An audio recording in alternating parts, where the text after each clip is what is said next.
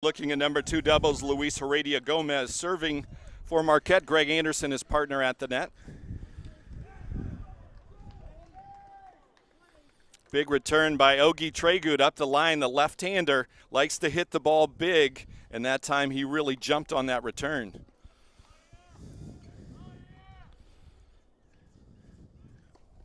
This is Anderson and Heredia Gomez. Gomez, the Spaniard.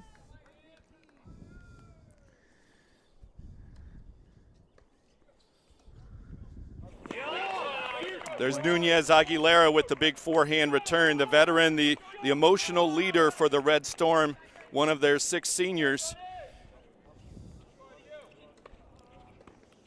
Well, it was the number 2 court that ended up making the difference when these two teams met back on April the 7th. 15-30. Dusan Vukevicic and Alex Ruskowski at the time. They were in the double slot, but St. John's has made some changes to that lineup. Daniel Skripnik back into the 3 slot with Dusan Vukevicic. And Skripnik won 7-6 against DePaul in that match that started Saturday, finished Sunday. Big second serve by Heredia Gomez, 30-all.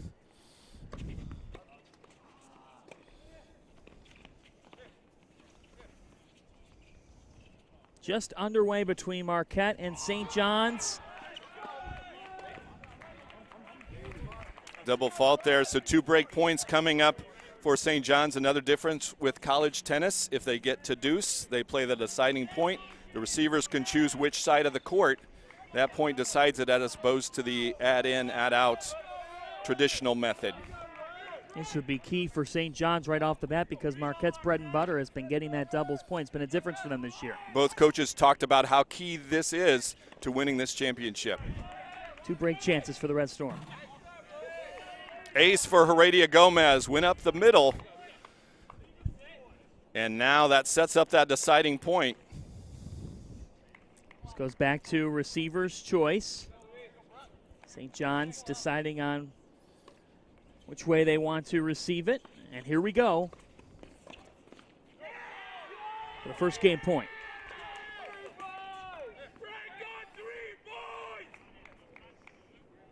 Once more now after a fault.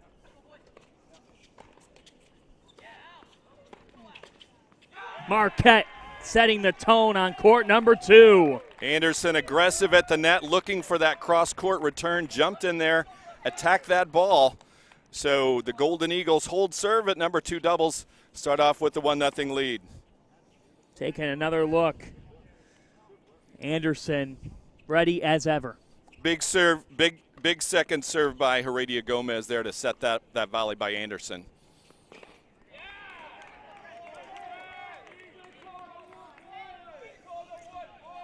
So St. John's in an early deficit on court 2. Marquette battling back to avoid giving up the break. This is court number 1 now. Brett Myers and Al Verdu. Verdu, the Spaniard, teaming up with Myers, and Andrei Krapsenko with Udi Bakar.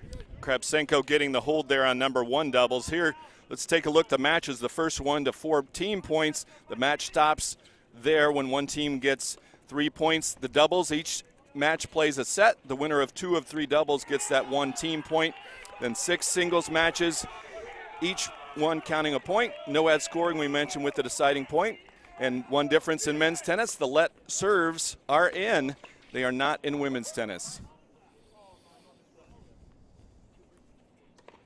Here on court 1.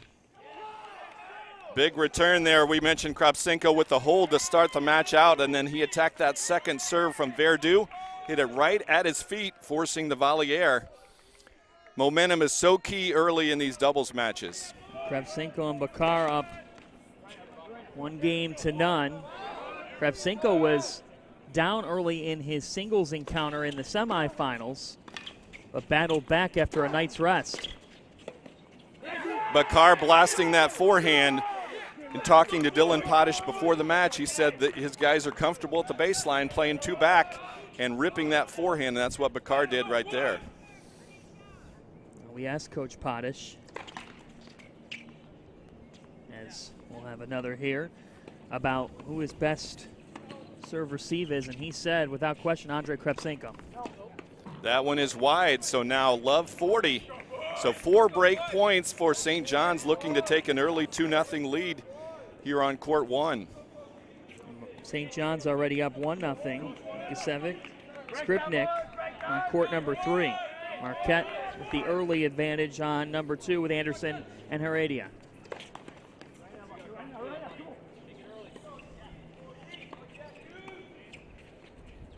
Verdu.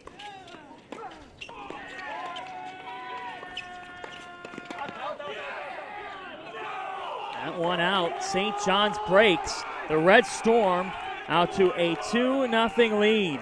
4 straight points there, each match with the chair umpire. So if the players have a question about a call, they'll look to the chair umpire. That one was out, so 4 straight for St. John's here to take the 2-0 lead. See that one again. It was out. Joe, you said so momentum-based, and in this situation where it's one set at 2-0 lead, that makes all the difference here. You can hear the Johnnies rooting these two on court number 1. It's a bit of a surprise. And that also carries over to all 3 courts. That return is long, 15 Love.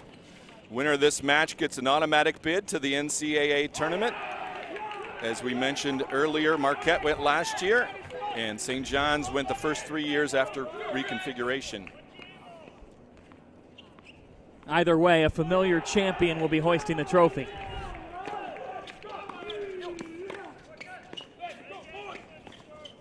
Nice backhand. Great inside out forehand by Brett Myers. 15-all, trying to swing that momentum a little bit for Marquette. How do you manage that early 2-0 hole to avoid things getting any further disaster? The hardest part in tennis after you get the break is that next game, because you let up just a little bit. Marquette gets the shot there from Myers, 15-all.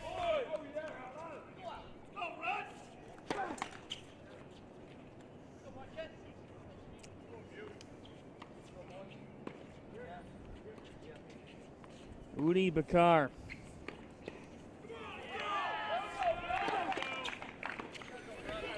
Double fault, 15-30. The first serve is so important in doubles, putting the pressure on the opponent. They're never going to be as comfortable returning the first serve as they are the second. So Bakar looking at 15-30. Bakar, an Indian native, and actually has helped Dylan Potash with a little bit of recruiting. We were talking yesterday. Pretty fascinating story what he's been able to do. Great return by Myers, ripping that backhand, stepping in, and now 3 break points for Marquette to get back into it. And you mentioned the Indian connection for St. John's. They have those 6 seniors, but they added 2 really, really good players. They did. Bakar just added in January.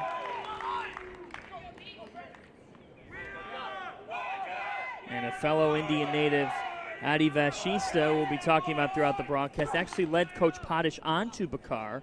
Coach Potash went out to India in January to look at Udi, and he loved what he saw, and to say immediate impact would be an understatement. Number 1 double slot.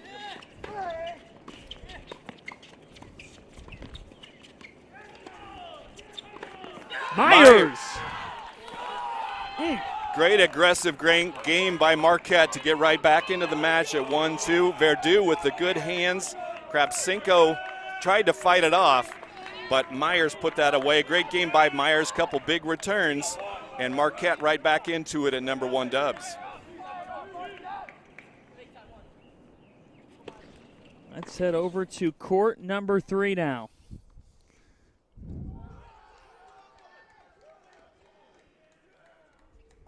Lukasevic and Skripnik out to an early 2-0 lead.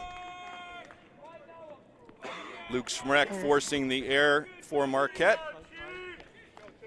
Tall Jr. from Welland, Ontario, the hero yesterday. Marquette's 4-3 win over Butler, serving here at number 3 doubles.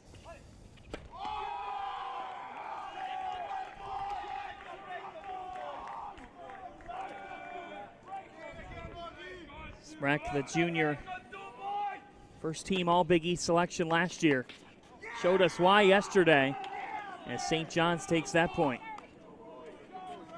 His partner is a freshman from Madrid, Spain, Fran San Andres. They played the deciding match in the semi and doubles against Butler. Butler pulled that one out, but Marquette rallied to win the team match 4-3. Several Big East honorees on the courts. Smrek was the Big East Freshman of the Year back in 2016-17. Coach Roadcat's been watching him succeed ever since. Big second serve there by Smrek, jamming in a little bit. How exciting was that win yesterday for Smrek? Crazy stuff. Fighting off, first of all, being down 4-1 in the third to Thomas Brennan of Butler. Then he's down 5-4, faces 3 match points. On the third one, hits a forehand that hits the top of the net, rolls over. They stay in play. He rips a backhand passing shot winner. And then to follow up that momentum and win it 7-5. Again, doubles in college tennis, just one set. In singles, you'll see 3. San Andres with the put away. Good volley there. Checks on his opponent. Marquette, as you notice as we move down the courts, a lot of height in doubles, a lot of big serves for the Golden Eagles. St. John's up 2-1 on court number 1, as well as 2. Here we are on court 3. Smrek after a fault.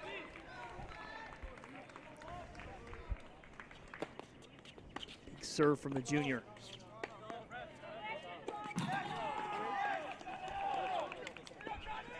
Good return on the second serve and closing in.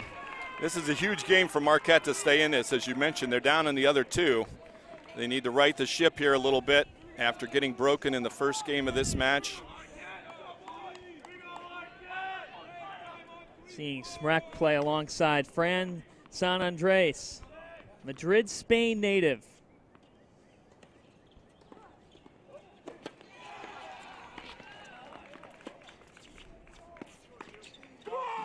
That one misses long, trying to go up the line. Missed it, and so Marquette gets a big hold there to close to within 1-2. That's where all 3 of these doubles matches are right now. Golden Eagles in an early deficit, but the doubles point has been crucial for Steve Roadcap's team all season long. Judge Schaffler, you see the assistant coach there, great player at Michigan. On court at number 3 doubles.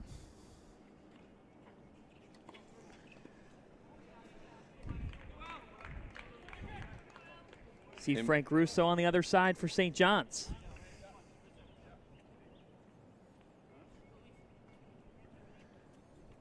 So let's head back to court number 2. St. John's with the serve. Alan Nunez Aguilera. Ogi Tregut. Great job on the return, Heredia Gomez. You saw him really step in there with the two-hander, get down low and drive it. Attacking the second serve. Nunez Aguilera didn't hit the biggest pace second serve, but was following in behind it. But Heredia doing the right thing and attacking. Nunez Aguilera, the Big East co-player of the year last season, and all Big East first team selection. And one of the leaders of this team, one of 6 seniors. Here he is with the serve. There's a big one. Oh, that was too easy. Ogi Tregut was sitting on it. And that serve, as you mentioned, up the middle. Big first serve. Put Anderson on the defensive, forced the short ball. And Tregut loves nothing better than attacking it, putting it away. Rarely are we talking about a team in the Big East matching Marquette's power, but right there, St. John's almost gave them a taste of their own medicine. Ogie's the power guy for the Johnnies, and he showed it right there. Riveting action just kicking off. We're with you all day long on the Big East Digital Network. St. John's and Marquette, the Big East men's tennis crown.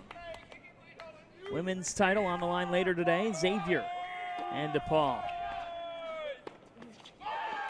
There's the backhand again for Heredia Gomez, attacking that off the second serve. Marquette gets the break, and we are back on serve at number 2 doubles, 2-all. Anderson and Heredia Gomez with a sign of initial emotion here. Golden Eagles starting to get on the comeback. And the comeback is nothing new for this Marquette team. We just saw it yesterday. And a lot of evenly matched teams going into the tournament. You mentioned St. John's the clear number one, but 4 teams that could win the championship. We saw a lot of tight matches in the quarters. Then obviously in the semi, that Butler-Marquette 4-3 match.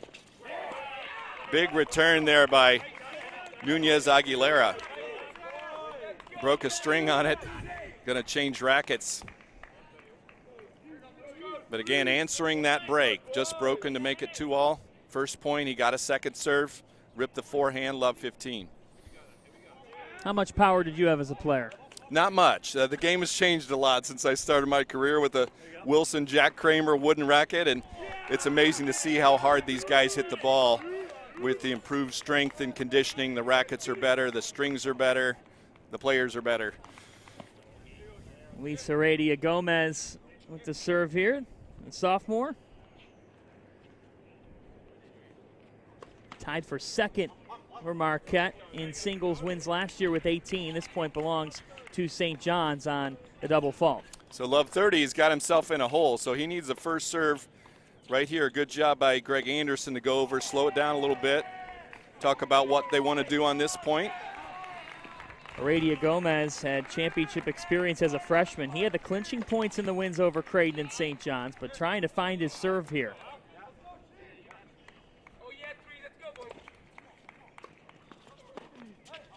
Great depth on that second serve. That's the key, hitting the service line with that. As you saw, Nunez Aguilera did not get cheated on that return. He ripped it, but it goes long 15-30. Over on court number one, Verdun and Myers have taken control, up 3-2. In second doubles here, we are all even right now at 2. Marquette trying to dig out of another early hole in this game. Good first serve there by Heredia Gomez, brings it back to 30-all. We'll see if he can repeat with the first serve here against Nunez. Again, just one set to decide this here. Big first serve there, jammed him into the right hip. Now 40-30, a couple game points for the Golden Eagles. They've responded well. Greg Anderson able to calm his teammate down. Heredia Gomez. What a return there by Tregut. Got jammed a little bit himself with the left-handed backhand, but was able to take that up the line and get it past Anderson. Now we've got a deciding point. One of the best shots of this early morning. That was savvy. He's a big guy, and it got it in tight, and now he says he wants this return. Worked for St. John's last time. Critical deciding point here at 2-all at number 2 doubles.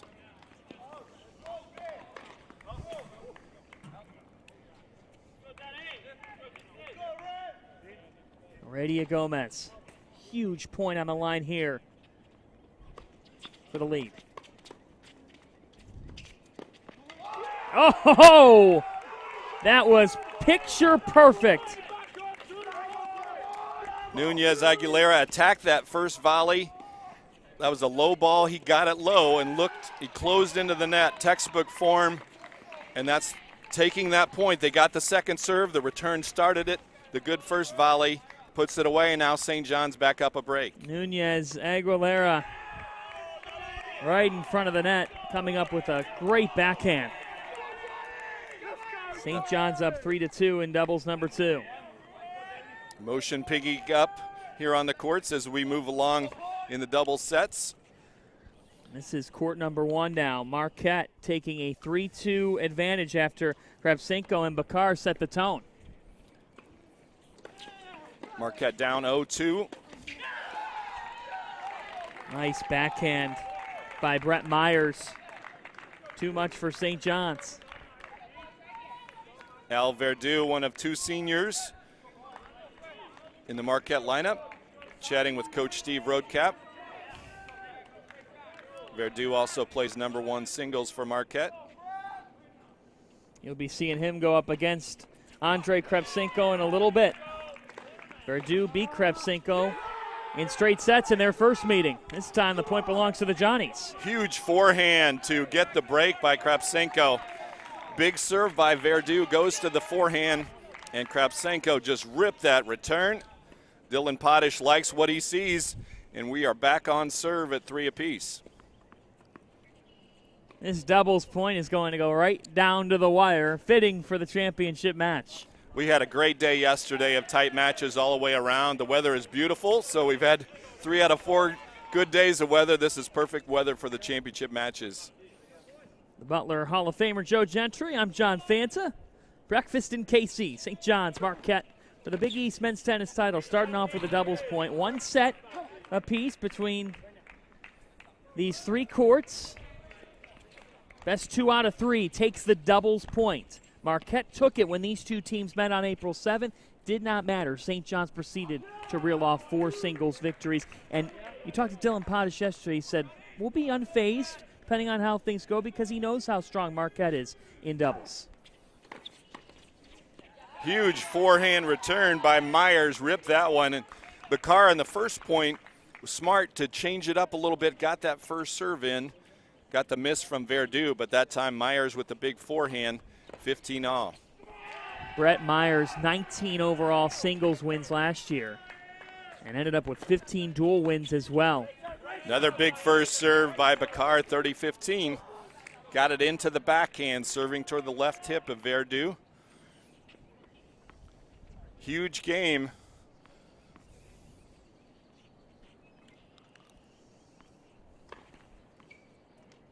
Udi Bakar.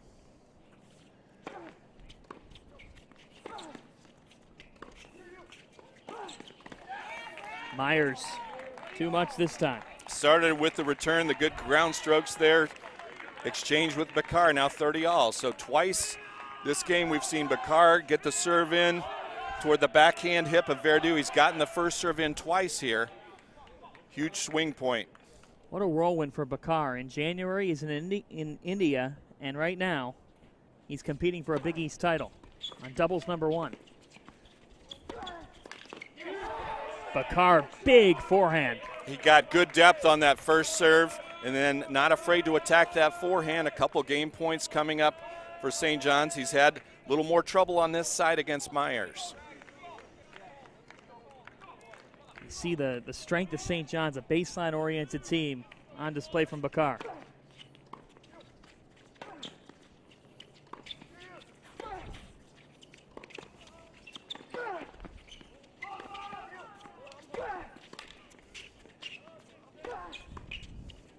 Bakar, the freshman, rising to this occasion for the Johnnies. Gripping and ripping there, you saw that. He did not get cheated. He swung hard at all those. They started with the I formation just to give Myers a little bit of a different look. He was comfortable on those cross-court returns, so they forced him to start that one up the line. And St. John's leads 4-3 on doubles number 1. Let's head out to court number 3 here. Luke Smrek, Fran San Andres. Up 3-2 on Dusan Vukasevic and Daniel Skripnik of St. John's. So Golden Eagles with the advantage.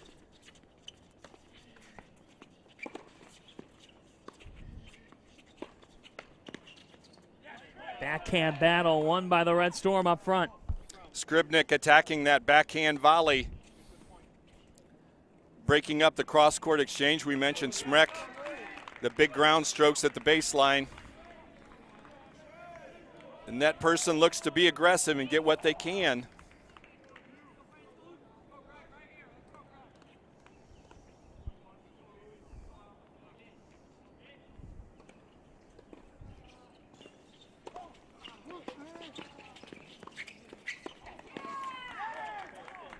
Backhand just long, and so it's Skripnik and Vukasevic with the point win. San Andres with the right play. High backhand volley. Tough shot there. Just floated it a little bit long. Skripnik inserted for Alex Ruskowski into the lineup this weekend. Ruskowski banged up. Smrek with the big forehand winner there. That's the thing. It's not just 6 guys for a lot of teams. You have double specialists, single specialists. you have a lot of injuries. Tennis, one of the longest sports in college athletics, where you start when you get to campus in the fall, you play some individual tournaments, and here we are in April playing for a shot to advance to the month of May in the NCAA tournament. To your point, Brandon Shanklin for Marquette, not on the doubles courts. We'll talk about him. He'll be in the singles number 6 match against Ogie Tregut later on.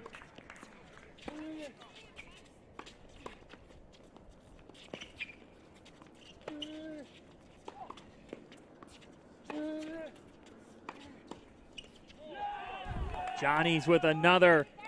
Skripnik and Vukosevic finding a rhythm. Big forehand there, right at the feet of Smrek, the tall Canadian. Couldn't come up with that.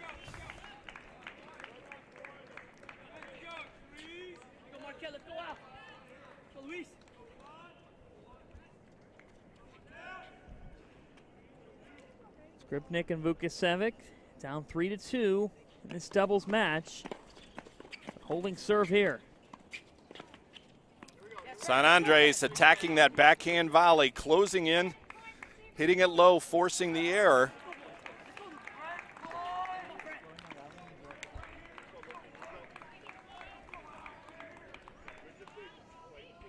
Over on court number 1, Bakar and Kravchenko all even now with Verdu and Myers at 4 apiece. That one has the makings of potential tiebreaker. Getting to crunch time here in the doubles point.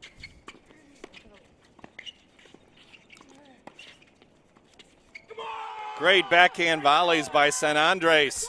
First one was tough. He fought that one off and then went after that second one.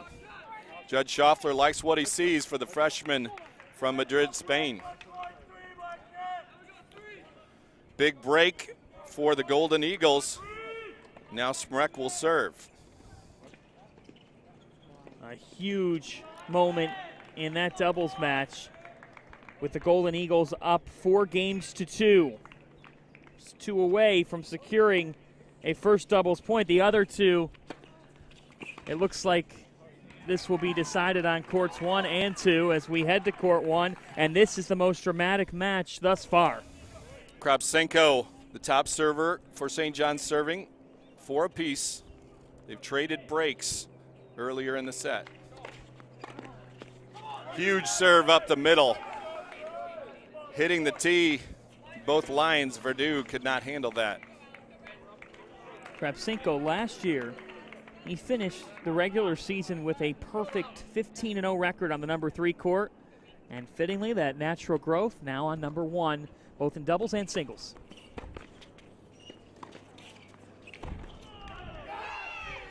Myers rips it up the line.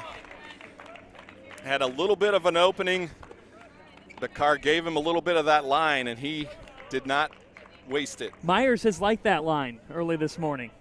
And there you see that whole attacking mentality. And you saw it with Bakar when he was holding a serve on that key deciding point.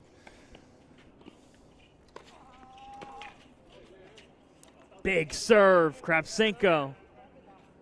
And sounds like the official rules it out, so fault number 1. We'll have another here from Kravchenko. You can sense it, though, from Verdu.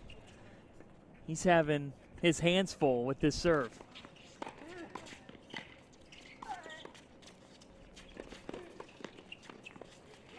Bakar just in.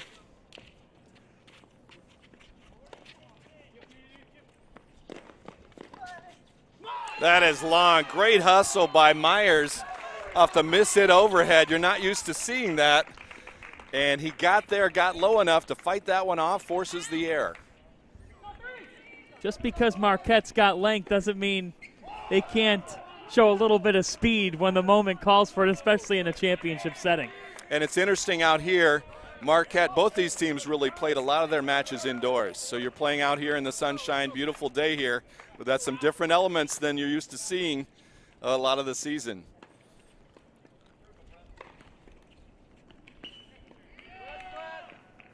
These two tied at 4 games apiece.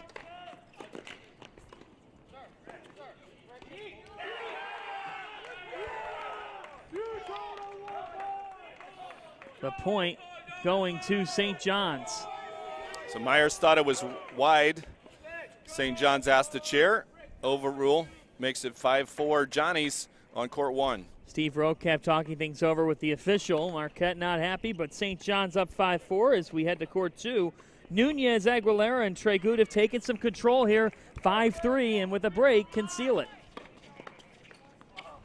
Nice volley by Greg Anderson. Fought that one off.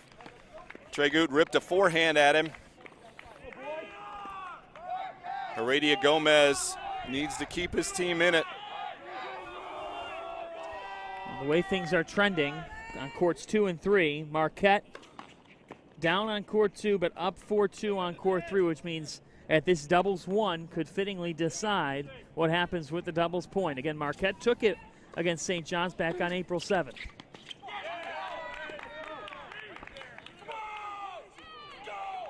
Anderson attacking that volley.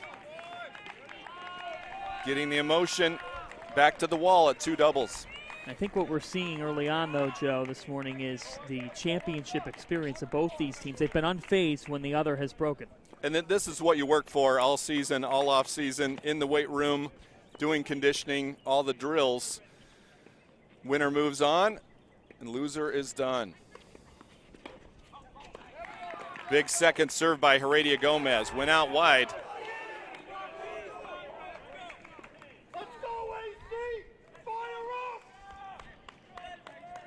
Heredia Gomez, just a sophomore, has already made a huge impact on this program. Overhead by Anderson, just missed wide. Lob was deep enough to cause a little bit of trouble. Anderson, in his senior season, all he's known throughout his career is being on this Big East Championship stage. Marquette making their 5th straight title match appearance and finally got that coveted trophy last year, and now suddenly looking for back-to-back.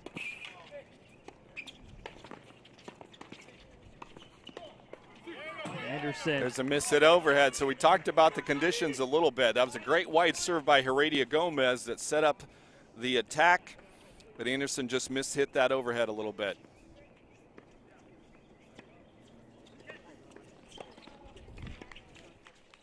Well, we've seen Marquette with Heredia Gomez. They fell behind earlier in a game, but then were able to come back. Heredia Gomez's serve has been a bit up and down.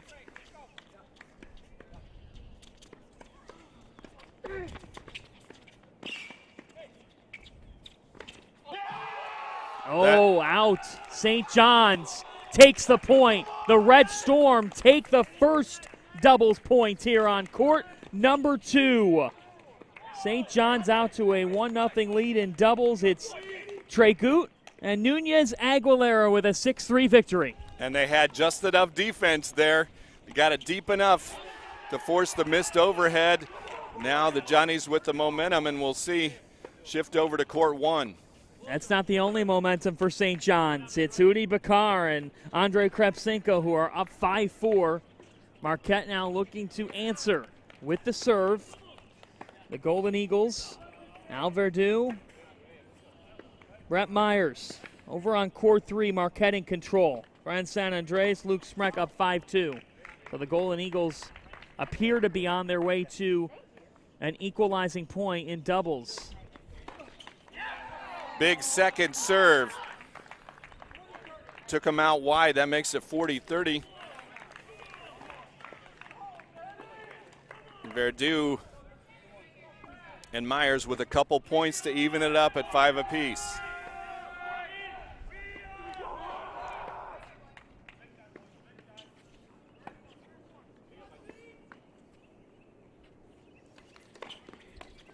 Overpowering ace. That's called delivering the goods right there from Verdu. 2 huge serves. That one going out wide. Now it's 5-all. Bakar serving. Obviously Marquette knows they have to win both these. Bit of a difference for St. John's. Back on April 7th, Verdu and Myers won 6-2 over at the time Krepsenko and Luka Susevic. Today, it's Krepsenko and Bakar, the freshman from India, has brought such a great impact to the Red Storm program. Nice second serve, good depth by Bakar. You mentioned with the doubles, you want to build your lineup as a coach to win 2 out of the 3. Don't have to win 3 out of the 3, but you want to give yourself the best chance to win 2 out of 3. Get that doubles point, get the momentum. You split the singles, you win the match.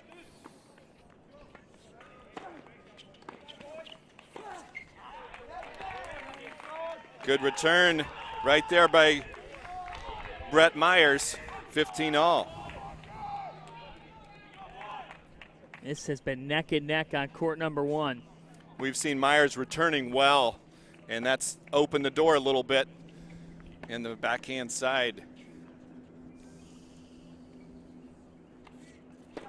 5 all here on court 1. Nice move by Krapsenko. Good serve, set that up. Krapsenko looking to cut that off the cross court, now 30-15. Dylan Potash, the first-year coach for St. John's, had been an assistant at Georgetown, familiar with the Big East. Columbia, his most recent stop before taking the job to lead the Red Storm. Perfect. Nice move by Verdu. You saw him crossing over the center line. The person closer to the net has the right to anything they can get to. He went over and got that backhand volley. Now it's 30 all. Verdu, the senior veteran savvy move. 5 games apiece here on court 1. What a match.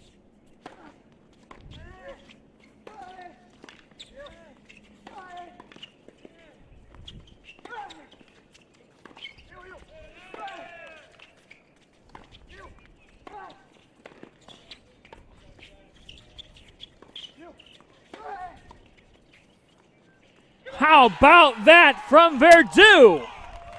The hands from Verdu, what a great point there. You saw Myers from the baseline hitting it as close to the net person as he can, forcing Bakar to be on the defensive. And then Verdu, a gutty shot. It's 5 all, 30 all, and he hits the angled cross-court drop volley winner.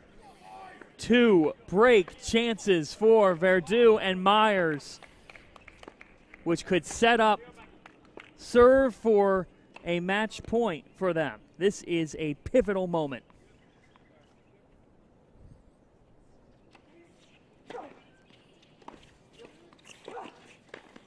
Oh, Al Verdu, the senior, showing his championship experience. Marquette breaks and they'll serve for the match. What a return once again by Myers. Took that wide backhand cross court into the alley, forced Bakar off the court. Verdu looking for that. Cuts it off cross court, 6-5 Marquette. Well, we've seen both sides break here. What are you telling yourselves right now? Obviously, both teams, you start with your stronger server. So if you're St. John's right now, you're facing the weaker server of the 2. There have been breaks before, and what a point that was with the serve, the return by Myers going out wide, and Verdu closes it off. To court number 3 now. Smrek and San Andres leading for Marquette. San Andres stayed back there, missed the backhand into the net. Down to crunch time here in doubles. St. John's has won number 2 doubles. The other 2 matches on court. San Andres serving for Marquette. San Andres and Smrek up 5-3. But St. John's has broken. Big return right there. You see the Johnnies getting into it with the high 5. They stay alive at 4-5. On court 1, Marquette up 6-5, but St. John's takes the first point. Bakar too much. And you saw he kept that ball low where Verdu's been crossing, but that's a tough ball when it's low, and give Bakar the credit on that one. There's not much Verdu hasn't seen. Just missed long. So Verdu was able to get just enough on that. Krapsenko just missing on the baseline, 15 all. What we've seen in this situation, Joe, Myers come up with some huge shots up the line. Verdue's done his fair share. Wonder if Myers has another one in store now with his serve.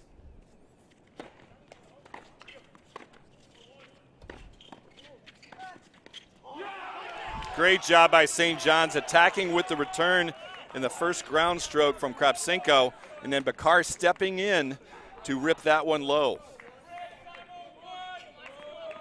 How impressed are you with Bakar? I tell you what, this is a high-level match, and you can stay at the baseline and play really good doubles. You don't have to come in, especially when you hit the ball the way he does. And there's a good second serve. You saw that jamming him. Bakar was trying to hit the forehand, so he moves all the way out into the doubles alley. So huge second serve right there by Brett Myers, the junior from Naperville, Illinois. 30-all. Over on court 3, Skripnik and Vukasevic down 5-4, but after breaking with the service, Verdue slams that one into the parking lot. Went into the BEDN production truck right there. Got that first volley to set up the second one, and he was ready for that. That's what, as a player, you got to expect the ball to come back every time. And when it doesn't, you hit it over the fence, it won't come back. That's called a Joe Gentry special. I wish.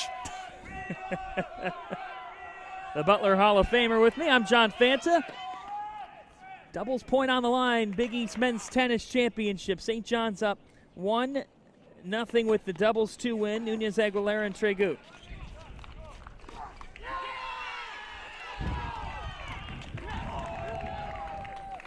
Myers delivers from the baseline. St. John's Marquette trailed 0-2 in this match. They rally back, they get the break at 5-all, and then Myers holds, and so now it all comes down to this. It comes down to court 3. St. John's has answered in a big way. Down 5-3, breaking Marquette. It looked like the Golden Eagles had the rhythm, but you just don't know. And on this championship Monday, St. John's trying to keep the comeback alive with the serve. Smrek missing that forehand. So for Marquette, they had the same situation in the semifinal against Butler, where it's 3-all and it comes down to number 3 doubles. The Johnnies get the hold there. Now we're at 5 apiece. Smrek will be serving. The winner of this match gets the doubles point. Well, back on April the 7th, Smrek and San Andres fell 6-4. At the time, that was against Aguilera and Ogi Tregu. Today, it's Vukasevic and Skripnik. And the duo, Skripnik in for Raskowski this weekend. That move paying off in big dividends. They got the tiebreaker victory against DePaul in the semi. And here, toe-to-toe, Smrek with the good first serve there, 15-love for Marquette. Another big serve, jamming inside to that forehand. And Smrek delivering when it counts. Just as he has done all weekend long. In the semifinals, down 4-1, then 5-4, and found a way. He was facing his back against the wall, and Butler was on the verge of match point. He clipped the net facing that match point, and it found a way over, and he stayed alive and then went on to win.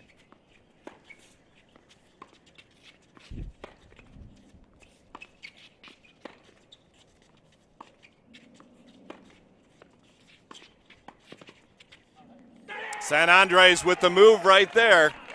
Good cross-court baseline rally, looking for his opportunity, and he got it. Especially when you got the forehand side, a little more confident on that. He went after it.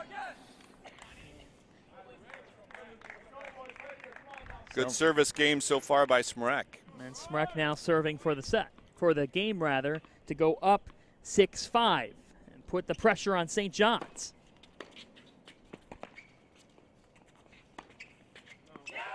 That is long, so a hold at love for Marquette, 6-5. You notice in the background the players on the middle court are going to switch sides, be on the side with their teammates. The team aspect fully engaged here in this Big East Championship doubles. Well, you played tennis at Butler, Joe. And a lot of people wonder this, maybe for the first-time tennis viewers, just how that works throughout the course of a match, how you stay connected as a team even though you're on different courts. And you'll hear the players talking today throughout the men's and the women's championship match coming later on. You hear the emotion. Players, when they get the break, they're going to let their teammates know to try to help them. There's a lot of momentum, a lot of time in a tennis match.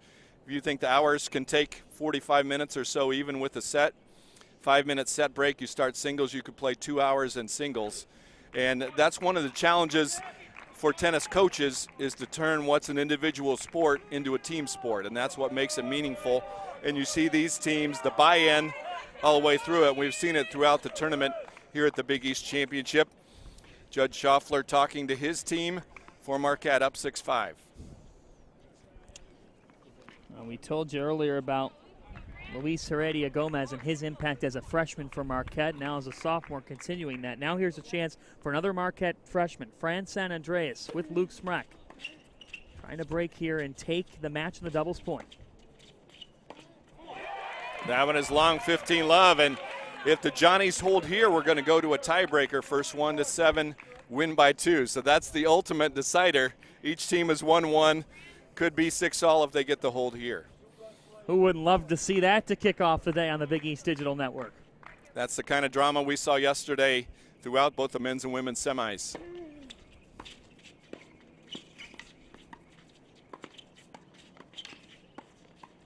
Great action. St. John's too much. Skribnik on the offensive, and the Johnnies took it to Marquette with that point. Marquette fighting off those low volleys as long as they could, but now 30-love. The Red Storm 2 points away from forcing that tiebreaker.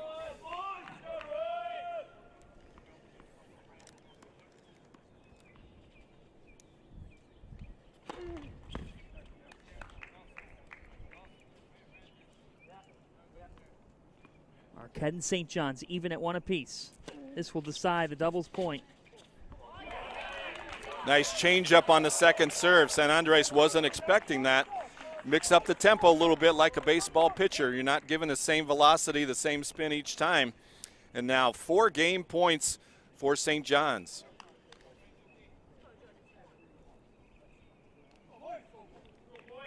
Myers and Verdue taking court number 1, 7-5. Tregu and Nunez, 6-3 on court 2. And now here with the doubles point on the line, St. John's down 6-5 on the match, but 4 straight game point chances to force the tiebreaker.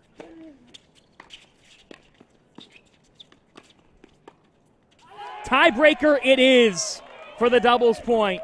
Skribnik and Vukasevic force it, and we are heading to a tiebreaker here to decide who will go up in this championship match.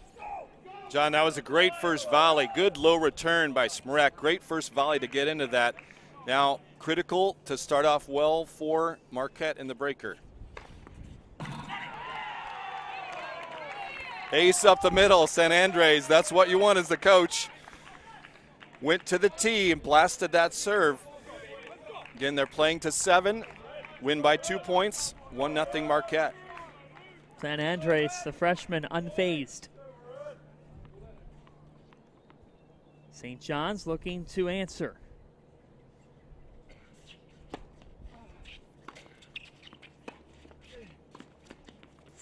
San Andres, the backhand, finesse from the freshman.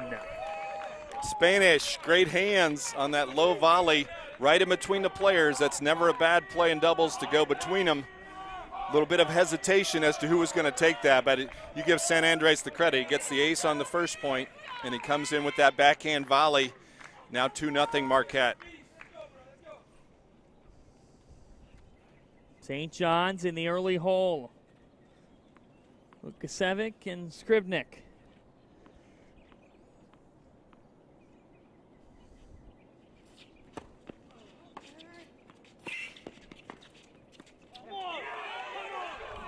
Good defense there by St. John's. San Andres started the point well. Marquette on the offensive.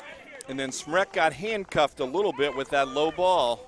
So it's 2-1. That was a key point for the Johnnies. A much needed answer And so Smrek will serve with that big serve. The Ontario native was so good yesterday when it mattered most. Nice return there, forcing the backhand volley miss. So momentum shifting. St. John's with 2 in a row to get back even. How fun is this? This is good stuff. This is what you remember. The drama down to the doubles point. You can hear all the players on both teams on court 2, 1 court over. Know how important this doubles point is.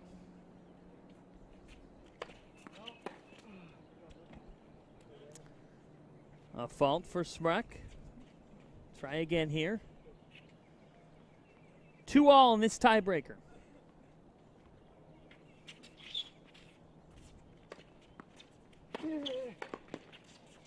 What a move by San Andres. He had the guts to come across, cut that off, and slam it over the fence. San Andres has serious power. This, the 3 points in this tiebreaker, very impressive. But we're still on serve now, 2-3 for the Johnnies to serve.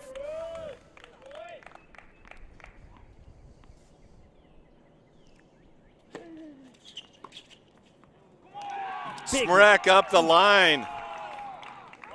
Wide serve there, gutsy play to take it up the line. He loves that backhand up the line shot.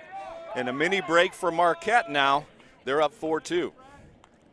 We saw Marquette start this tiebreaker up 2-0. St. John's answer. Golden Eagles now a little bit of control here.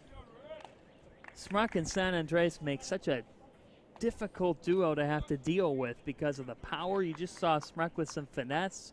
These two have been impressive. One a junior, and he's guided the freshman along. Yep, and a Spanish flair in the Marquette lineup with 3 of their starters in singles and doubles from Spain. How about the job Steve Roadcap has done? This program defines consistency. 5 straight Big East finals, got the championship last year.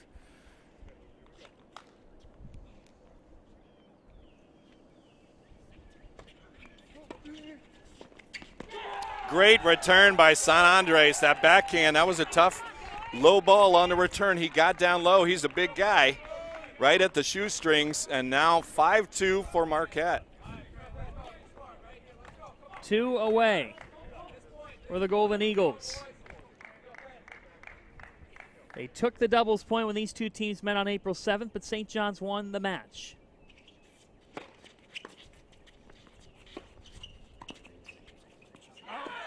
That is long, 6-2. So 4 match points coming up for Marquette. San Andres with the big serve, and sometimes it's tough. He served on the other end the whole set. You get in a tiebreaker, you're serving on the other side. No hesitation there for the freshman. Now the freshman serves for the match on number 3 and the doubles point for Marquette to set the tone.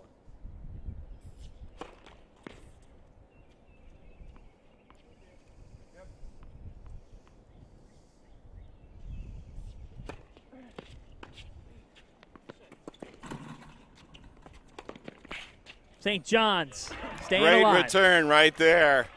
Tough shot. Got it by Smrek deep in that corner. And 1 at a time for St. John's. Now they've got the serve back. Still facing 3 match points, but they're going to be serving for the next 2.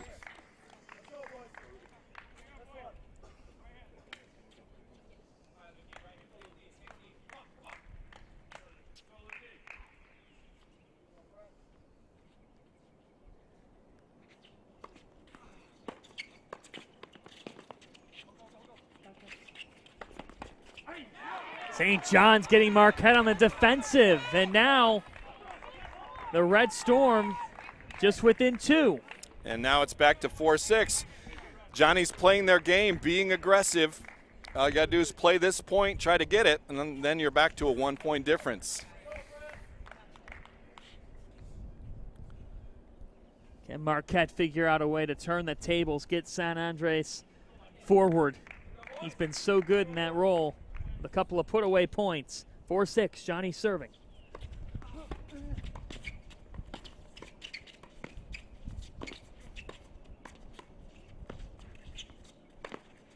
Big time. Red Storm within one, 5-6. 3 match points saved. Johnny's run the I formation that time just to mix it up, give San Andres a little bit of a different look since he's been grooving his returns, taking it to him. And now Smrek will be serving 6-5 in the breaker. What a match with these two teams tied at 1 apiece on court number 3 deciding it. Smrek taking his time here. Going to talk it over with San Andres, decide what they want to do, where the serve's going to be.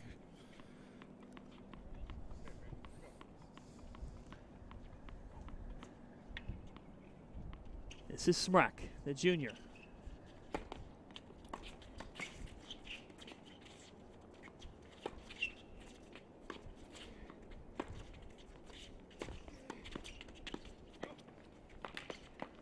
Six, all up.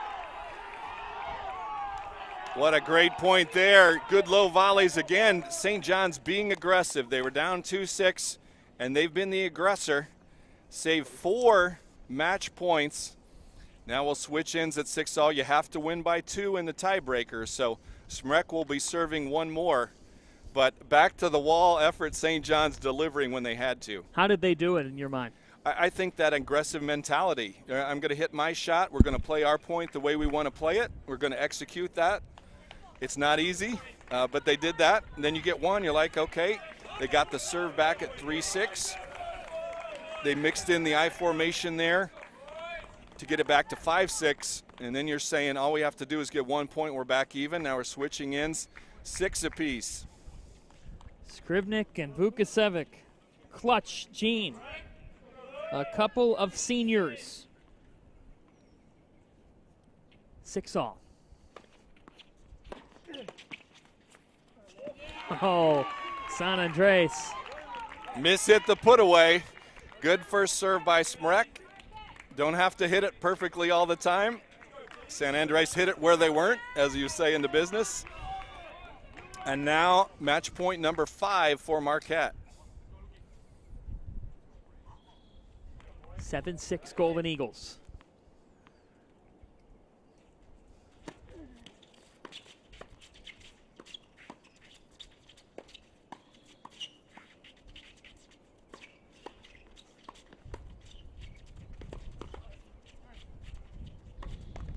Marquette takes the doubles point.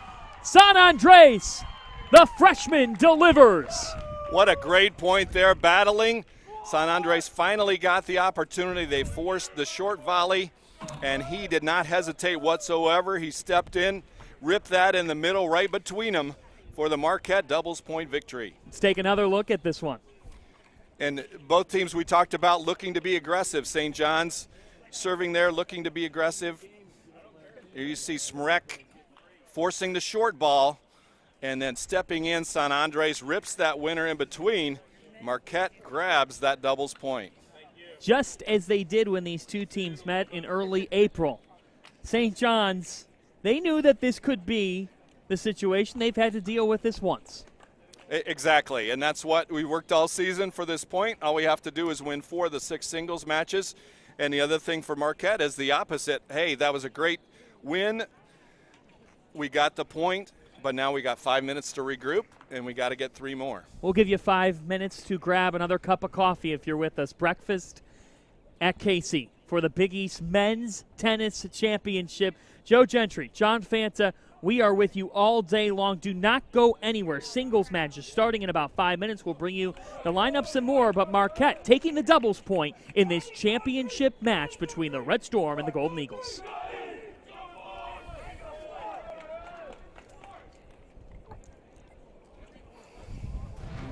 It's time to fuel your ambitions by taking charge of your student debt. At SoFi, we've helped over 250,000 people refinance their student loans, saving thousands of dollars. Now you can pay off your student loans faster and reach your goals sooner. See how much you can save in just 2 minutes at SoFi.com/save. It's time to fuel your ambitions by taking charge of your student debt. At SoFi, we've helped over 250,000 people refinance You their want a student water or loans, anything? I was just saving thinking about thousands that. of dollars. Okay, great. Thank you. Now you can pay off your student loans faster and reach your goals sooner. Smrek and See how much you can save in just 2 minutes at SoFi.com/save. It's time to fuel your ambitions by taking charge of your student debt. At SoFi, we've helped over 250,000 people refinance their student loans, saving thousands of dollars. Now you can pay off your student loans faster and reach your goals sooner. See how much you can save in just 2 minutes at SoFi.com/save. Get to know me, Luke Smrek. My favorite. we have been showing you some great stories this week. If you've been following us on Twitter at Big East Champs, and we got a chance to spotlight some of the players and coaches in this championship match between St. John's and Marquette. Golden Eagles up 1-0 after taking the doubles point. Luke Smrek, the junior, so clutch, and the Johnnies' new head coach in his first season leading them to this title match, Dylan Potash. Get to know me, Luke Smrek. My favorite tennis player to watch growing up was Roger Federer and Juan Martín del Potro, and as well as Marin Cilic. My best tennis moment of my career, for sure, last year winning the Big East. That's my favorite, my utmost. My favorite part about Marquette is that we're all a family, we fight for each other, and I love everything about it. My favorite meal is a traditional Croatian dish from my mother. If I didn't play tennis, I don't know, I would be a swimmer.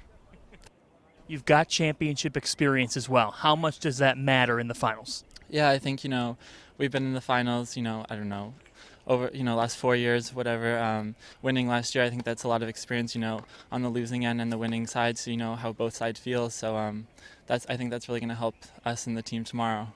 What's the biggest key for Luke Smrek from a tennis standpoint, strategy-wise, that you have to do well to win a championship?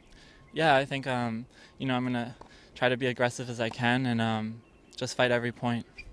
Good luck. Thank you. To know me, Dylan Potash. Best tennis moment of my life was winning the NCAA National Championship as a player. I did that in 2012 for Emory University. The player, I would have to say my dad. My dad was a good player, and he taught me the game of tennis, and that's what I kind of instill in my players. Just the stuff that he's taught me, and I kind of just carried it along as a coach. So. Heart. This team has a lot of heart. We have 6 seniors. You have 6 seniors, and the leadership they've shown throughout the whole year. Us coming together as a team throughout this year, and just one more day.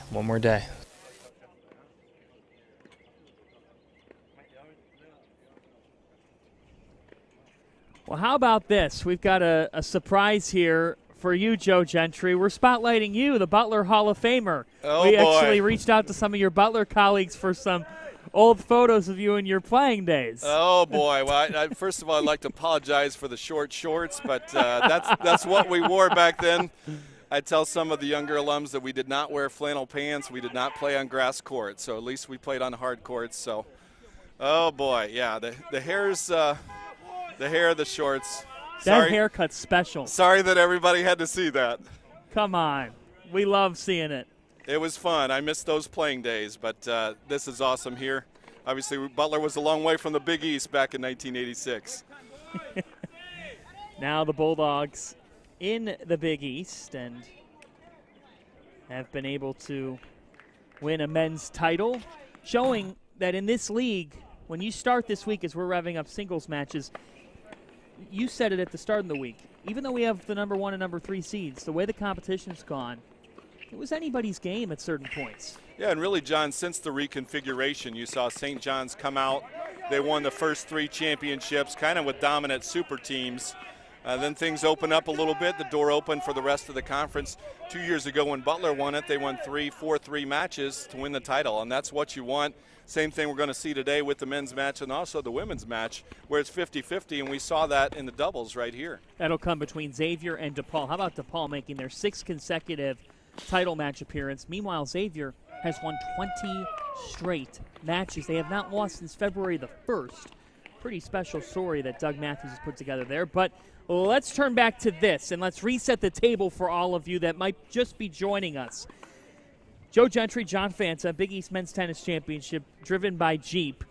Brett Myers and Al Verdue giving Marquette the doubles 1 win, 7-5, and that proved to be so crucial. They had to rally back from an early 2-0 deficit. St. John's won doubles 2 with Nunez Aguilera and Trey Goop beating Heredia Gomez and Anderson. But then on the third court, down to the wire in tiebreaker fashion, Marquette, their 5th match point was the one that got it done. Luke Smrek and Fran San Andres. 6-2 lead in the breaker. It gets to 6-all.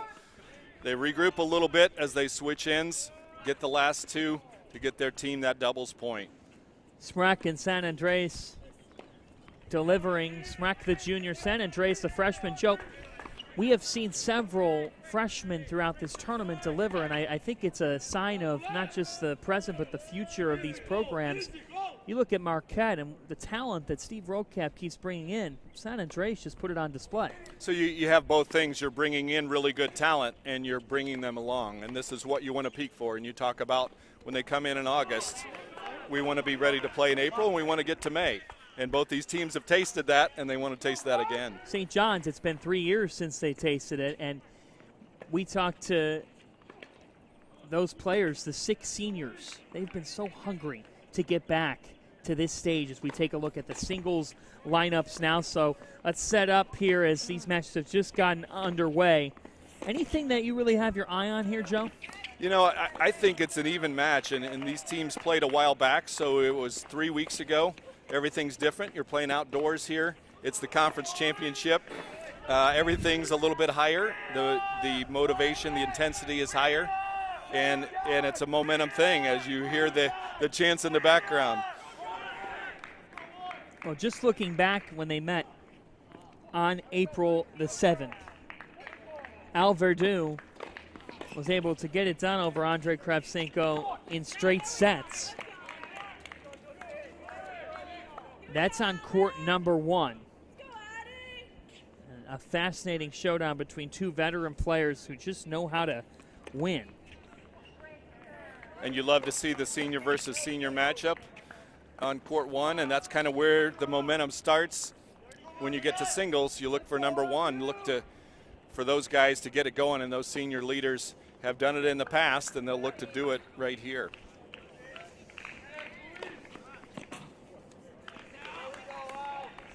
Kravchenko up 1-0 as we are at court 1 now. These 2 veterans. Kravchenko with the early advantage in this first set. Again, in college tennis singles, for those that might just be joining us for the first time or are looking for more on the rules, it is best of 3 sets.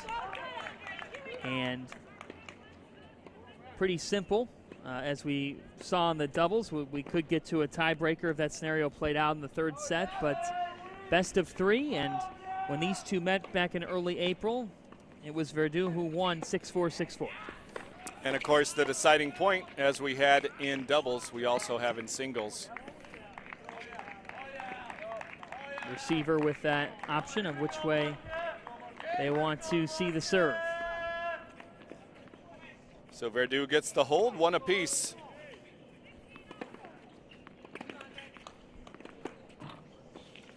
This match has the makings of going right down to the wire.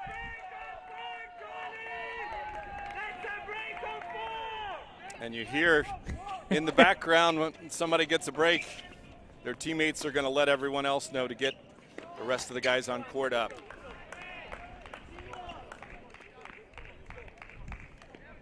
These 2 teams are awful loud, and rightly so. The success speaks for itself.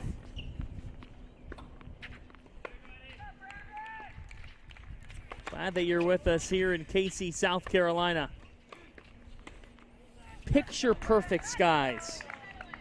Today's going to be a little bit warmer, but John, this tournament a week earlier this year than it has been in the past because the NCAA changed its postseason tournament, moved the tournament up starting 1 week, so the Big East has moved its tournament forward this week. 4th year the tournament's been in Casey. The first 3 years, temperatures have been in the 80s, so this is much better for the players who are out there working hard on the court.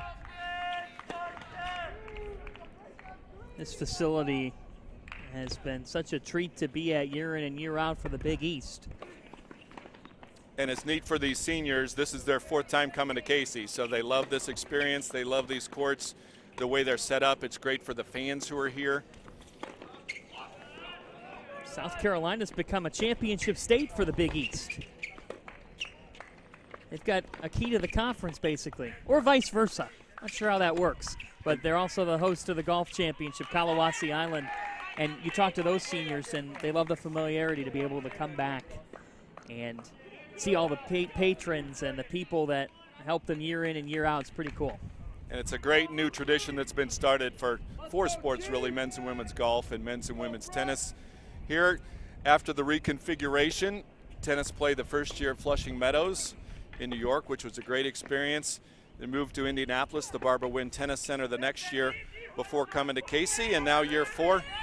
And beautiful conditions for 2 championship matches. Krebsenko up 2-1 on court number 1. Let's head to court 5. Greg Anderson and Udi Bakar. We saw Bakar in doubles number 1 just fall short. But Anderson on the losing end in doubles as well. So now these two trying to get their respective teams a singles point. Bakar with such a smooth serve. Great mechanics, one of the 2 Indian players in the singles starting lineup for the Johnnies. A fist pump there and a hold for Bakar. I asked Dylan Potash, I said, had you been to India before January? He goes, no. He was out there for a coach's showcase where they bring in a couple of coaches, and he was able to see Bakar play, and he was just so impressed with him, and now you're seeing the results then. I mean, just months later in the doubles 1 slot, and now in this spot, just a freshman, a whirlwind for him to come to America, Queens, New York, and be delivering for this team. Yeah, and you think about the total transition with that. Obviously, you have to make the transition in the classroom. You're going to a new city, a new country, new teammates. He had a little bit of familiarity with the second Indian on the roster, but I think we can surmise that Dylan may be going back to India here in the future after the first 2 guys that he's brought in. We hope, if there's folks in India watching, because Fox Sports app goes across the world. If you are watching with us, good morning from Casey. Great to have you with us.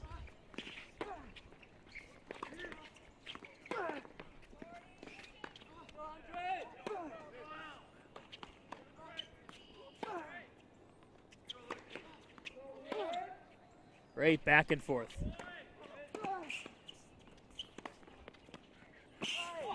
Nice approach right there. Anderson, we saw that in doubles with the backhand approach. And the guys working hard. You can hear them on each point. This is early on in the match, but it's go time for them. And I got to say, too, John, while we have a chance, as a tennis person, it's a huge moment for our sport, for men's and women's tennis, to have this on the Big East Digital Network. Live coverage opens the opportunity. These student athletes and coaches work hard. And a lot of people, like myself, didn't have that chance back in the day, so it's great to provide this. We asked Butler for video footage of Joe Gentry. Might have had film, black and white 8mm. Back in '86. The Butler Hall of Famer with me, John Fanta. Anderson inside out forehand there. This is even at a game apiece. Over on court number 4, Dusan Vukevicic has taken some early control over Brett Myers, up 3-0. Let's head there now.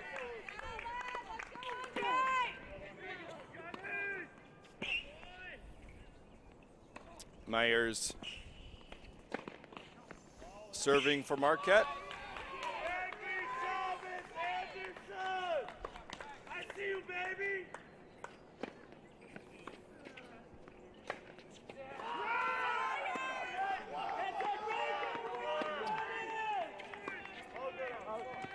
That one misses wide. Myers got that 7-5 win at number 1 doubles, along with Al Verdu. Well, when these two met in the regular season, Lukasevic won in straight sets. Lukasevic holding a 14-4 record coming into this one. Matches at number 4 and number 5. Coach Potash talking about his quickness and a big forehand, which we've already seen. And a lot of momentum for the Johnnies with the 12 straight wins coming into today.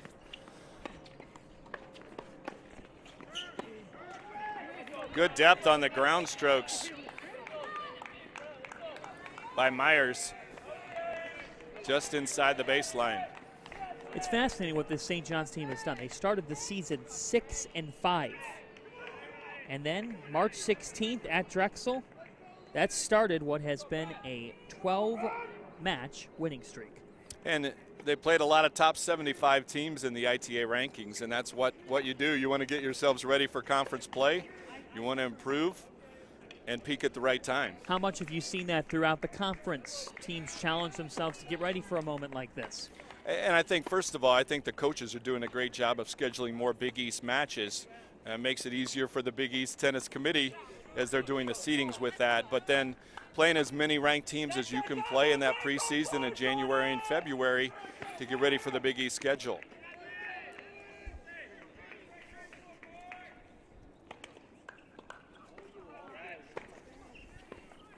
So the hold right there for Brett Myers, and Marquette gets on the board, still trailing 3-1.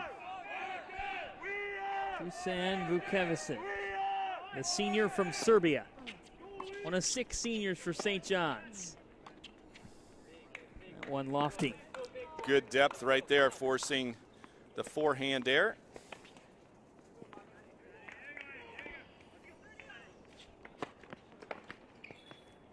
Just missing up the middle.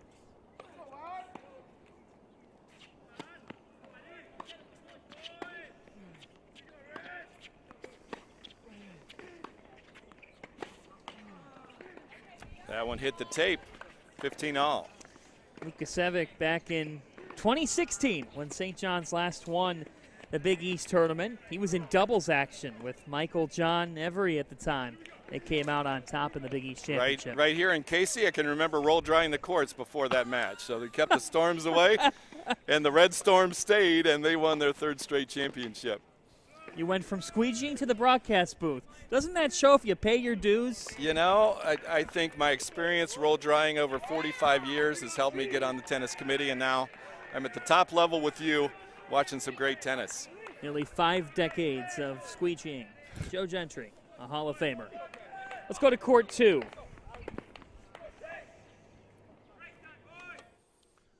Luke Smrek up 3-0 in this opening set. Best of 3, as we told you, on Alan Nunez Aguilera. Aguilera trying to fight back from a deficit. He did that yesterday when St. John's had come back after their match got suspended in the semifinals against DePaul, and Aguilera was a new player yesterday morning.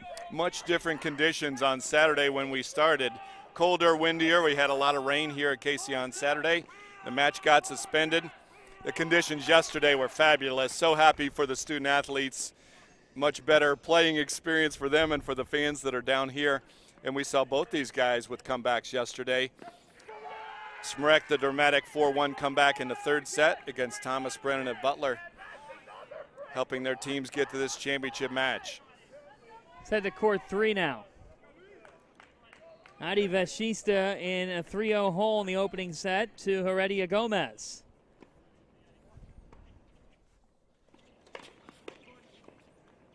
Big serve there.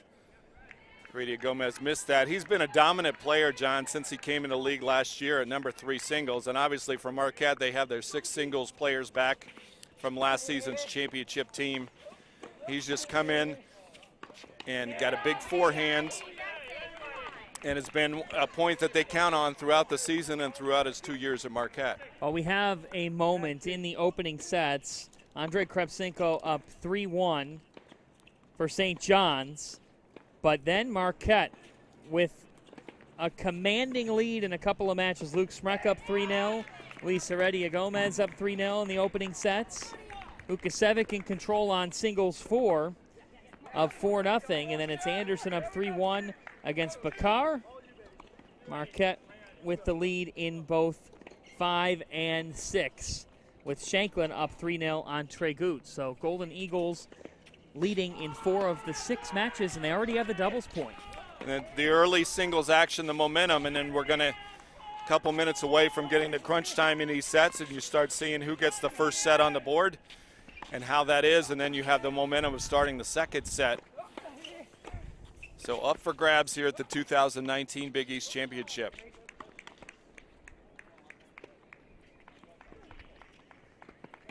These are 2 programs in the Big East that in different ways have been the epitome of consistency.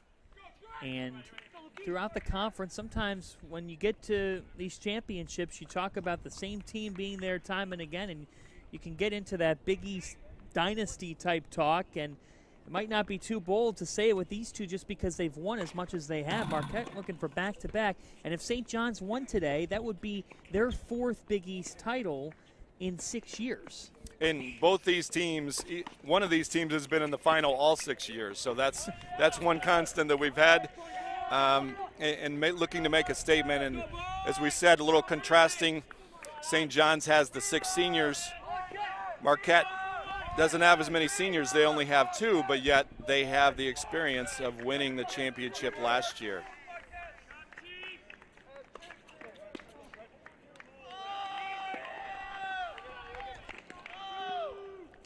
Redia Gomez just too much on that serve, Joe. Jammed it into the left hip there. Mixing it up, I think, well with the serves. Sophomore from Madrid, one of 3 Spaniards on the Marquette lineup. That's interesting. Vashista on the other side entered the postseason with an unblemished 7-0 mark. And he's a speedy guy, transfer from Utah State. Came in, helped them bring in Bakar, so responsible for 2 of the top 5 singles players for St. John's. There's a break right there with the double fault, so that's what Vashista needed to get into this one. Vashista pumped up.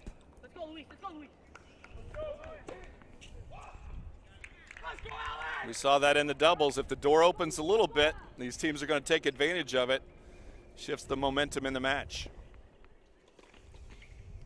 Over on court 1, great rally right now going on between 2 veterans. Tremendous point by Al Verdu with the backhand. Great hands, angled backhand volley winner. And we saw that from him in doubles, where they got that big 7-5 win after being down 0-2, he and Brett Myers, for the first doubles point for DePaul, setting the stage, for Marquette, setting the stage for their win at number 3. How about the back and forth on court 1 here? You should get another look at that last point. These guys have all the shots. They have the power, but they also have the finesse.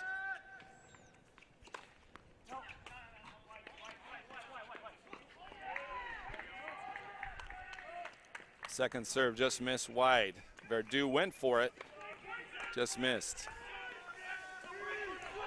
Kravchenko entering the postseason with a 7-3 mark on the number 1 court, but one of those losses came to Verdu in straight sets nonetheless, a turning of the tables here thus far.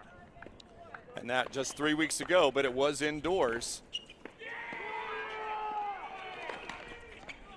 And level play, especially when you're looking at number 1 singles players, is so high. There's not much difference, and it's who gets the bounces that day, who gets those deciding points.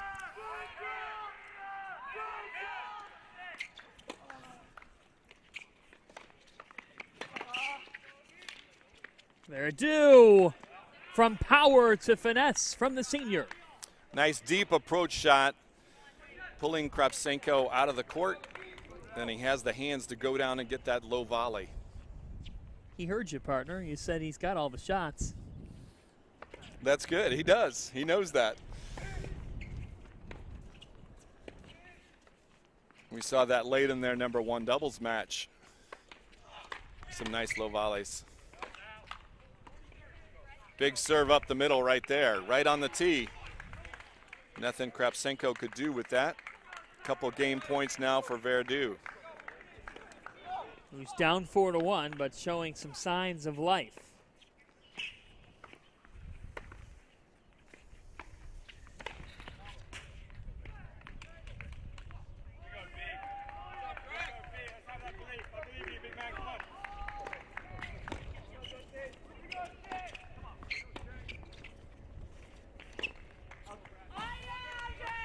Too much there on that approach, so now deciding point. Verdú trying to get back within 1 break if he can get this point. But Kravchenko would have a strong hold on the set with a double break lead if he gets it. Receiver's choice here, which means Kravchenko gets to decide which way he wants to take it. Again, no advantage in college tennis, so when it is deuce, it then comes down to this deciding point right here. And you see Kravchenko saying, I want it in the exact same spot. And we'll see if Verdú decides to go wide on the serve.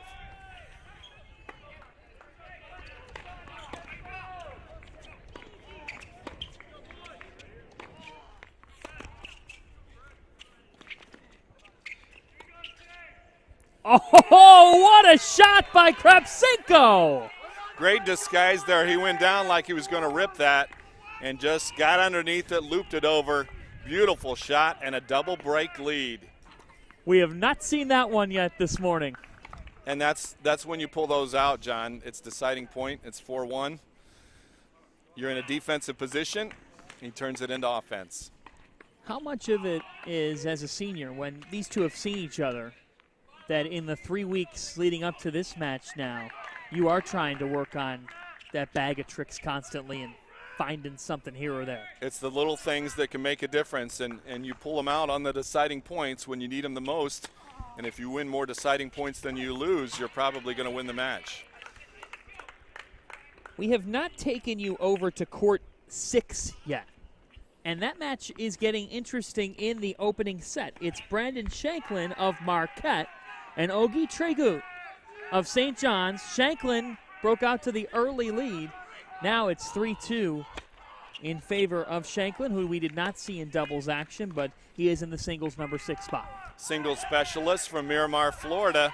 Got a big win over Butler Spencer Lang to get things going for Marquette in the singles action against Butler after Butler had won the doubles point. And the Golden Eagles 4-3 win in the semi. Well, last year he was inserted into the team lineup for Marquette, and he responded with a trio of straight set victories en route to that team title. So Shanklin, he's so poised in this position, and he was awarded the program's Most Improved Player award last year. Now as a junior, raising his game to another level. And that's the thing, it's continual improvement that you see in college tennis from the time these players step onto campus, but then also in the off season, in the fall season, working on their game over the winter to get to this point.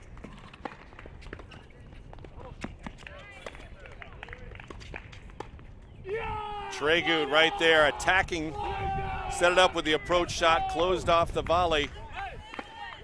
The big man taking care of business there. Brandon Shanklin. A fun fact about him, Joe, he's got a twin sister, Maria.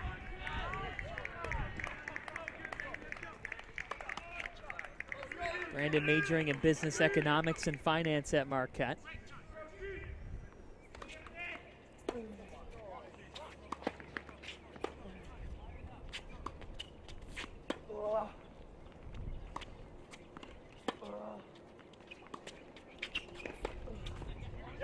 This time Shanklin takes the point.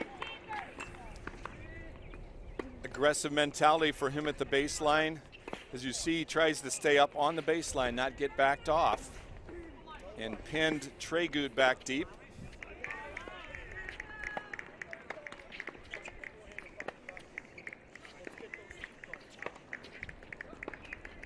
Over on court 5, Greg Anderson currently up 5-2 on Udi Bakar.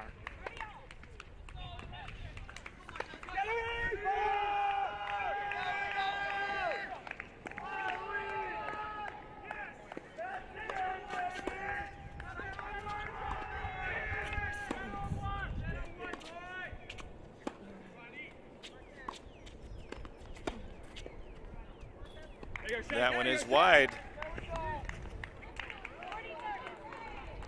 Shanklin controlling that point, started out with aggressive serve. Attacking the ground strokes.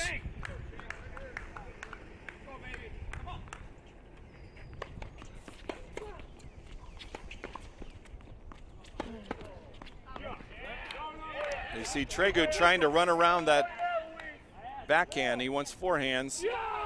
Gets the overrule. The inside out forehand for him, so the point for the Johnnies. Some discussing there with the official. That's a job that we don't envy. It's not easy. And it's an interesting dynamic with the sport in the regular season. You'll see two roving officials. So think about any other Big East sport where you're calling your own for the most part. They're calling their own here, but they have the chance, they have the umpire in the chair. They can ask for the overrule. Beck, when you were playing in the mid-'80s, what was the scenario? I don't think we had any umpires when I played. So you're calling your own. Way back when, they used to play 2 out of 3 sets in doubles, and then you'd play 2 out of 3 sets in singles. So a lot of tennis. And the game is so physical now with UC guys out here on the hard courts. They're sliding into their shots. Much more physical game than back when I played. And so I think it's a wise move to shorten up the doubles a little bit, shorten it up for these guys that play back to back to back here to decide a berth in the NCAA tournament.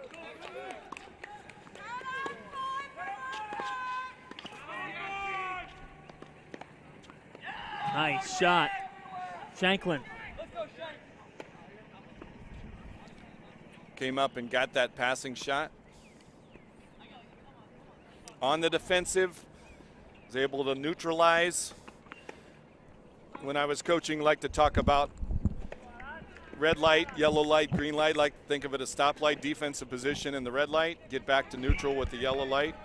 Then you get the chance for the passing shot would be the green light. Shanklin took advantage of it right there. We do have an update on court number 5. Greg Anderson has jumped out to a set 1 win. 6-1 over Udi Bakar. So Marquette already with the doubles point in a good position on singles court number 5. Over on number 1, Andre Kravchenko has equaled that. He wins set 1 6-1 over Al Verdu. Pretty impressive stuff from Kravchenko, who lost in straight sets just 3 weeks ago to the senior. He did. That deciding point at 4-1 was big for him, that backhand topspin lob winner. Now he's got to try to keep that momentum starting the second set against the veteran Verdu. Why don't we take you to court number 2 in a moment? They're in a break right now. We're going to get you there in a moment because Luke Smrek and Alan Nunez Aguilera going back and forth. Smrek up 4-3. We've got good action on court number 3. Adi Vashista and Luis Heredia Gomez. Let's take you over to court number 3. Heredia Gomez up 4-3 on Vashista. An exciting match, and Vashista has rallied. We saw him get that break. He was down 3-love. He got that first break to get him back in the match. Big serve up the middle by Vashista trying to tie things up.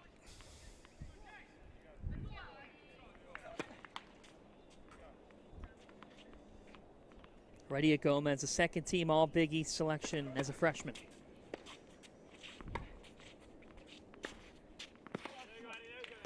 That one misses long.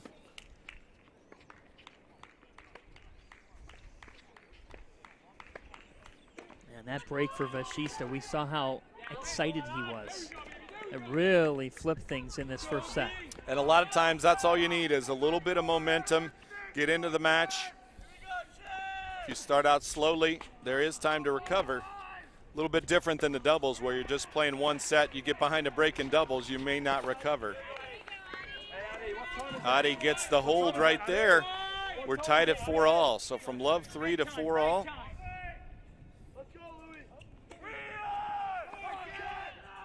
Heredia Gomez will take a little time with the Gatorade towel. Let's head over to court 2. Great matchup going on. Smrek and Nunez Aguilera. A senior, Nunez Aguilera from Mexico. Smrek, the junior from Ontario. This is an exciting matchup featuring a mix of power and finesse. Couple heavyweights for each of these teams. The senior, kind of the emotional leader for St. John's, is Nunez Aguilera. Smrek had the early lead in this one.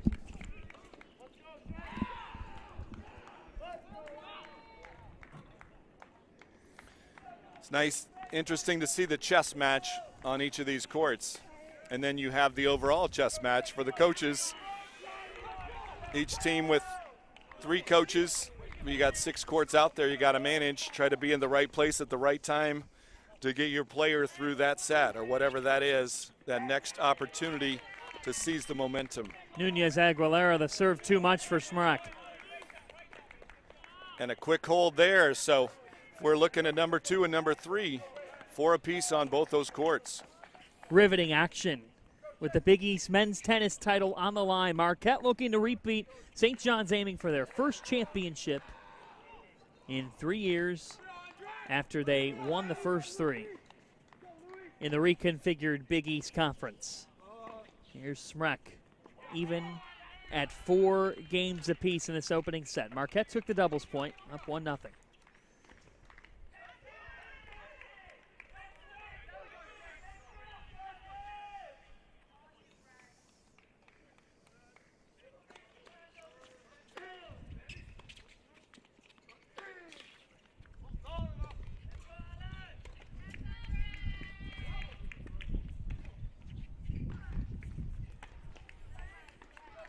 Good shot by Nunez Aguilera. Attacking the forehand. We saw Vashista over on court 3 even it up, and then he follows that up with a break. So he's up 5-4, and his teammate Nunez Aguilera trying to do the same thing here on court 2. Smrek trying to find that serve.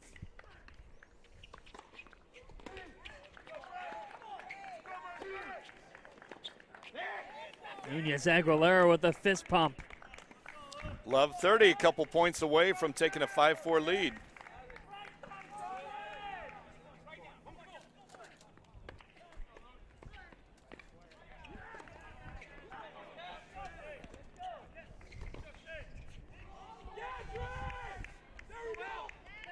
Big point for Smrek, love 30. And he's struggling with that first serve right now, Joe. We talked about the elements a little bit. Sun in a different position than when we started. Double started at 9 this morning.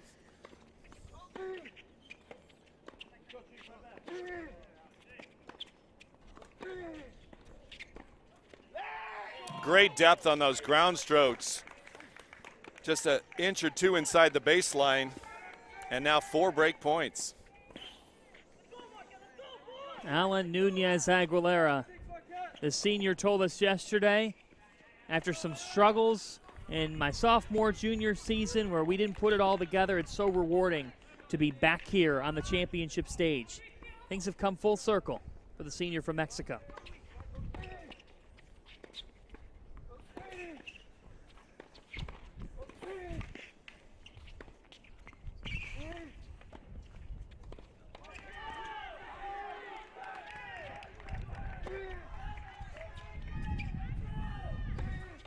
Nunez Aguilera breaks. Great point there. We saw him on the defensive, made that nice defensive lob back in the corner to get back into point. Then he got the short ball, attacked it, and now he will serve for the first set. Alan Nunez Aguilera up 5-4 in this opening set. Another look at power. Smrek starting on the offensive, but the counter from Aguilera getting back in the point and attacking for the break.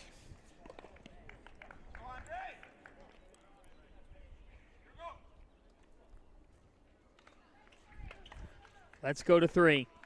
Adi Vashista serving for the opening set. Vashista with the point. Nice short angle there forced Heredia Gomez in. Tough ball, forehand into the net. Total momentum shift here in this match from 0-3 to 5-4. The moment Vashista broke down 3-0, it's when everything changed in this opening set. Big serve right there and a double fist pump. Now he will have opportunity to close out this set.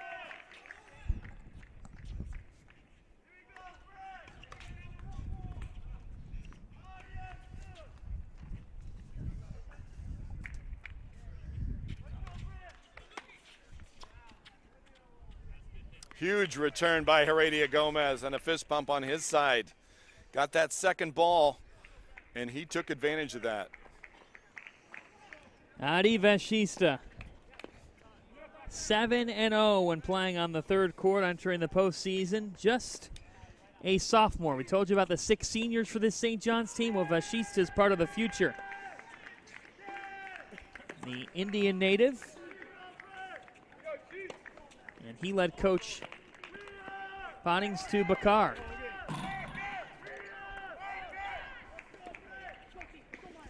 Coach Potash recruiting Udi Bakar after the recommendation from Vashista.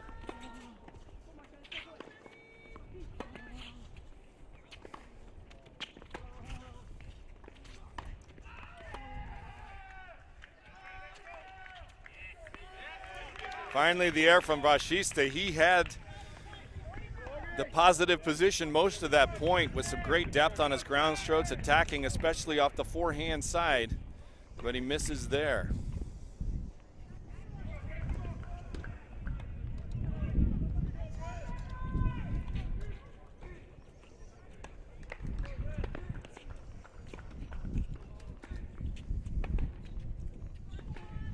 Nice job by Heredia Gomez staying alive.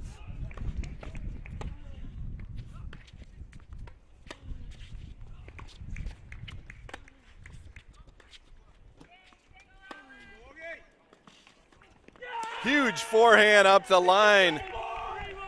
And a scream from Heredia Gomez.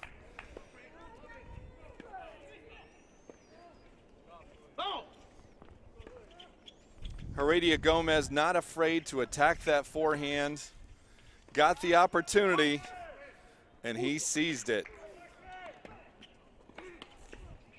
Luis Heredia Gomez, after he led 3-0 in this opening set, gave up control, but now he's got momentum again, just showing the waves of momentum that you can have throughout the match, and now all square. And also the skill level of these guys, that when they need to reach for something like that, those were a couple special points back-to-back by Heredia Gomez.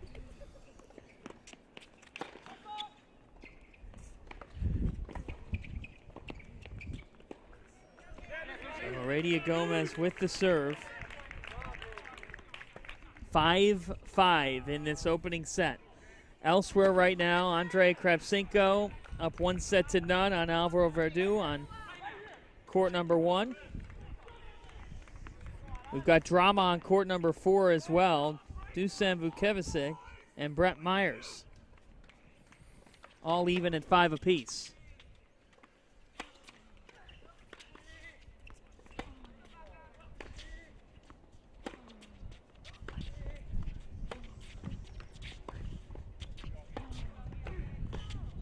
Nice baseline rally there. Heredia Gomez with the backhand forcing the air to get back to 15-all. Momentum can be fleeting. We've seen it swing a couple times in this. 5-all, 15-all, number 3 singles. Heredia Gomez, a Spain native, at one point was rated as high as 5th in the country's junior rankings. Spain, a great tennis nation. From Rafael Nadal on down. He claimed the top spot at one point in the under-18 ratings in Madrid. The Spanish connection for the Golden Eagles has been good. Credit to Coach Roadcap. The recruits he has brought in.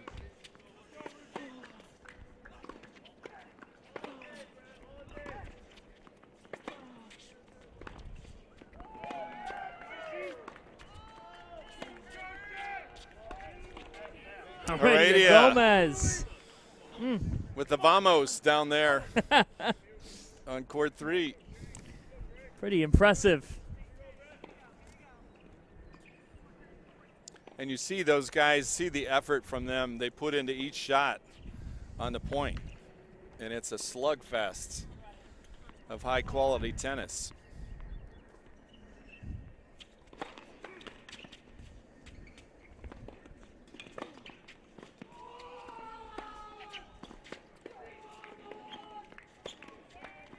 How about the attacking? And what defense by Vashista there. On the ropes, that whole point behind the baseline. Backhand, gets it back. You get it back one more time, you got a chance. Well, that's what Coach Potash told us. We are a baseline team, and we're not going to deviate from that. One more look. Heredia Gomez stepping in, that swinging backhand volley. Set it up, and right here, just deep enough. 30 all.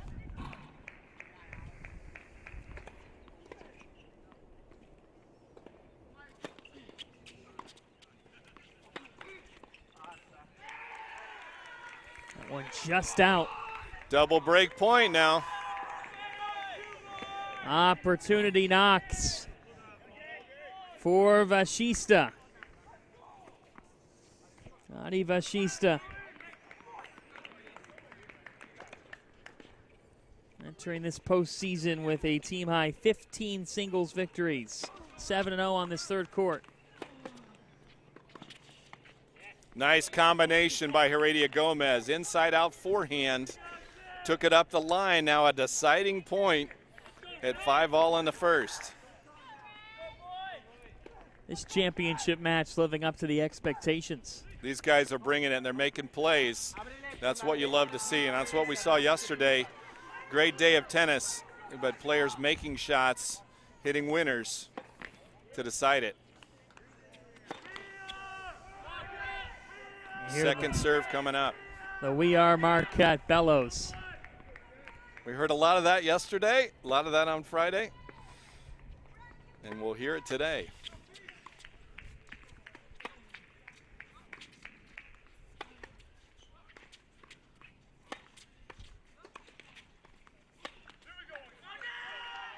Vashista with a yell as that was just out, and he breaks. Another baseline slugfest battle. Heredia Gomez went for it up the line with the forehand, just missed wide. And now Vashista will serve for the first set, up 6-5. Another look at this. Just a battle on the baseline.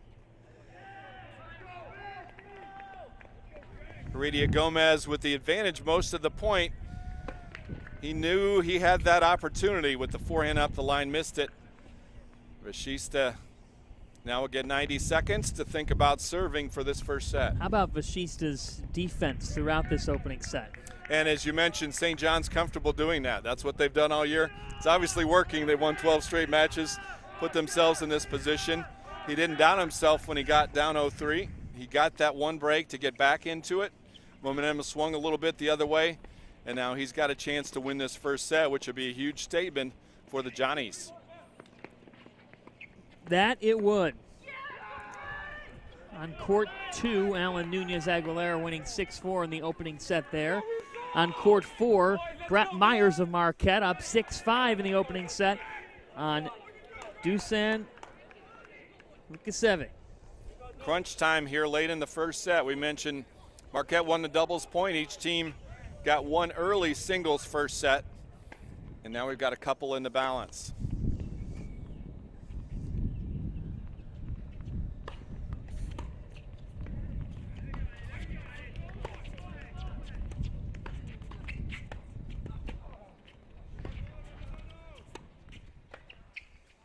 That one floats long. Good baseline rally Myers stepping in with that forehand.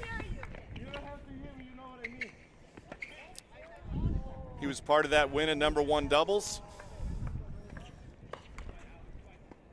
Trying to get this first set in singles.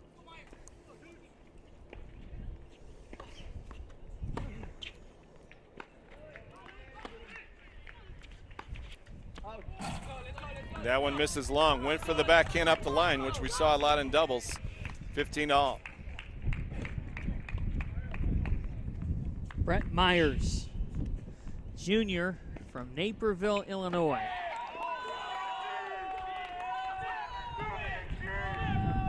Marquette's entire singles lineup from the championship squad last year back this season.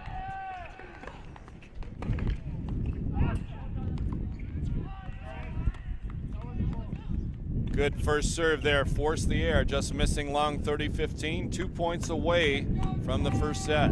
Myers working quickly.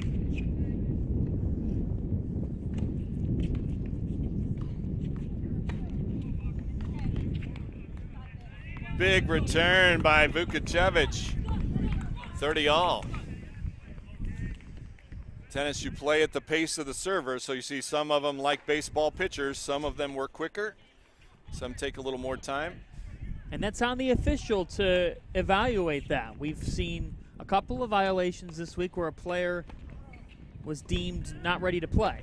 You have maximum of 25 seconds between points. So when that player like that pitcher is taking too long, the home plate umpire comes out to tell them they need to throw it. And here, conditioning part of the aspect of it with 3 matches in 3 days for these players.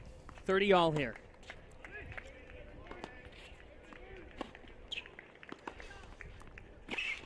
Big forehand from Myers. Gets the first set. Big time, a little frustration for Vukocevic. That's a big shot for Myers. You see the emotion for him and his teammates. Brett Myers takes the opening set on court number 4, 7-5. Elsewhere, Andrei Kravchenko. Let's head back to court 1 now. Kravchenko took set 1, 6-1. But right now, it's Al Verdu who's answered and is up 3-2 in game number 2. And you see the positive emotion from Verdu right there. Trying to get back in this match. Go up a break here in the second set. First set was all Kravchenko. You got to win 2 out of 3.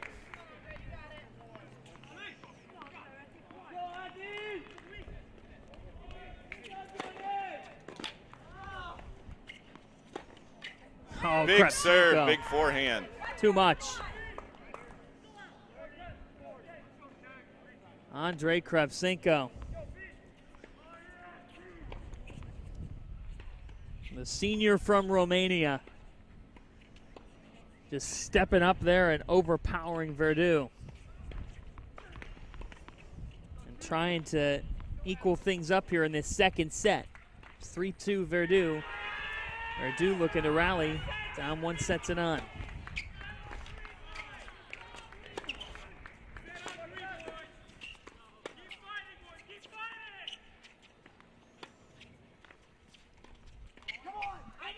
Trading slice backhands there.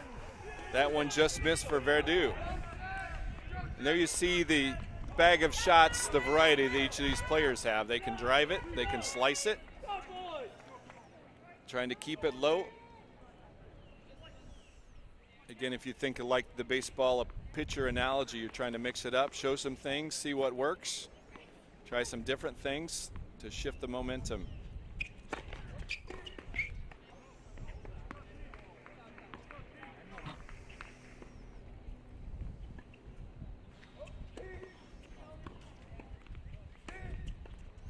Little time here between first serves and second serves. Beautiful day at the KC Tennis and Fitness Center in South Carolina, suburb of Columbia. Taking a deeper dive right now. Verdu and Kravchenko here on court number 1.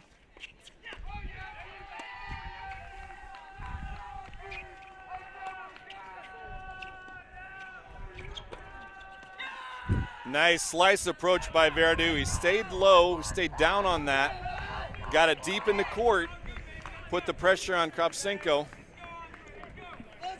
Here's where we're at in singles action. Kravchenko and Alan Nunez Aguilera on courts 1 and 2. They both are up 1-0, as is Adi Vashista on court number 3. He won set 1 7-5. But then Brett Myers, as well as Greg Anderson and Brandon Shanklin, they all have the first set advantage on their opponents. So Marquette up 1-0 on those back 3 singles courts, and with the doubles point for the Golden Eagles, that is massive. That it might not matter for St. John's in those top 3 singles positions, even though they're so strong in that area. Thus far, Marquette's back end is holding its own. They all count the same, and that's the depth of this Marquette lineup experience, the same 6 starters from last season. And it doesn't matter where you get your points as a coach and the players, you just want to get to 4. You'll be the Big East champions.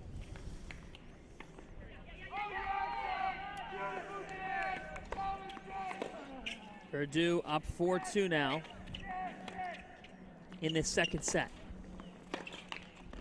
Needs a set win to stay alive.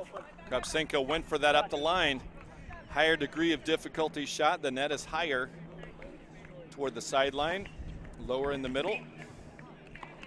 For now, why don't we take you back to court number 6? Interesting second set going on right now. Shanklin and Tregu. Shanklin from Marquette taking the first set 6-2. And here we are now on court number 6. Tregu, even though in this second set, trying to stay alive against Brandon Shanklin. Tregu, the big lefty, jammed Shanklin on the serve, but Shanklin fought that off. Give yourself a chance. Then he got the air.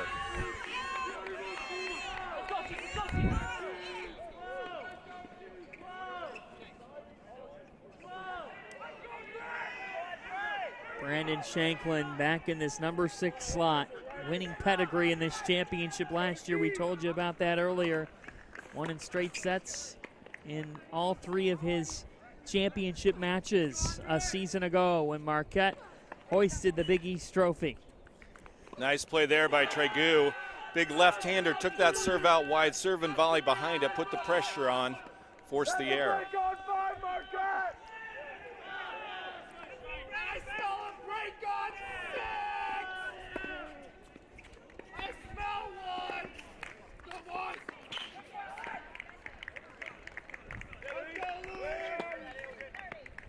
That big lefty serve.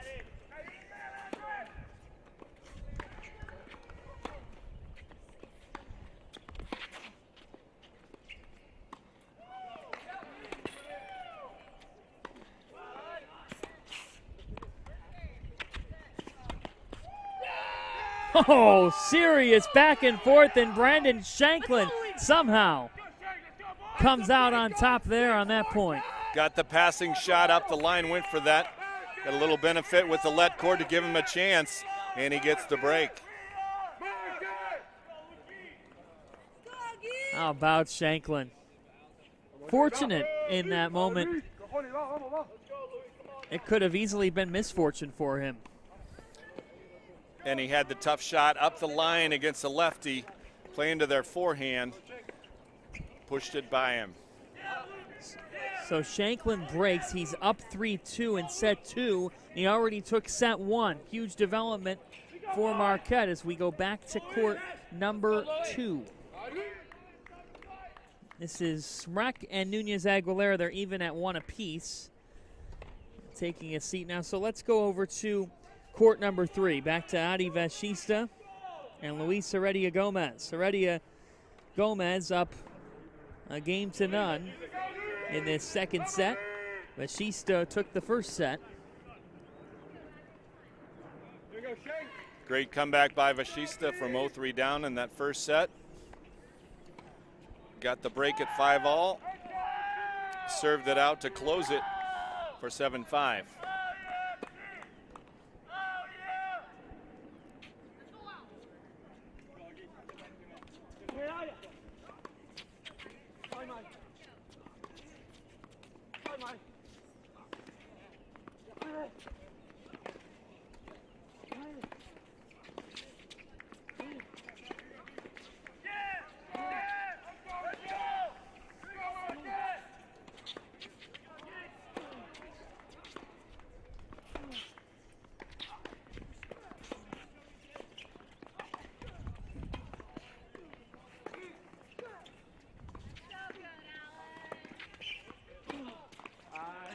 Great baseline battle. See both guys behind the baseline on that one, trying to push each other deeper. And finally, Heredia Gomez misses a forehand. Adi Vashista's composure has been on display this morning. As you mentioned, he's not lost at this position. He has the confidence even when he was down in that first set. And then in getting that break at 5-all. Heredia Gomez so used to just overpowering people from the baseline. An attacking player, he can dictate points, but Adi Vashista has met him.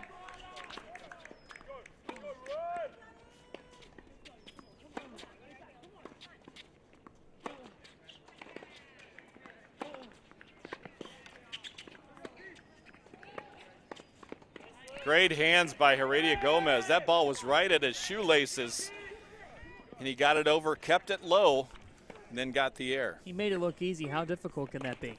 That's the toughest shot in tennis when you're coming in and it's right at your feet. Obviously, your opponent's trying to put it right there. And a good defensive shot by Vashista to do that.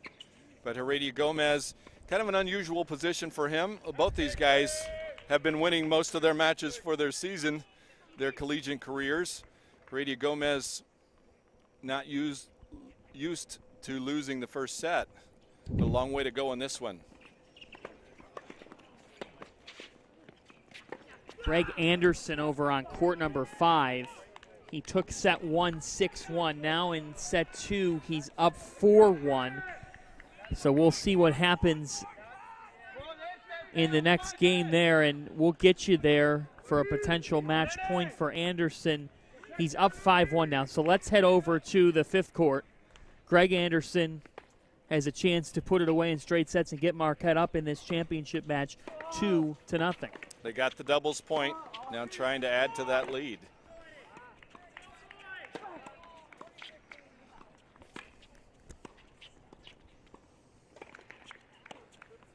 And when just missing long, Anderson trying to get that slice backhand deep in the court.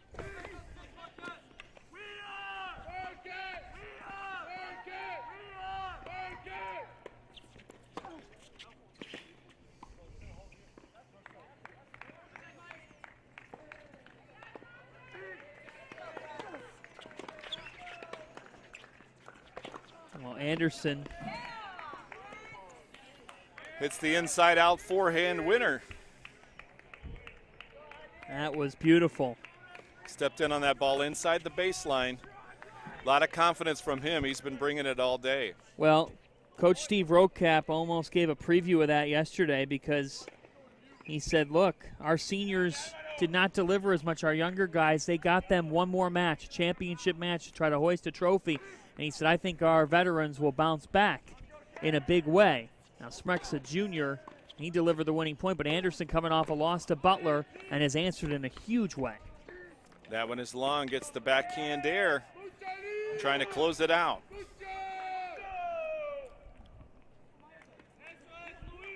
Looks like 15-30 here now. Anderson 2 away from sealing the deal and giving Marquette a 2-0 advantage in this championship match.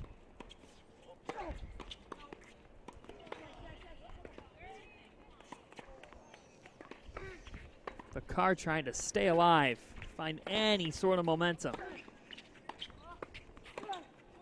Big return, took advantage of the second ball and hit that approach right in the corner, giving him 3 match points. Greg Anderson, senior from Tucson, Arizona. Part of a championship team last year. All he's known is being on this stage, and we've seen the results of it today. against a freshman on the other side, Udi Bakar.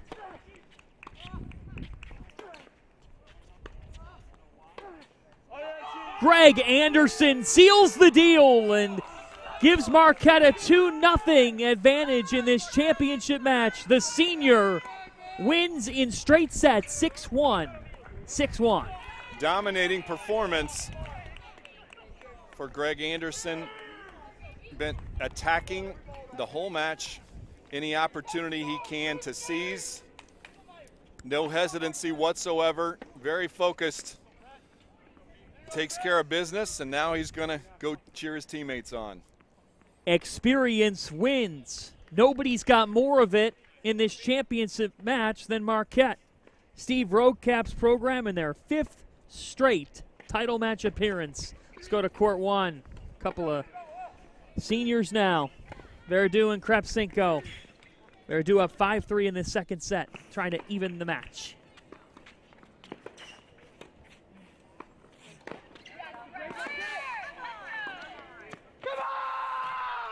That is long, punctuated with the screen by Verdu. And we see him even things up at 1 set apiece on court number 1. Wow. So Marquette in a good position right now. Brandon Shanklin up 4-3 on court number 6. Let's head over to court number 6 now. Shanklin up 4-3 and already has won set number 1. So he's 2 games away from closing out another match for Marquette.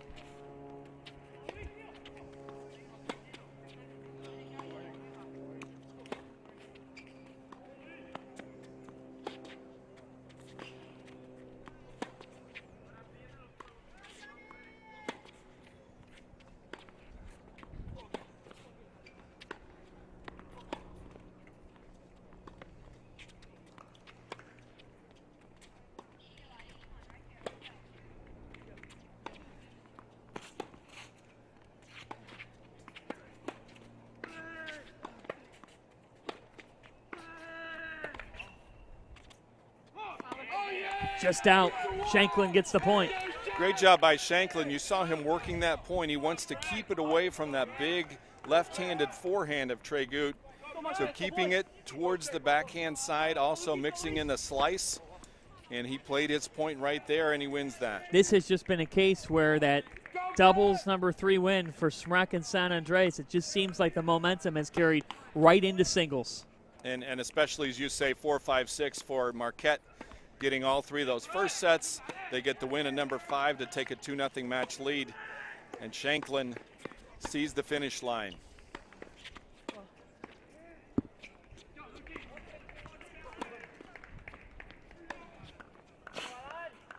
Big forehands by Tregut. So right there we talked about Shanklin trying to keep it to the backhand. Tregut wants to hit forehands. Ran around that. A couple big shots there. Back to 15 all. Well, and this feels like the key match in this championship match, because if Shanklin can take it, Marquette gets a 3-0 advantage. Could be too tough for St. John's to overcome. Tregut in that 6 slot. Veteran savvy, he's got something to say about that. And also for Marquette, you've got Myers at number 4 with a set and a 2-1 lead. So these back courts, as you mentioned, giving Marquette the edge.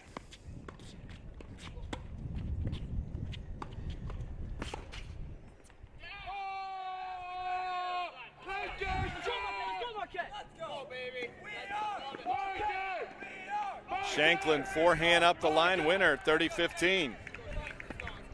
Great back and forth action between Shanklin and Tregut. Tregut was on the offensive there, had the short ball, took it up the line. That was a tough pass, but Shanklin, as you can see, playing with a lot of confidence. And another. He loves, you hear the punctuation mark verbally after that big serve. 40-15, now he's got 3 game points. Brandon Shanklin. That is White, another service winner. So back-to-back service winners. He has body blows, the first 3 points, 30-15. Then he comes up with 2 service winners. Now he's 1 game away.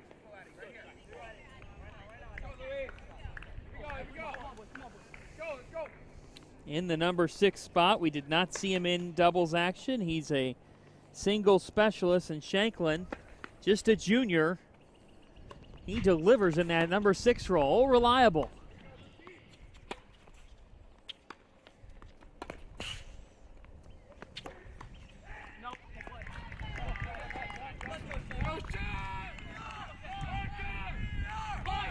Can Tregut rally? And what's he got to start with if he does?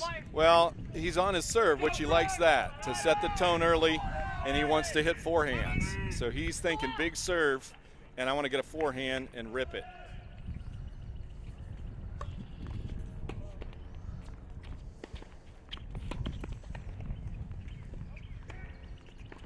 Tough. How about that? Great defense by Shanklin.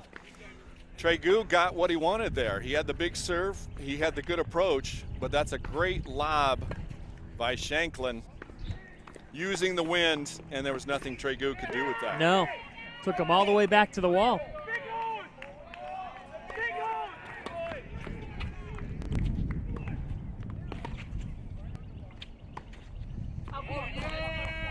That one misses.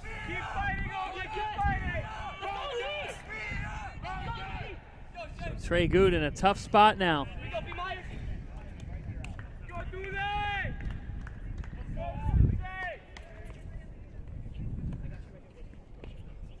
Second serve coming up.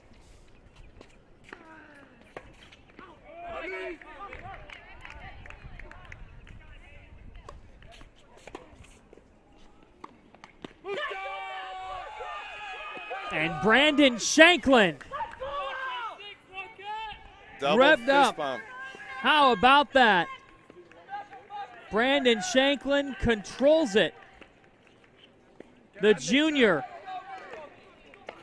wins it for Marquette at the number 6 spot. 6-2, 6-3.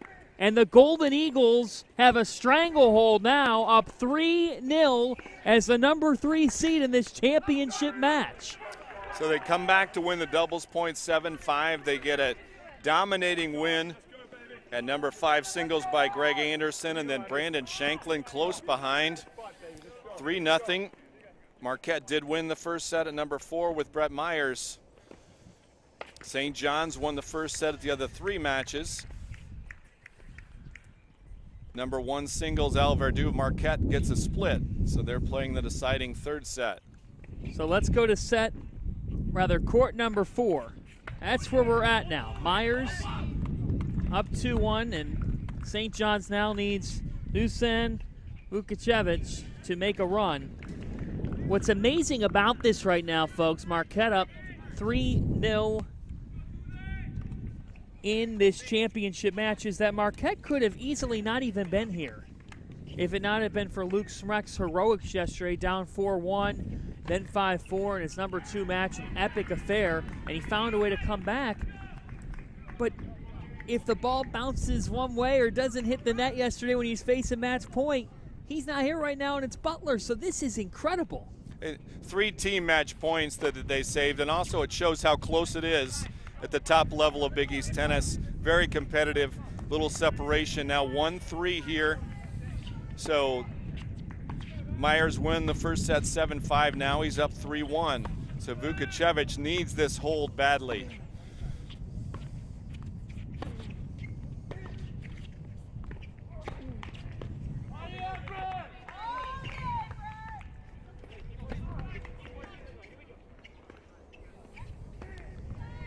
Myers got the win in 1 doubles.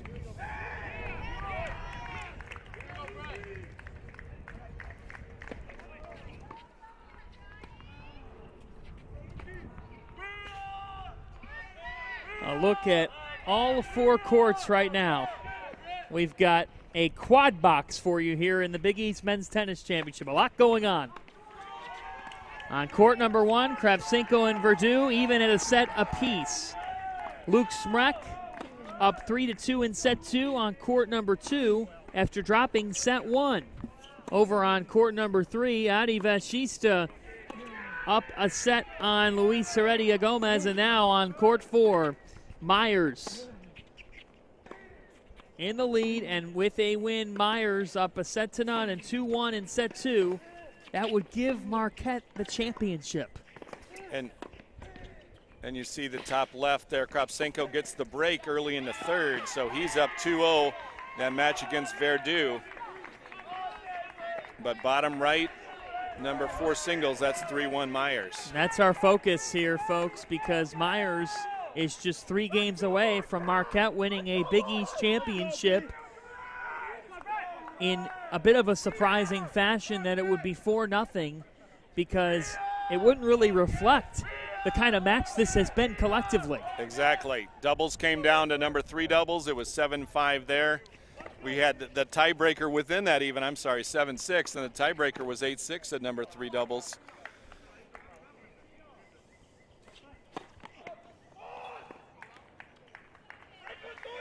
Vukocevic going for the serve at the tee, just missed the first.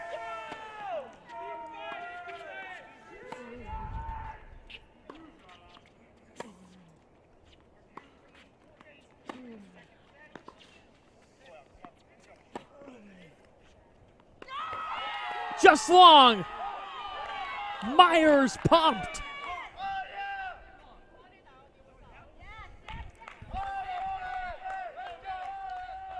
Vukocevic asking about the call on the baseline, but that's long. So you talk about keeping your foot on the accelerator, John, for Myers.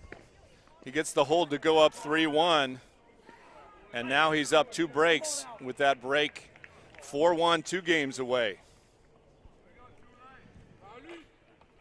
Wow. And a great focus. It seems like for Myers, he's been in hitting on all cylinders throughout the match. We see Marquette head coach Steve Rodecap taking a walk over there. Let's take a look at court number 1. Kravchenko and Verdú in an entertaining singles match. It could be all for naught, but nonetheless, these 2 seniors are concluding terrific careers this year. Kravchenko dominating the first set at 6-1. Verdú midway through the second got the break, so he won that 6-3. But then the momentum shifts back to Kravchenko getting the early break in the third. Now he's serving at 2-love. The senior from Brașov, Romania.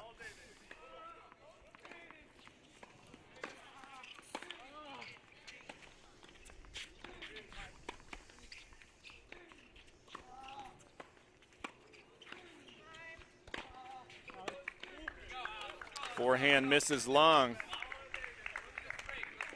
Verdú floating that slice backhand deep into court. Kravchenko went for the forehand, just missed it.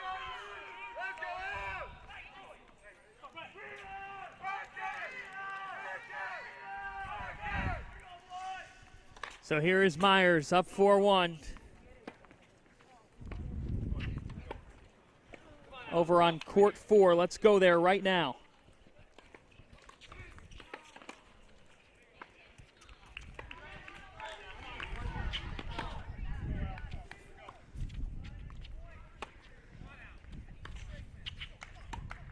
Backhand from Myers.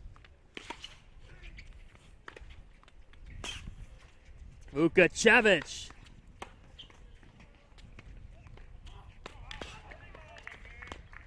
Great hands by Vukocevic there with the low ball. Was able to fight that one off a little bit. Gets the point.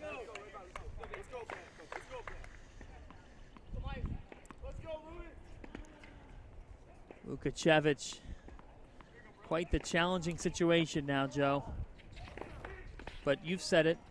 All it sometimes takes is one break to change the complexion of a set. If he can get this one, that would bring him back within 1 break.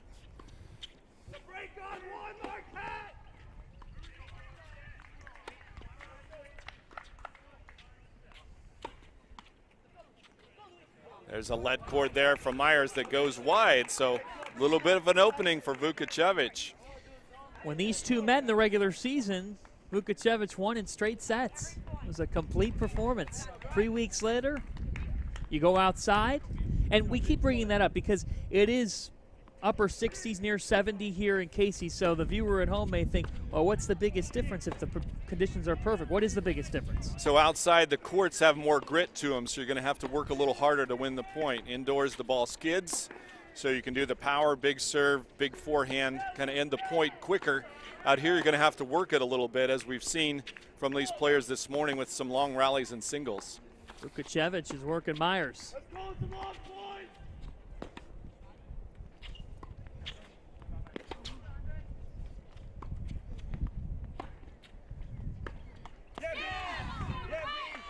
So Vukocevic, good patience in that point. I like the slice backhands.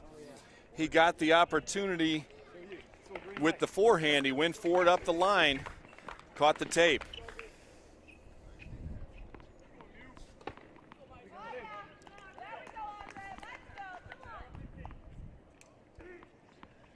A reminder that coming up about 12:30 Eastern Time, we'll have the women's title match. That's Xavier and DePaul.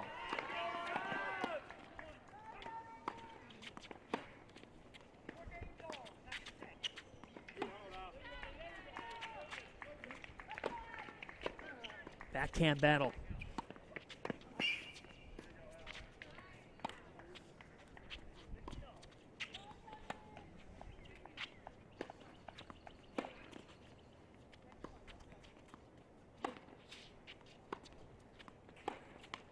That's more like it for Vukocevic. More than comfortable with a baseline battle.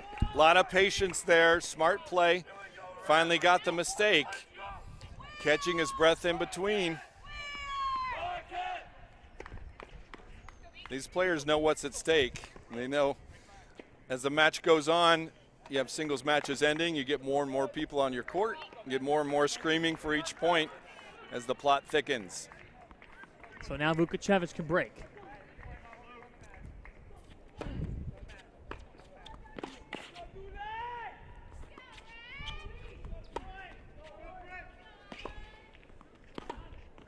Don't count the Johnnies out just yet. What a forehand up the line over the high part of the net. And that's exactly what he needed. Now if you're Vukocevic, you say it's 2-4, okay, I'm serving. Quick breath, get the first point, let's keep it rolling.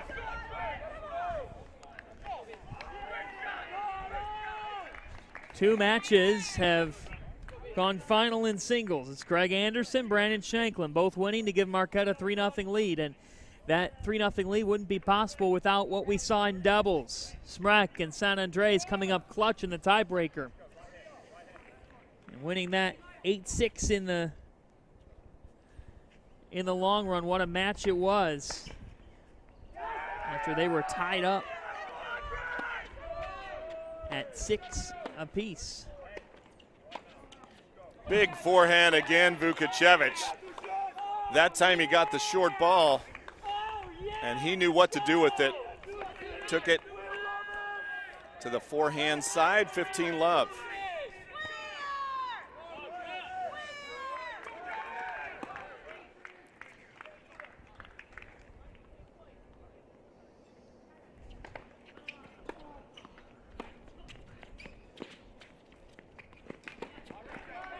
Backhand air, now 30-love.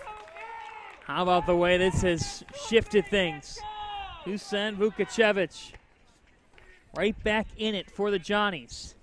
He's gotten 6 out of the last 7 points.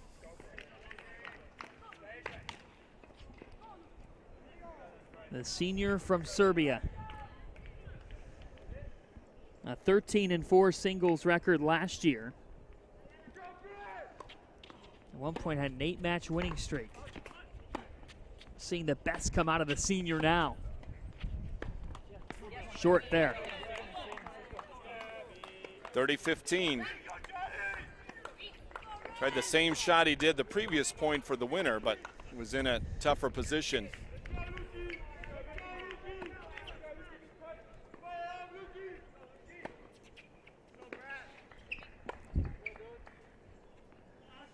Myers a junior, Vukocevic a senior. Let's go out! Let's go out!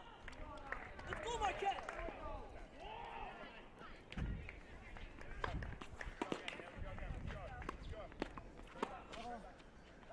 That one is wide, now 40-15. 3 game points coming up for Vukocevic to try to close to within 3-4 in the second. We'll keep it there for a moment before we get to court 3, where St. John's on the verge of getting on the board in this championship match. That one misses long, now 40-30.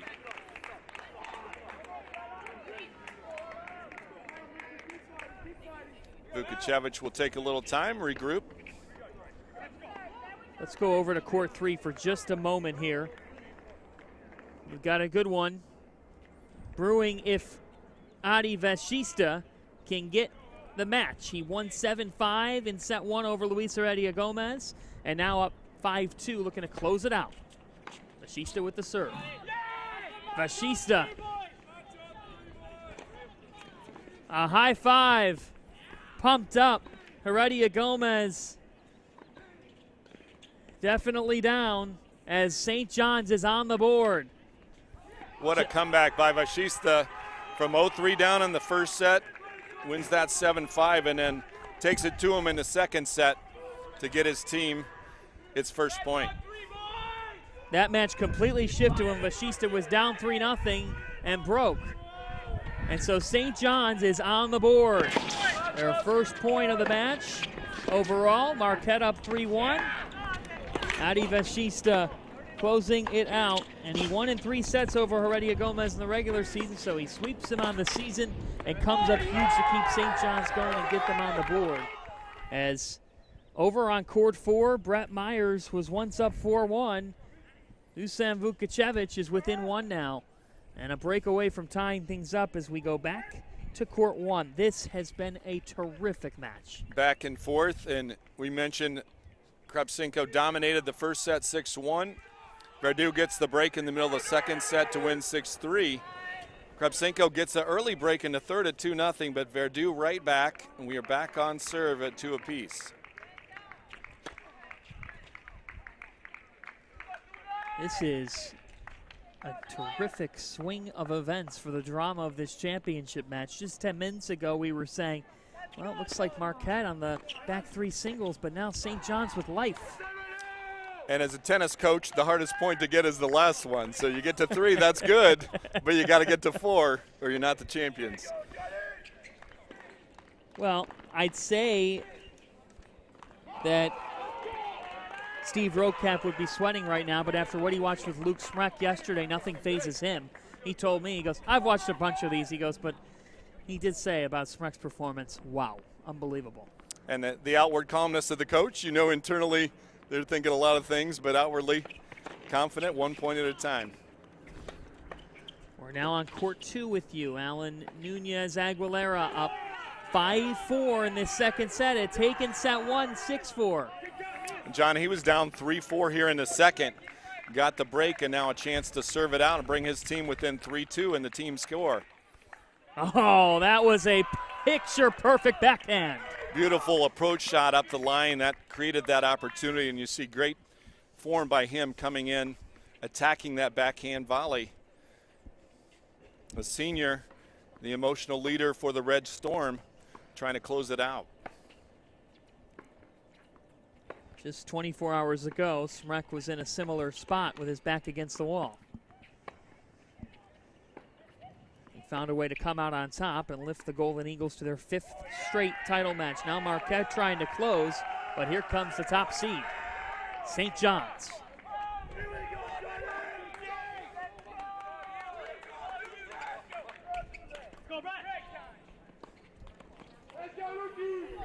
Good job by Smrek to keep that low. That was a nice slice approach again by Nunez Aguilera, but Smrek fought it off.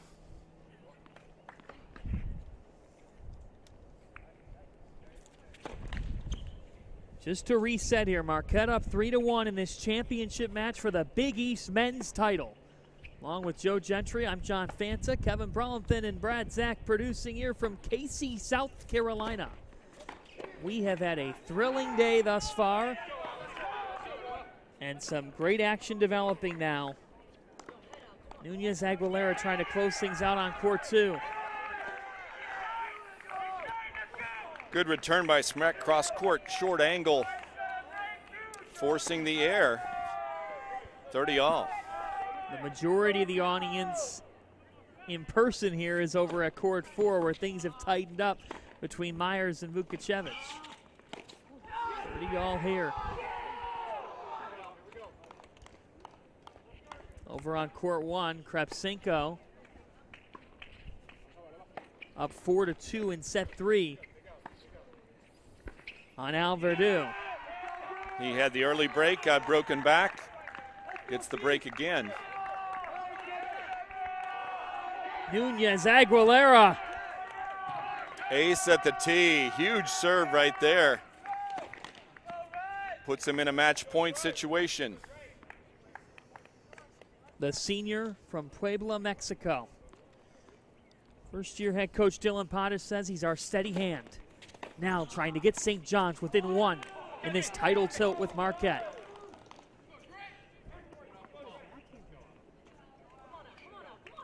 Smrek looking to stay alive.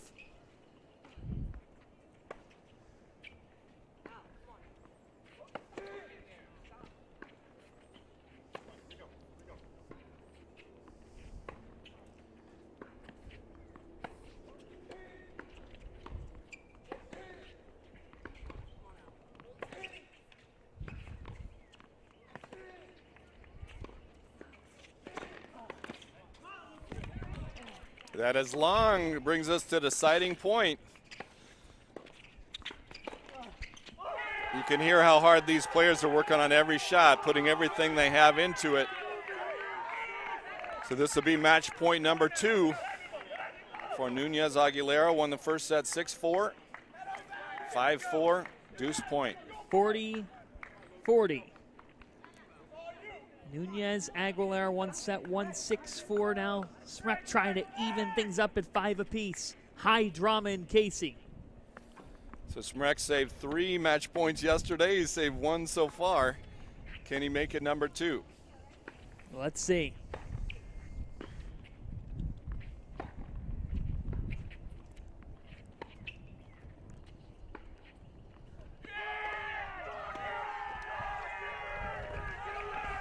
Nunez Aguilera! A red storm's brewing in Casey. What a play there. Spun the serve to the backhand, snuck in, angles the winner, and a straight set victory, and all of a sudden, we got a 3-2 match. St. John's has stormed back within 1. And now there's just 2 left to be played as we take another look. Mixing it up with the serve, change of pace, snuck in, puts it away. Over to court 4. So Vukocevic was down in this third set 1-3. Went to 1-4. He's got 3 in a row now. Serving at 4-all. Unbelievable the way that this championship match has turned in just the last 20 minutes. And you have the veterans out there. They've been there before. Not phased when they get down. We talked about it in this match. Down 2 breaks, down to 1 break, now back on serve. Vukocevic with the fault, but it bears noting about 20 minutes ago, Brett Myers was up 4-1 in the second set, and Marquette just a match went away on the singles side from taking the championship and repeating. But now Vukocevic right back in it with the serve.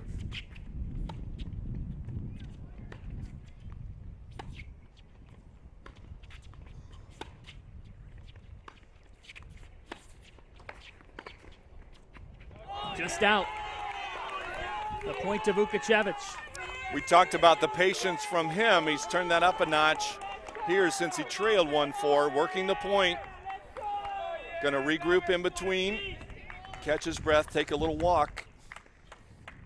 Just to keep you posted here, over on court 1, Andrei Krepsenko up 4-2 in set number 3 on Al Verdú, the 2 seniors at the number 1 spots for St. John's and Marquette.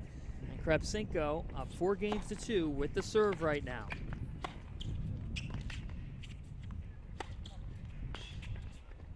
Vukocevic on the offensive.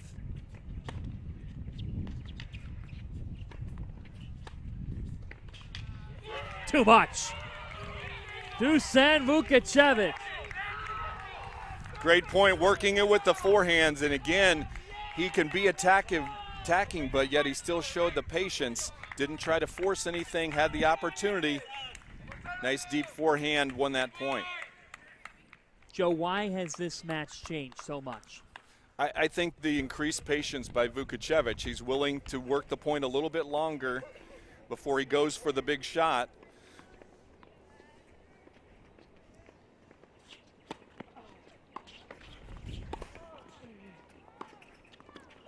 Oh, but Myers goes right up the line and fits it in perfectly. Stepped into that backhand. We've seen him do it all day.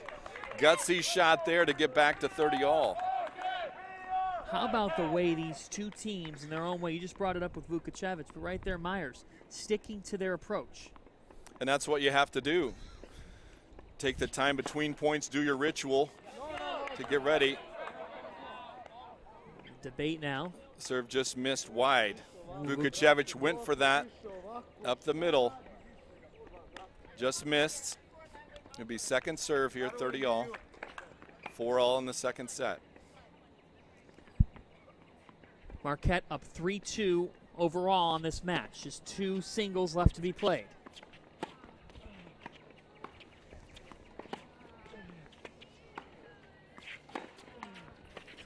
Oh, some help.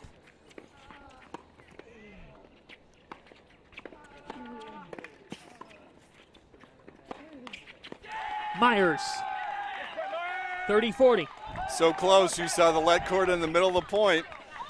Makes the difference. Vukocevic got the shot he wanted, went for that forehand up the line. Now a couple break points for Myers to go up 5-4. Brett Myers, the junior, led this Marquette team with 19 overall singles wins last year. And was voted by the team their most valuable player. Now Brett Myers looking to come up valuable here.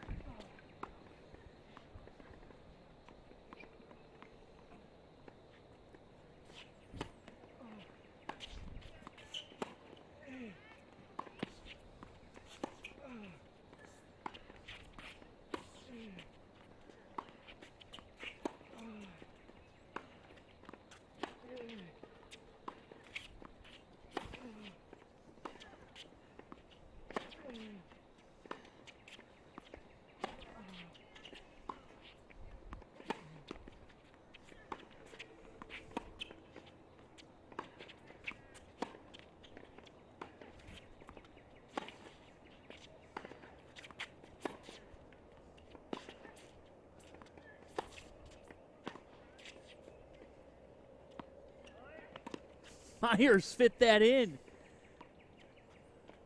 Goodness.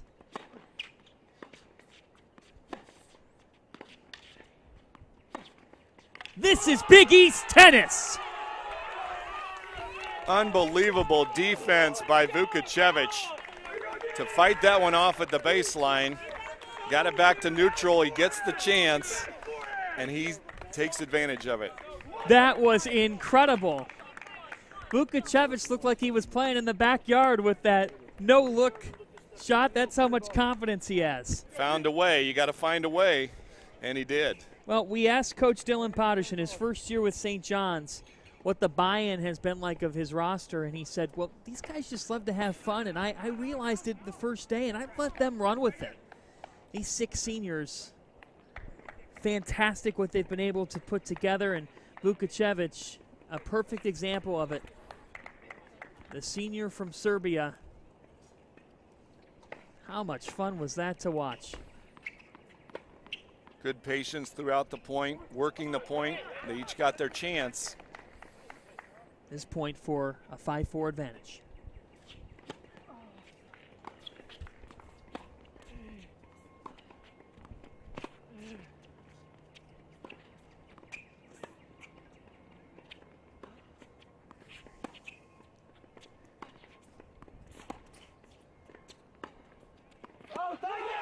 Dusan Vukacevic rallying back from the dead.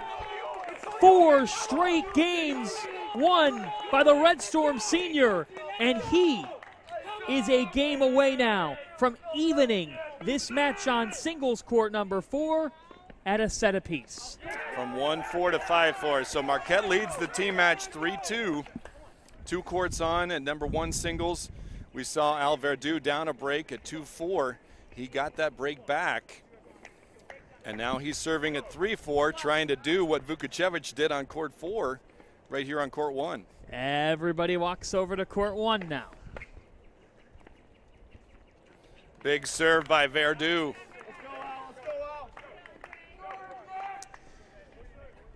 Service winner, but he's still down 15-30 this game. St. John's came into this championship match having won 12 in a row.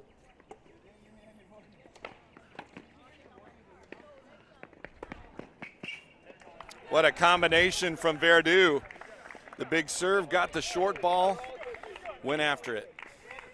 In those 12 wins, the streak for the Red Storm, they have not done one thing, and that's win by a final of 4-3. They would love for this to be the first time. Marquette just did it yesterday over Butler. Magical win for Luke Smrek. Verdu.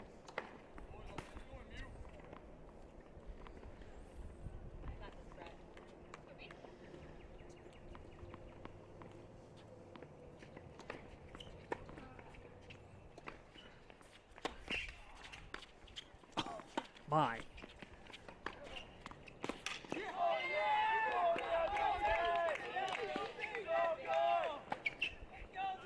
Oh, goodness. It's called out. No. Overruled from the chair. Leave it to the man upstairs. So 30-40, it'll be 2 break points. Get another look here. What do you think, Joe? Really close on the far sideline. Hard for us to tell. I think the official got it right. He had a good position to make that. That's the line closest to him. So 30-40, double break point. Krapsenko can go up 5-3 in this third set.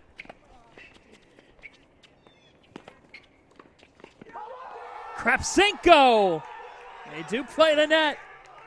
And Andre Krapsenko is a game away from tying this championship match up. And what an effort on that return, John, to fight that one off. He slid that one back, hit the baseline. Verdu makes the air, break back 5-3. St. John's was down 3-0 in this championship match. My partner, Joe Gentry, the Butler Hall of Famer, said the last one's the hardest to get, and this has been the epitome of that, with a Big East title on the line in Casey, South Carolina. 2 matches to be played here, to be finished. Singles 1, you're watching right now. Andre Krapsenko serving for the match, up 5-3 in this third set. Forehand winner off the second serve by Verdu. And these guys, we've been going back and forth with the breaks here in the final set, so they know they can do it. Now's the time. If you're Verdu, you better do it or the match is over.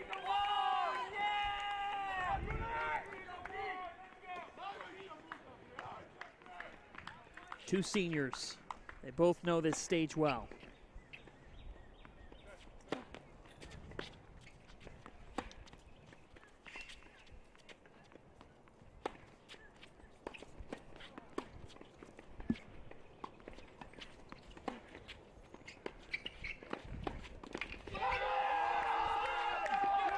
Krapsenko rips the forehand passing shot up the line, 15-all. Over on court 4, Dusan Vukacevic has taken set number 2. He was down 4-1 to Brett Myers and has won 5 consecutive games to even that up at a set apiece. That could very well be our deciding match for this championship. We stay here, though, on court 1. See if Krapsenko can close it out.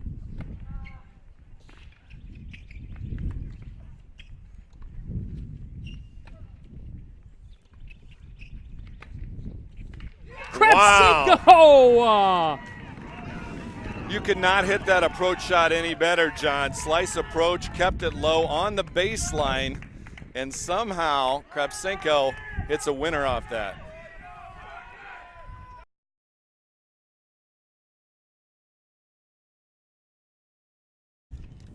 If we've ever seen one throughout the day, and we've seen plenty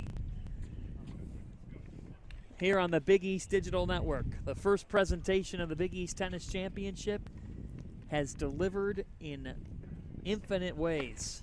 Going down to the wire. Huge serve. You talk about bringing the heat. That may have been the hardest serve he's hit the whole match. Now he's got 3 match points to make this a 3-all match. St. John's was down 3-0 just a half hour ago. Andrei Krapsenko, an emphatic ace that the judge overrules here. And he'll have a second serve now. A fault called. Wow.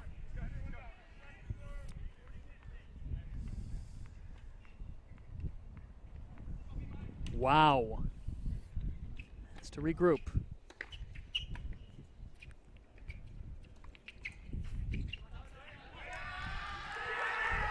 The call is out. Andrei Krapsenko evens the title match at 3 apiece. What an effort by Krapsenko. Got the break back, break back. He gets the last break and he holds. And now we got another Johnny Sr. trying to win a championship. St. John's with singles wins at 1, 2, and 3. They lost the doubles point, and so now everybody turns to court 4. Krapsenko winning 6-1, 3-6, 6-3.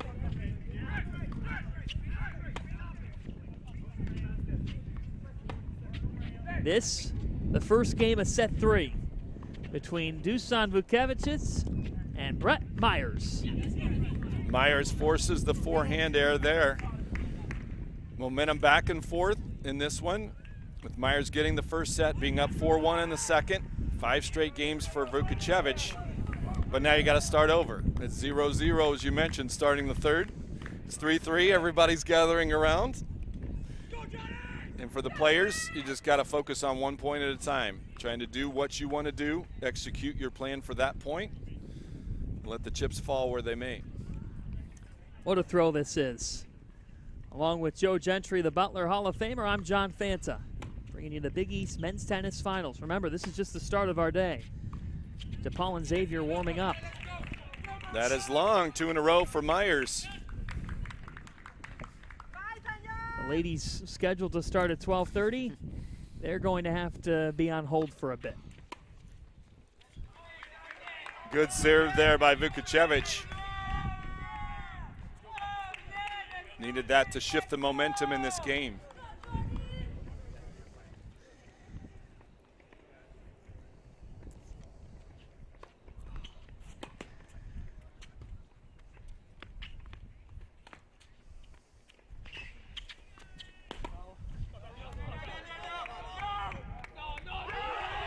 And the judge overrules Myers, who called it out. Vukcevic was in, he gets the point. 30-all. Vukcevic hit that forehand up the line. And as you see, John, everything gets heightened. The intensity, like the last 4 minutes of a basketball game.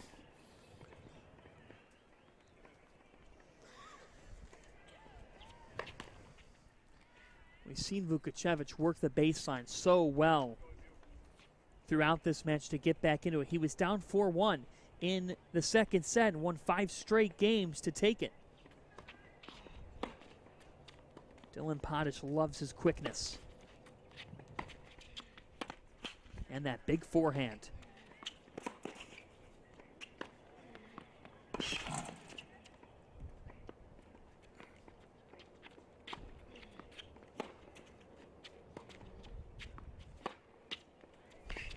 Myers on the defense.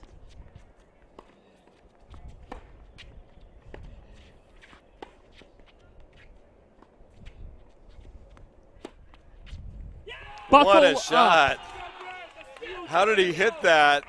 Inside out, up the line. A great point. Both players working it, very patient. It started out with Vukacevic going from side to side, inside out, different spins. Myers gets it back to even, and then he hits that shot. Buckle up, because this is just the start of what feels like is going to be an absolutely epic conclusion to this championship match. St. John's answering a 3-0 deficit with singles wins at 1, 2, and 3. Double break point.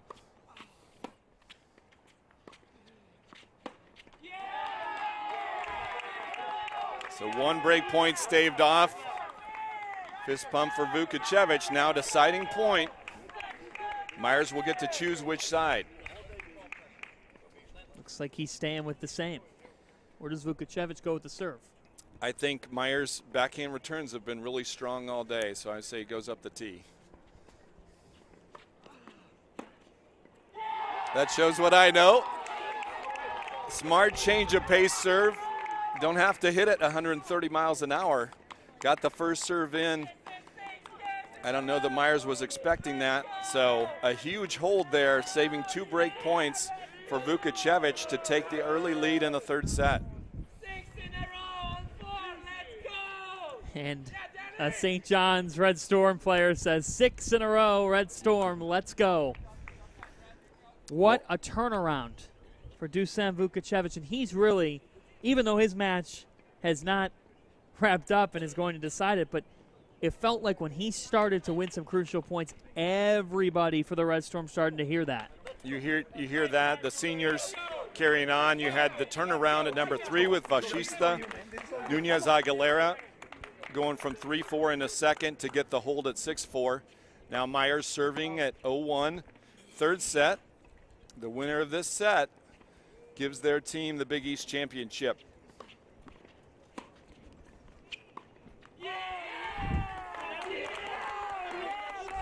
Backhand air from Myers, love 15.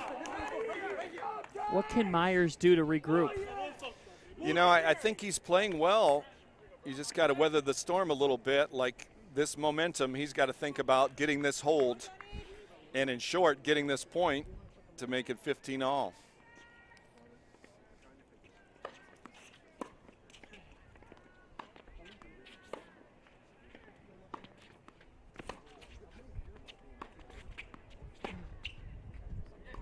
That is long. A point to Myers, 15 all. Myers attacking with the ground strokes there, but he didn't try to do too much too soon. He gets the error.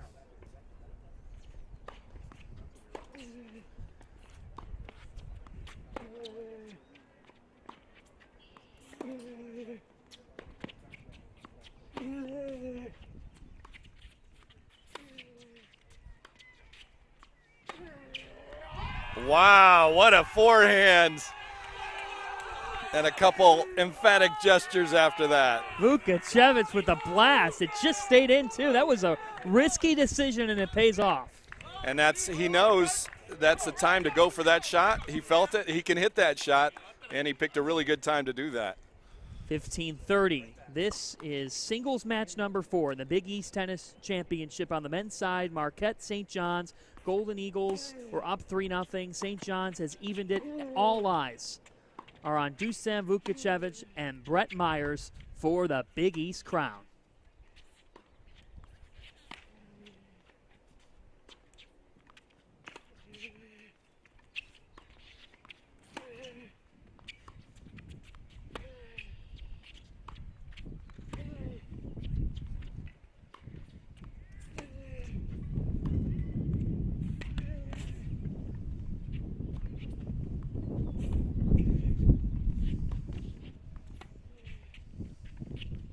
Myers just short.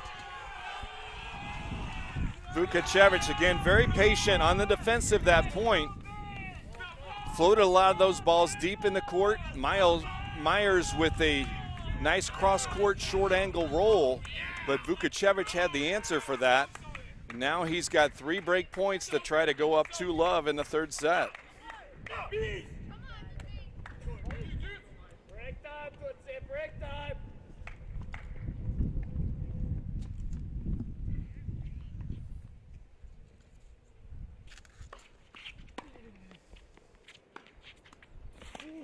Myers aggressive. Perfect. Smart play there. Hadn't come in before on this game, so he picked a good time to do it. Closed off that volley. 1 break point saved. Still facing 2 more. Needs it here to even things up at 40 all.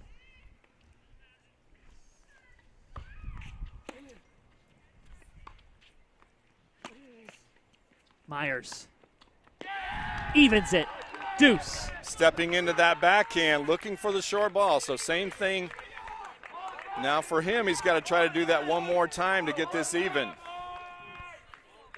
This is as good as it gets, folks. Big East tennis. What a showdown here for the title. Myers trying to hold serve.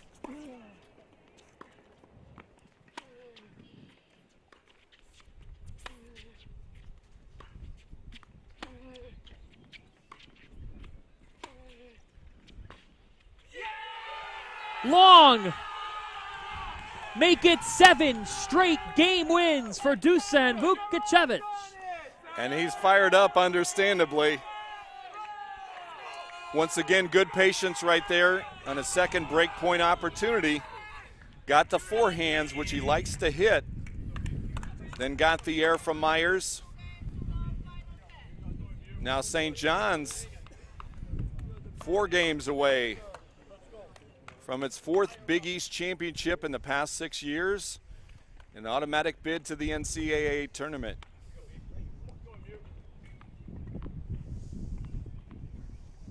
We have seen this conference really grow since reconfiguration. And these 2 programs have been so stable. They've been the standard setters, if you will. And this match is a prime example of it, a culminating point for St. John's and Marquette. Who is going to come out with the crown? Marquette trying to go back-to-back. St. John's looking for a 4th title in 6 years, and it comes down to this 3rd set between these 2. Another point. That is long, 15-love. Vukocevic has that air of confidence right now.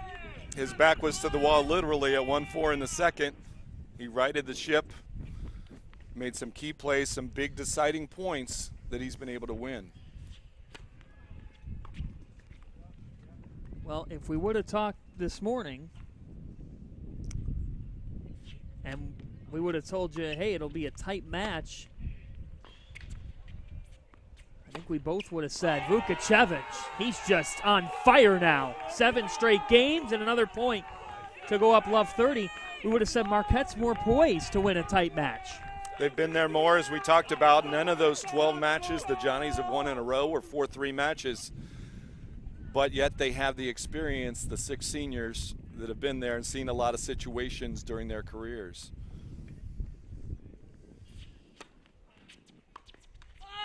Oh. Big serve up the middle, such a smooth motion for Vukocevic. Mixing it up, mixing speed, mixing placement. Now he's got 4 game points for 3-love.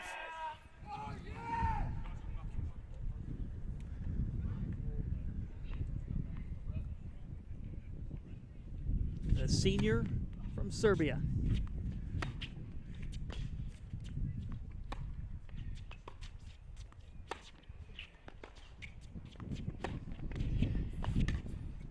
Dusan Vukocevic, 3 up in this 3rd set. 3 games away from a title. Doing a little dance after his 8th game in a row, from 1-4 in the second to 6-4 to 3-love in the 3rd. So confident out there right now at crunch time. So you're Steve Roadcap right now. What can you try to say to Brett Myers?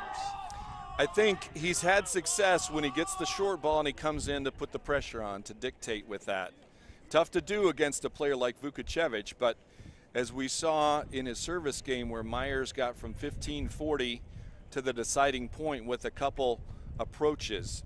So maybe look to seize that first opportunity to come into the net. And again, playing his point. And as we've talked about in a couple matches today, you're only down one break. So Love 3 looks like a lot on the scoreboard, but it's just one break. If he can get this hold, work his way back into this set. Well, yesterday Marquette was fighting for its life, and over on court number 2, Luke Smrek was down 4-1, then 5-4, and Butler was on the verge of a match point, and being right here on this championship Monday, and Smrek found a way. A magical comeback from Marquette.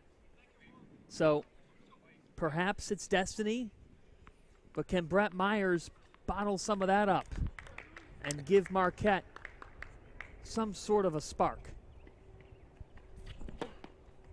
And it's been neat yesterday and today with the players making winning shots. It's been the victorious player making winning plays in crunch time.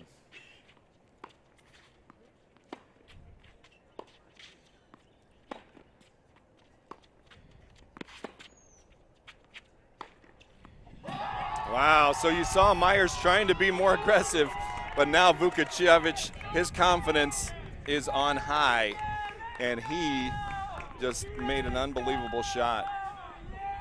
Well, Joe, we said that the key for both these players has been sticking to their guns.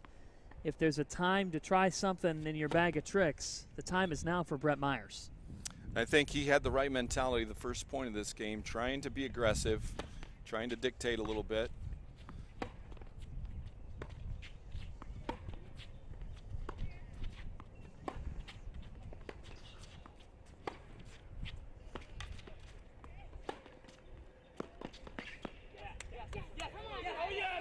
Brett Myers with some life.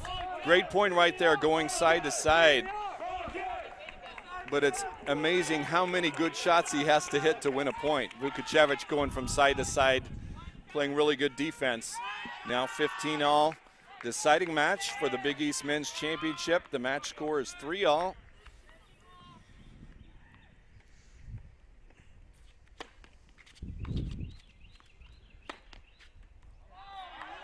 Just out. The point to Vukocevic. 15-30. Really close there, Myers. Close to hitting both lines, but just missed it. Brett Myers has won this Marquette program's Most Valuable Player Award 2 straight years. But struggling here and down 15-40 now. Vukocevic just a point away from being up 4-0 in this third set after he was down 4-1 in the second set, and potentially, if he had lost, that would have been it. He was facing that, his back against the wall. And right there, John, that wasn't a flashy return, but it was a good, solid, deep return, and he makes it look so easy.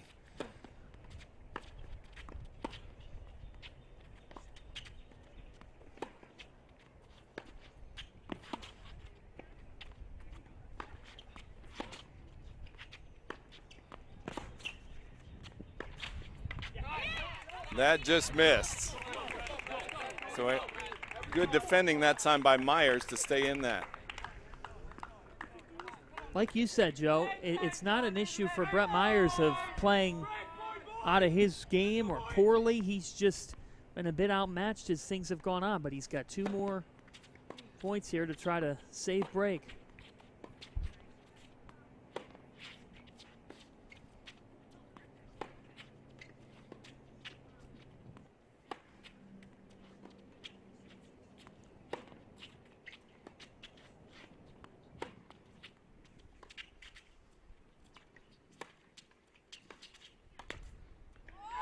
Too long.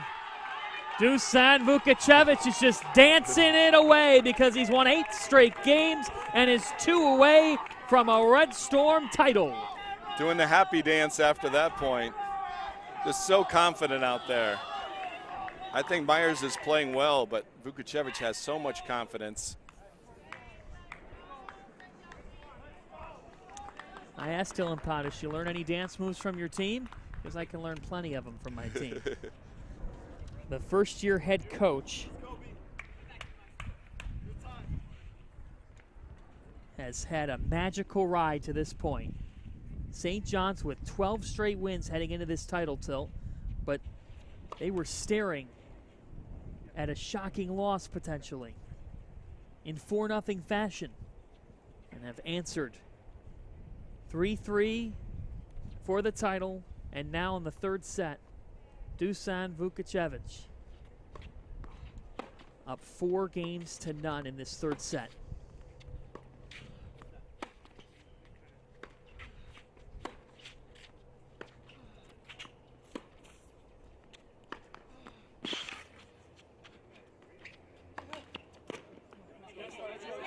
Myers sets the tone here.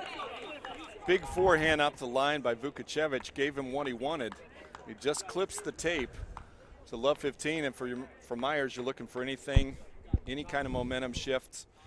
He's got one, got to work one at a time to try to stop this streak of 9 in a row. He just needs a game. Anything to shift the momentum, because as we saw and as you mentioned, it was 1-4 yesterday for Marquette in the deciding set. Here it's 0-4. If he can get this break, it's 1-4 again, and they've been there.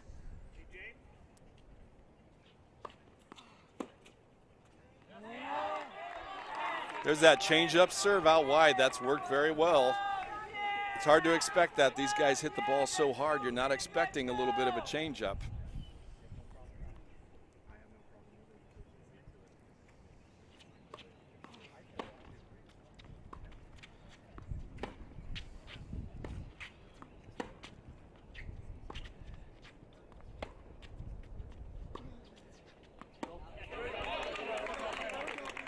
Myers calling out, and so Myers, 15-30 now.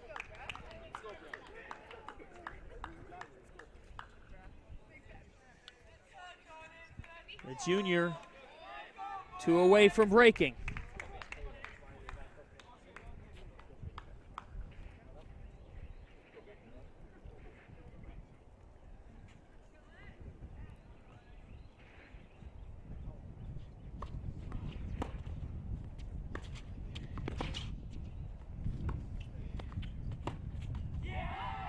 Vukacevic evens it at 30. Short angle forced the backhand air in the net.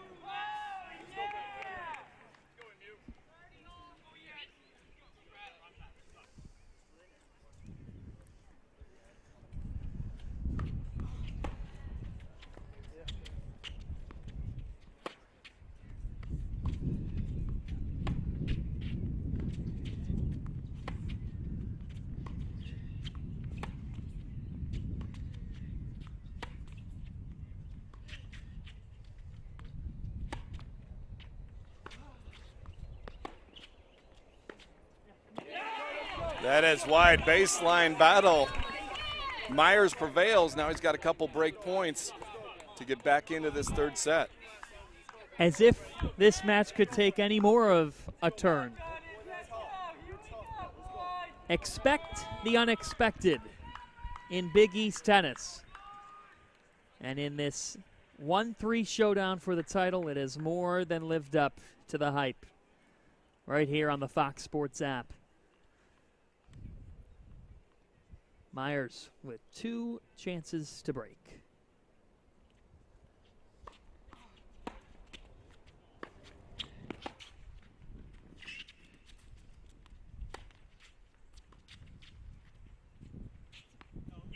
Don't count out Brett Myers and Marquette just yet. The juniors on the board in this third set. Down 4-1 now. They'll try to do what Dusan Vukacevic did earlier. Nothing flashy in that game, John, but Brett Myers just stuck to his game. He got up in the game, and we talked about just a little bit of momentum shift, get something to build on. And he got up love 15. He got up 15-30. He got the break point at 30-40. And now he's back to within 1-4 in the third set.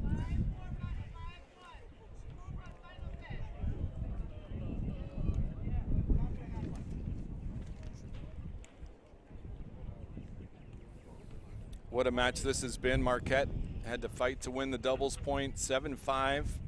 I'm sorry, 7-6 at number 3 doubles, 8-6 in the tiebreaker. Then in singles, pretty quickly, Marquette wins at 5-6. 3-love. You look at court 4, Myers is up a set and 4-1. Well, we thought the way the doubles went, and it's hard to believe in college tennis, just 3 sets, one apiece, decide who's going to get that point. We thought to ourselves, okay, this is going to lead to quite the dramatic singles matches. But it was looking like Marquette had it in the bag potentially when 4, 5, and 6 were going the way they were. Just an incredible comeback by Dusan Vukocevic, the senior from Serbia. And he's up 4-1 now in this 3rd set, but Myers with life. And the way this crowd has been for Marquette, all it would take is one more game win for the belief to start, and it's starting. And for Myers there, he gets a service winner first point, so he didn't have to hit 12 shots that time to get the point, which is good. 15-love. He works quickly.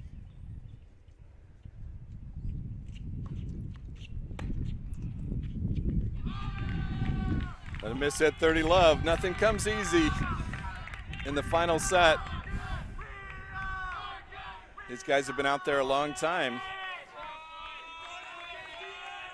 Joe, you've played at Butler, you've coached at Indianapolis, at Butler as well, and you said it, the last point's the hardest to get.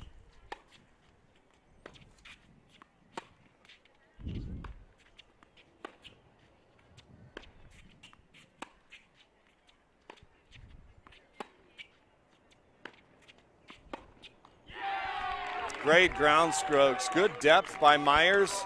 Deep in the court, 40-love. He's got 4 game points to close to within 2-4. Brett Myers has stuck to his guns, and that has really summed up the entire day and match for a title.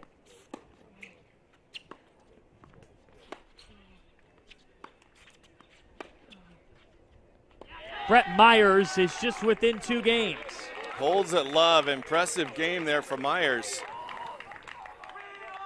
So he got the break to stop the streak of 9 in a row against him. And then he follows that up by holding at love. 3 service winners out of 4. So interesting first point to start this game. You've been around the sport for several decades. You've watched a lot of different matches. Where's this one sit? Tell you what, it's 4-3 matches are rare, and when you're playing a championship match, it's even more rare.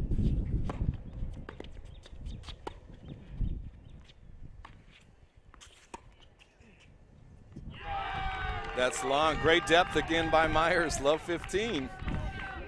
And after Dusan Vukocevic had won 8 straight games, Brett Myers has taken the last 2, and it feels like he's in control of the driver's seat now. The roller coaster up and down, shifting once again.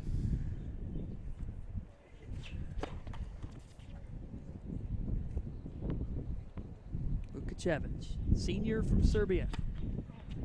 Myers, the junior from Illinois.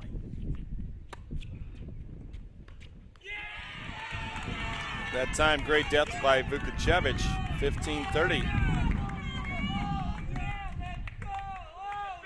At this point, how much coaching is being done? I think it's a lot of cheering. Sometimes you'll see, and that's the beauty of college tennis now, you can go out and actually tell the player, hey, pick this side for the deciding point, or do this. And sometimes that's good for the player because the coach is telling them what to do. All I have to do is go do it.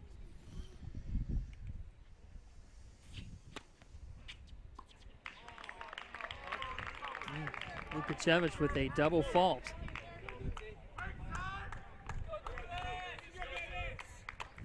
And that's one thing, going back to the women's semi yesterday, John, we saw between St. John's and Xavier. You don't know the physical toll. These student athletes have been working hard all weekend here. And it looked like it was coming easy for Vukocevic, but it wasn't easy. He had to work for everything he's gotten here in the 3rd set.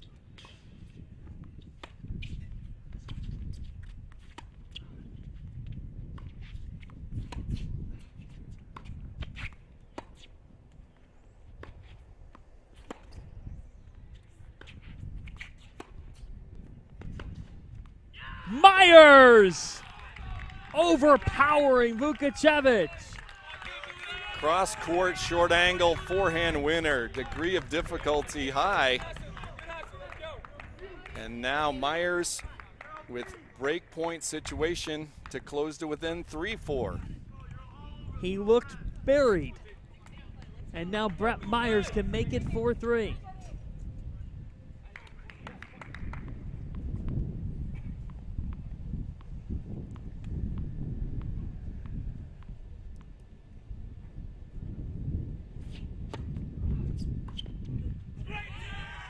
Big serve by Vukacevic. Again, it wasn't the fastball, but he forced the air. 1 break point saved. Needs another.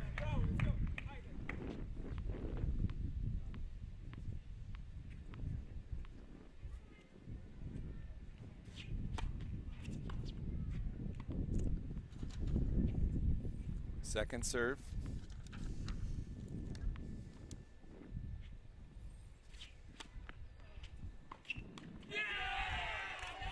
Vukacevic staying alive, Joe. Second break point saved.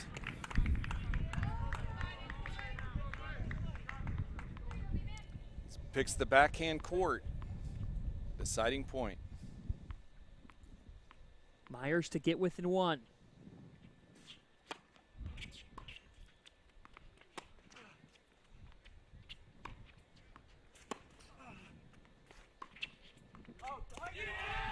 It's out. Vukacevic. The judge rules in his favor. Dusan Vukacevic reestablishing control. And now just 1 game away from the completion of a comeback. Gutsy effort getting back from 15-40. He got that service winner. He saved another break point. We got to the deciding point. And we talked about that before the match, John, that a tight match like this, the deciding points make the difference. And we saw the first game of this third set, the surprise serve and volley from Vukacevic. And then right there, getting it done.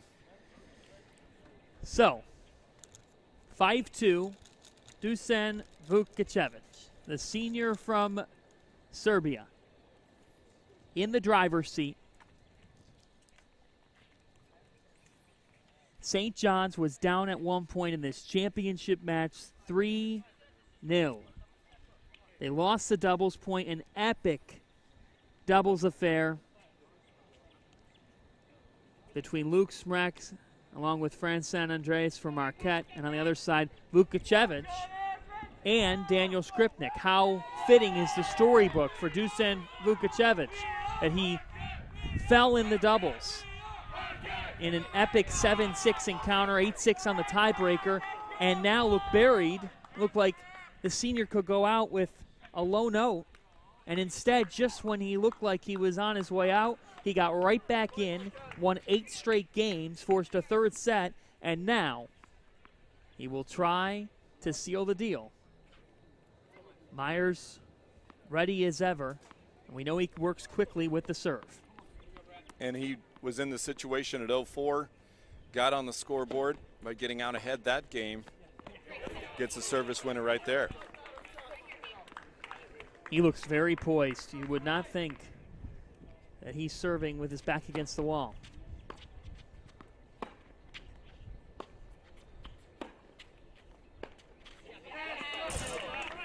Good deep ground strokes. It's good. After that, he had 3 break points the last game. He didn't get it, but you got the 90 seconds of the changeover to reboot. 30 love.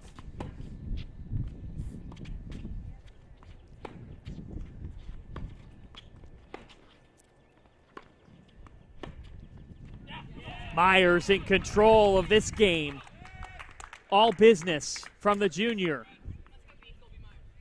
Forehand winner, 40 love.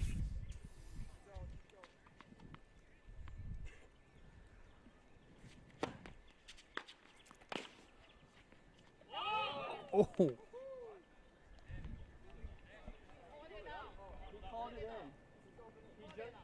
said thumbs up. A debate now between the judge and the players. She called that out. We're waiting to hear.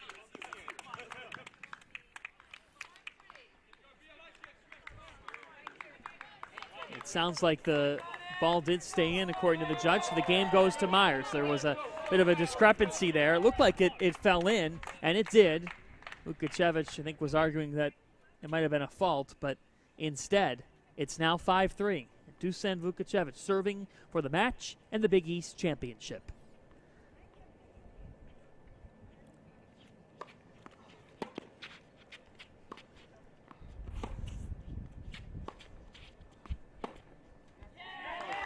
That one misses. 15 love.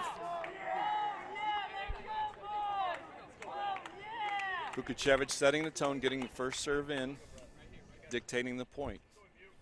You are watching fantastic baseline tennis. These two just attacking each other from deep.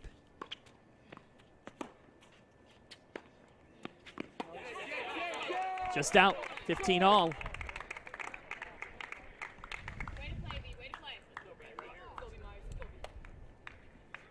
We've seen these two empty their bag of tricks.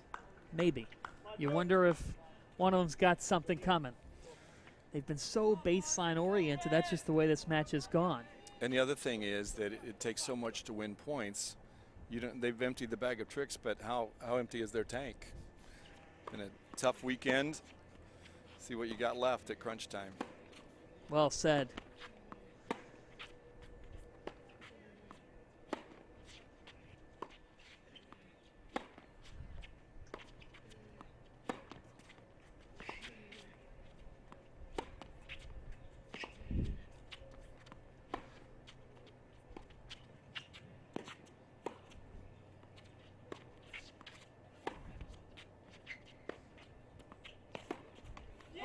Vukocevic, 2 away. Another great baseline rally. Myers hitting the backhand that he likes to do. That one catching the tape. 30-15.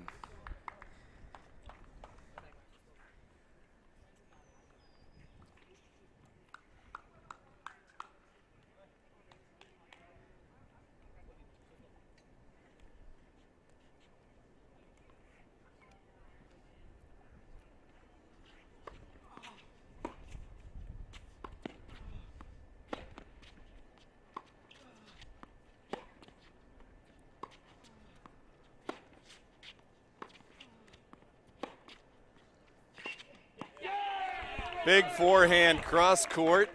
Got enough angle to get back to 30 all. Myers will not let his guard down. Every time you begin to think, all right, now it might be time for Vukocevic to close it out. Brett Myers responds, and he shows us why he's been that Marquette most valuable player the last 2 years. Personifying toughness. This, an instant classic in Big East men's tennis. 30 all here.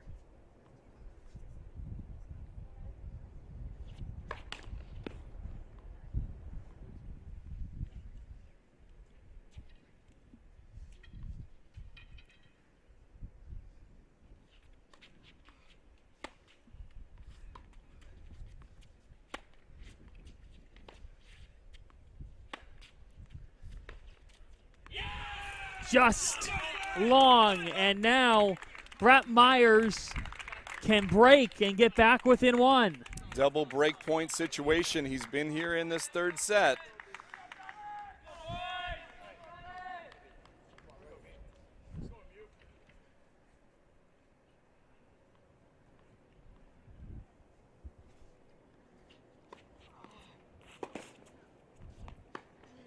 What a serve and point for Vukocevic. There's that change-up serve out wide that worked before. Now we're going to see Myers elect to take it on the deuce court deciding point. Dusan Vukocevic serving for the title. Myers receiving to stay alive.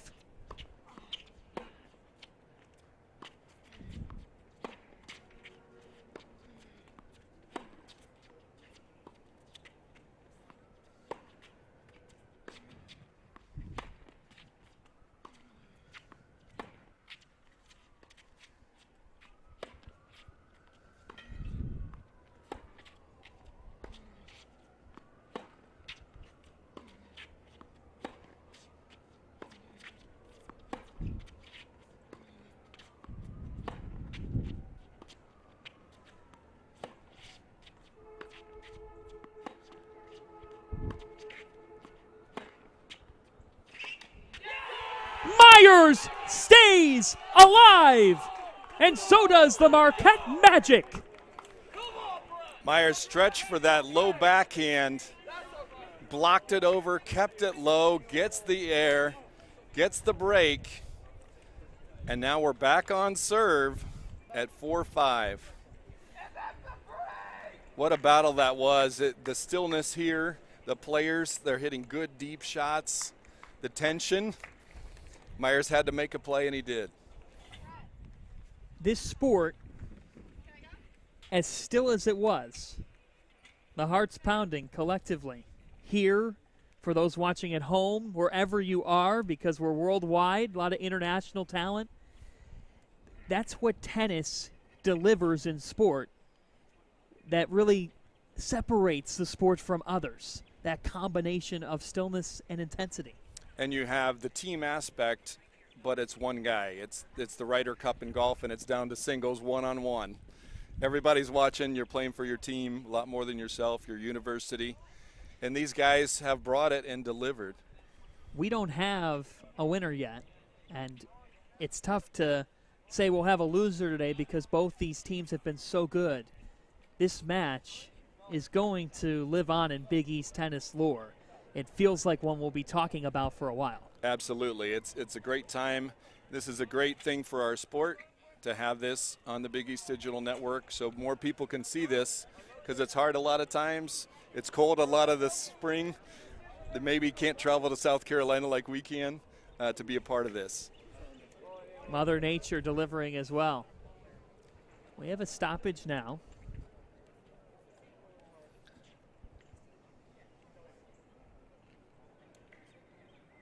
Deputy official stepping in at this moment. Don Cortese talking it over. Don't see an athletic trainer on the court.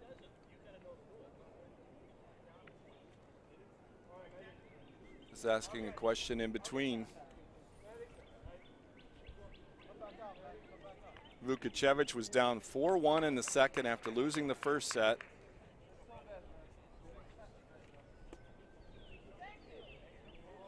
Vukocevic up 5-4 in this third set, and now you see Frank Russo, St. John's assistant, talking things over. Some sort of an injury being talking discussed. About a medical timeout. And Vukocevic, it appears, getting his leg rolled right now. So Megan Doyle, the athletic trainer for St. John's, providing some treatment. So for Myers, you fought your way back from 0-4. Got it to 2-4, had a chance for 3-4. Missed a close shot, so you're down 2-5. Regroups at the changeover. Came out that service game, took care of business quickly. It's 5-3. Got a break point. Didn't convert the first one, but the second one, a great low backhand by Brett Myers. And now we're at 4-5, and as if you think the drama could not get any larger. Got a little medical timeout just to increase the tension. 3-3, Big East Championship, KC, South Carolina. This drama has been off the charts. And just think, folks, we have a women's title to still decide. In a weekend that has been very dramatic with semifinal matches, with Mother Nature getting in on the drama. She just loved Big East tennis so much she provided a bit of rain, and it was enough to push things back to Championship Monday. And yesterday was an amazing day, starting with, we talked about Marquette's rally from 3 team match points down to beat Butler 4-3. Then in the afternoon, 2 dramatic women's semifinals. Xavier beats St. John's 4-3 with the victory in number 3 singles. And then the DePaul women edge Villanova 4-2.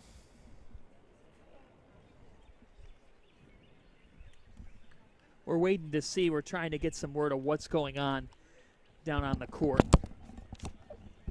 And we're going to get that right now, and we'll let you know what's going on. But just to give you a recap, folks, for you just joining us, if you're looking for the Big East women's tennis finals, those have been pushed back between Xavier and DePaul.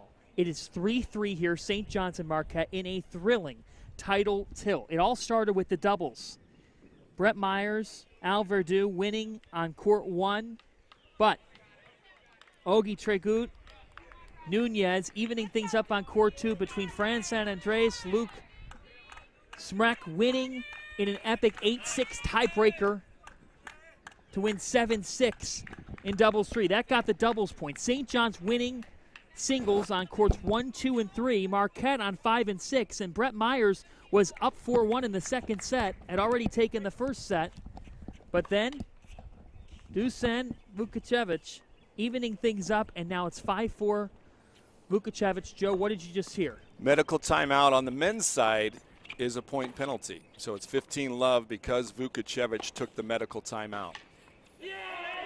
Interestingly enough, on the women's side, it's not a point penalty for medical timeout. So Vukocevic asked for the medical timeout, then tried to rescind it. Took it. So once it's taken, he got the treatment, and it's 15-all. All's well that ends well. It's just a 3-point game now. Everything evened up, and Myers serving to try to, in incredible fashion, even up this set after he was down 4-0.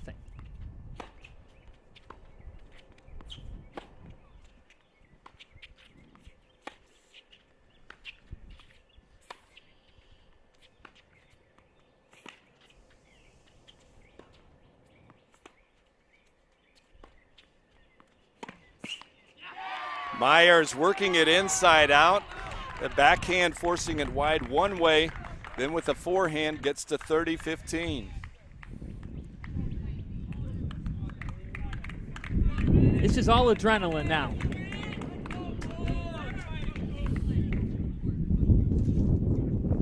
(30-15) Myers can even things up with a game win here.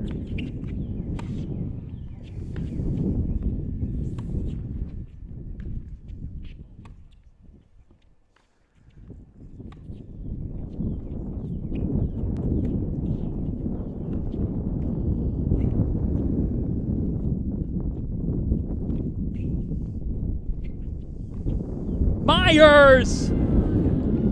How about it?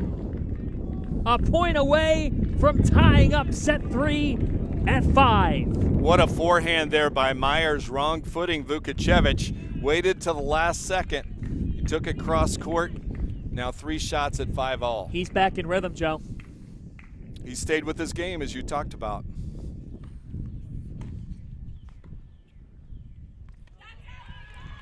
Vukocevic. 40-30 now. Big return right there by Vukocevic. Great depth. Myers doing a little stretching in between. Vukocevic will have to change rackets.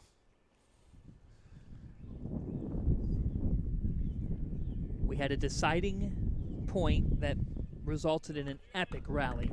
Lasted well over a minute, and Myers pulled it out. It's been all baseline action. Someone just said, a spectator near us, feels like Federer.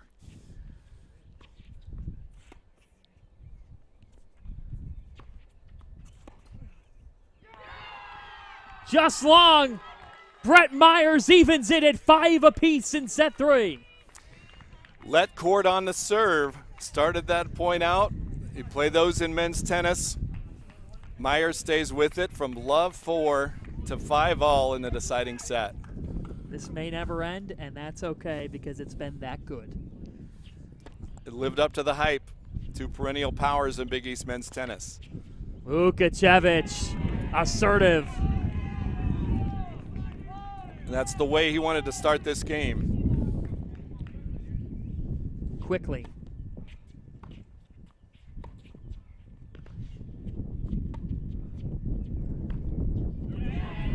Love. And so Dusan Vukocevic, after winning 8 straight games, up 4-0 in set 3. Brett Myers, 5 of 6 he's won. A huge deciding point in there. That one is long, 30-15. Myers lost a couple deciding points early in the third. Part of that love for hole, but he's worked his way out of it with the last couple. Fittingly, this is deciding this match. You talked to Dylan Potash, the St. John's head coach. You talked to Stephen Rocap, and they both say the same about these two players. Big forehand. And they both said about them, heart of a champion. Volley misses long, 30 all.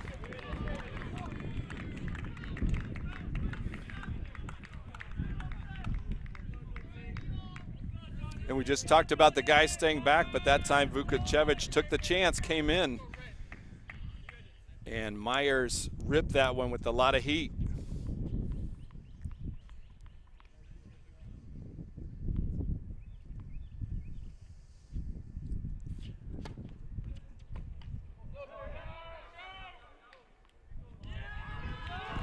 Oh!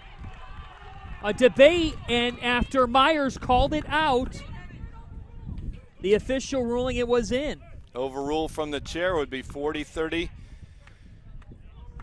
And then another look at it. Vukocevic took him out wide. If it's a third overrule, that would be a game penalty. So it was 30 all going into that. The serve overruled to call in.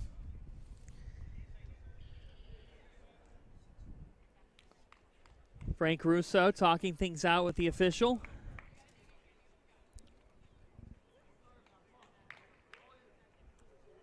So many close calls, and it's interesting when you get, obviously, to pro tennis with a Hawkeye system, one of the best replay systems in any sport.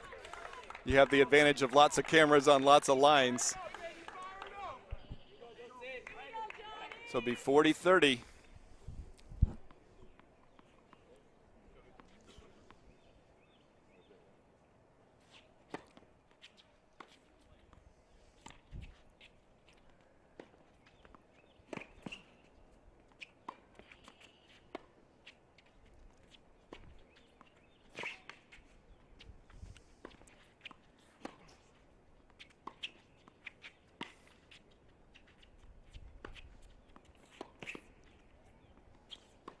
Myers punches it.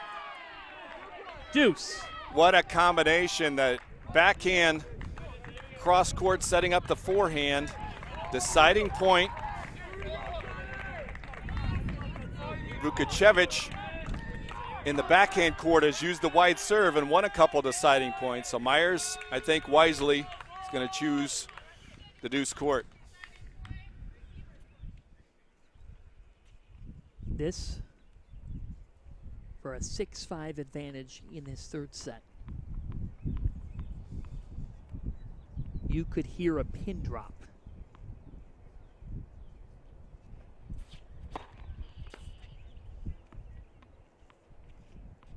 A fault. Vukocevic with another.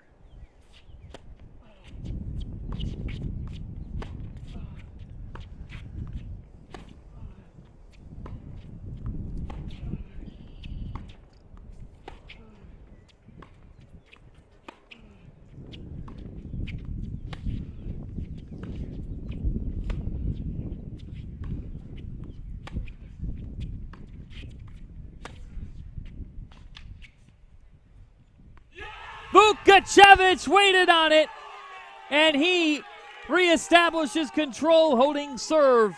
6-5 now in the third set, and Myers will serve. 25-stroke rally there. Vukocevic finally getting the better of it just barely to take a 6-5 lead. Time stopped for a moment as that ball was midair. And those of us who were here yesterday saw that in the Marquette match, the drama with team match points on both sides. And here for Marquette, you got Myers was down love 4, gets it back to 5 all, but then Vukocevic that game riding the ship and coming up with a big deciding point. What has stuck out to you about Myers' serve? I think he's been comfortable on this side. He's served better on this side. He's gotten some service winners to get some easy points, because as we saw there, most of these points are not easy. You're taking 20 shots to end 1 point. So he should have a lot of confidence on this side.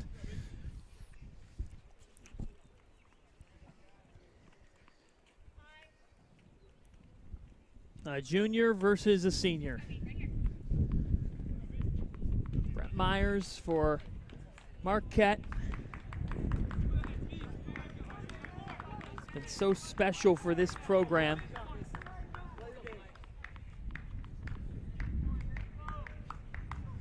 Now serving to stay alive.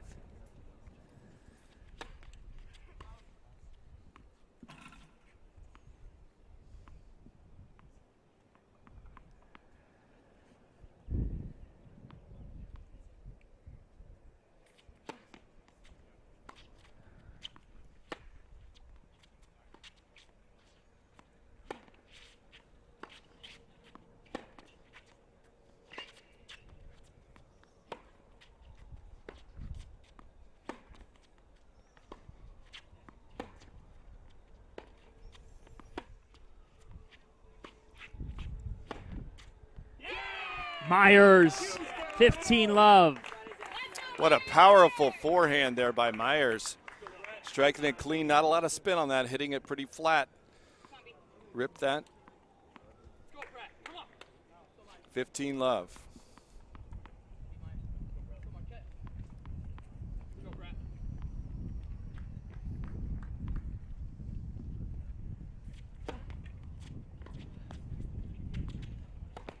Oh, Myers charging right back.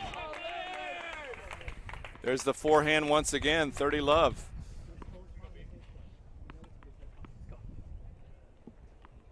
Vukacevich is going to switch rackets. He had one of his teammates run around and get another one and make the switch in the middle of the game here.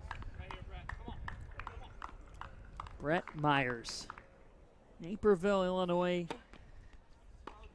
is his hometown. One of 4 kids in his family, has a twin sister, Chelsea. We hope we're entertaining some of them today. I'm sure they're watching with bated breath. That one misses, 30-15. So he got off to the good start like we've talked about. Been serving well on this side here in the third set.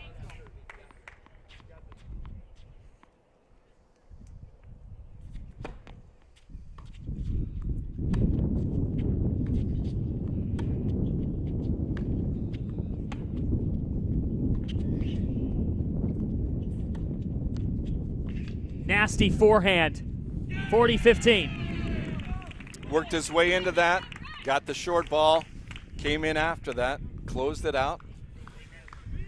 We're heading towards that tiebreaker, just as the doubles was decided with that.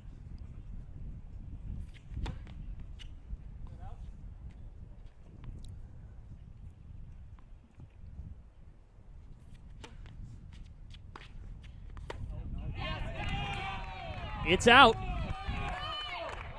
It's out. And we are heading to a tiebreaker for the title. We had the tiebreaker deciding the doubles at number 3 doubles. Marquette won that 8-6.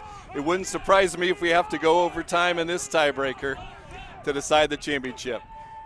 Vukacevich was on the wrong end of the tiebreaker in doubles. He has literally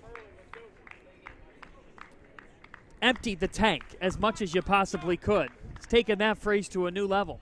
I don't know what he has left at this point. And for him, he's got the first serve, so he wants to get this first point, regain the momentum. 1-7 tiebreaker.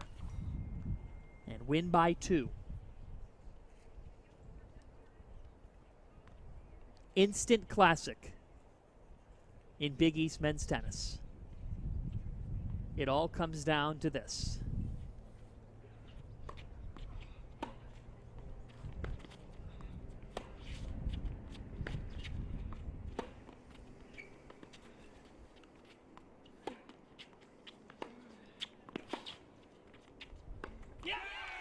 Myers, tone setter, 1-0.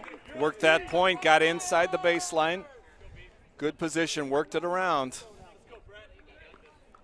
Now he's serving on the comfortable end with a 1-0 lead in the match, the tiebreaker for the match.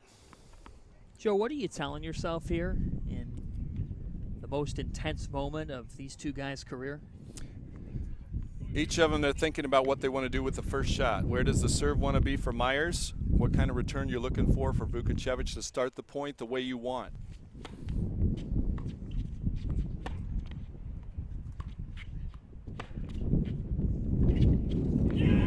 And Brett Myers has jumped out to a 2-0 advantage.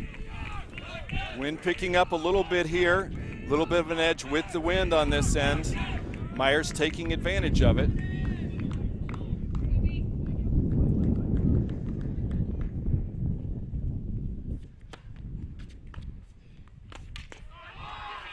What a return by Vukocevic up the line. That was a nice wide serve by Myers. Vukocevic not fazed by it. Gets the mini break back. Now 1-2.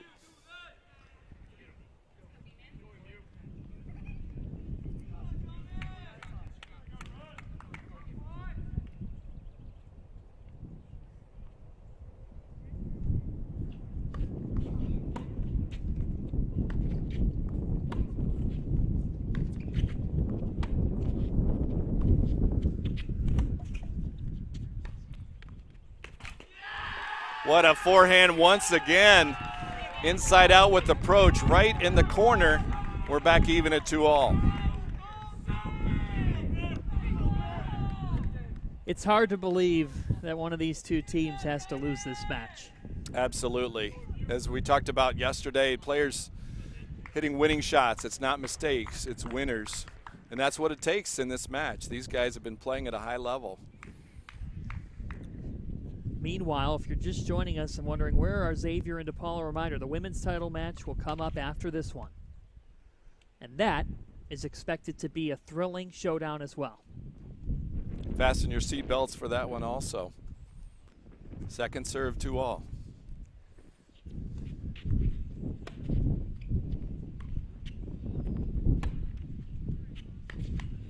Oh. That misses wide. The let cord shifts the dynamic a little bit in that point. So Vukocevic back to the wall a little bit, down 2-0 in the breaker. Now he gets 3 straight. We're on serve.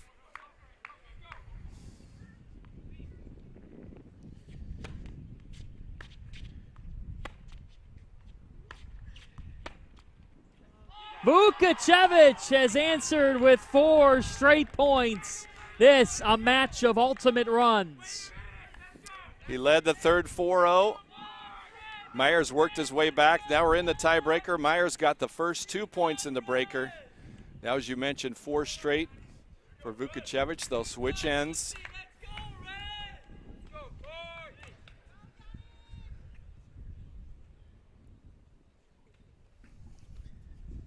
(4-2). As we remind you, women's tennis finals coming up. We're about 2 hours removed from the first singles match concluding. Coming up on 4 hours in this match. The team match started at 9 a.m.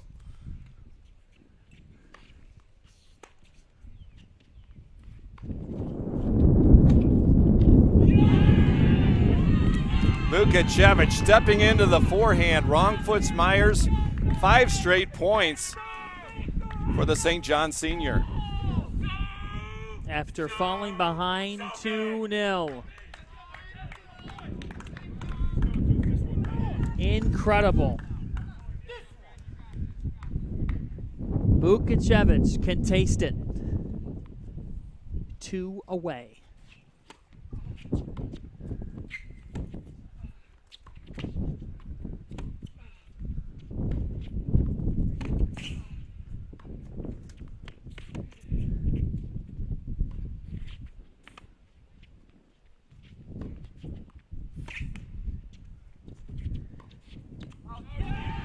That's out. Dusan Vukocevic is a point away. 4 match points coming up. Right play by Myers. He had the shot he wanted, just missed that approach.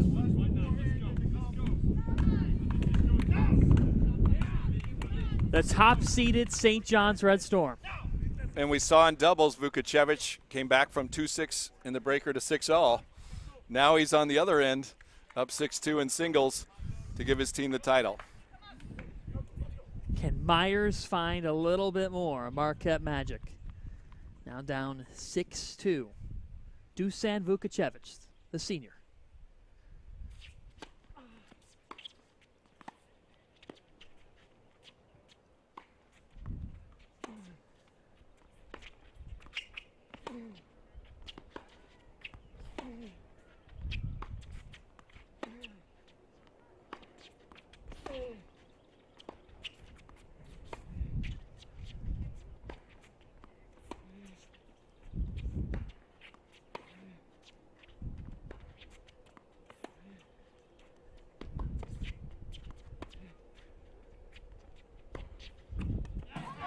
Myers won't back down. Stuck to his game, waited for the forehand, trying to work his legs a little in between points. 1 match point saved. If now, this doesn't get your blood flowing, you don't have a pulse. And like we talked about in doubles, now it's 3-6. He's back on serve. If you're the server, you're trying to get these 2 points. Then you're within 1. 6-3 Vukacevic. Myers ready as ever. He works with a quick tempo.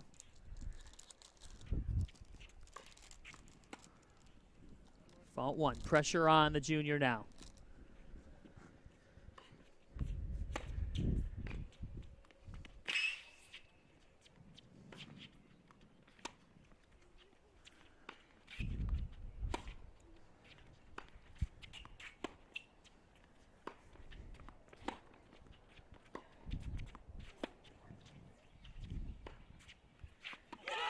A comeback for the ages is complete.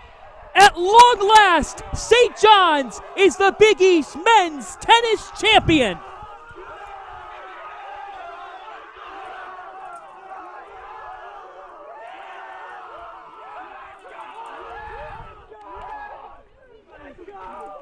What a point, a fitting point to decide this match. Both players playing at a high level, and Vukacevic delivered. He was down a set, down 4-1 in the second set. He wins 9 games in a row, gets up 4-0 in the third. Here's another look at the match point at 3-6 in the tiebreaker. Another baseline rally with these 2 deep ground strokes. And the air by Myers, and Vukacevic gives the Johnnies the title. A dynasty of the reconfigured Big East in the first 3 years is back on top in the conference. Their 4th Big East title in 6 years. New York's team is heading back to Queens with another trophy. And John, these 6 seniors, they experienced it as freshmen. They got to go to the NCAA tournament. They wanted one more shot at it, and they got it. Fittingly, Dusan Vukacevic, embodying what this program has been all about this year, resilience. They started the season just 6-5, Joe Gentry. They have now reeled off 13 wins in a row heading into the NCAA tournament. And if you look at their 4 singles wins, 3 of those were by seniors. You had Nunez Aguilera at number 2 with the win. You had at number 1 singles. They get the win, Kravchenko. And then the newcomer, obviously, Vashista got the first point for them. Again, this match was 3-0. St. John's had trailed at one point. They come all the way back. And on the other side, for Marquette, what an incredible effort by this team. And 5 straight Big East title matches. You may look at it and think, well, they have one and that's it. We just saw how tough it is to climb the mountain. Marquette had to do it yesterday against Butler, and to think that they emptied the tank this way today, Joe, absolutely incredible season for these Golden Eagles. Absolutely, and it shows how close it is. And if you look back at the last 3 years now, we've had 3 different champions. Butler won in 2017, Marquette got that win in 2018, and now St. John's, the 2019 champion. Let's send it to a break. We'll take a breath and have more reaction. St. John's is the 2019 Big East men's tennis champions. The Red Storm, their first title in 3 years, and Dylan Potash incredible, in his first year as the head coach, leads St. John's to a conference title, and it comes in epic fashion. More to come from Casey after a 4-hour marathon for the ages, with the Red Storm pulling it out over Marquette. Do not go anywhere. It's time to fuel your ambitions by taking charge of your student debt. Yeah, At I can head SoFi, down right we've now. helped over 250,000 do people trophy? refinance their student loans, saving thousands of dollars. Now you can pay off your student loans faster and reach your goals sooner. Yep, I'll go down. See how much you Check, can check. save 1, in just 2, 2 3, minutes 1, 2, at 3. SoFi.com/save. It's time to fuel your ambitions by taking charge of your student debt. At SoFi, we've helped over 250,000 people refinance their student loans, saving thousands of dollars. Now you can pay off your student loans faster and reach your goals sooner. See how much you can save in just 2 minutes at SoFi.com/save. It's time to fuel your ambitions by taking charge of your student debt.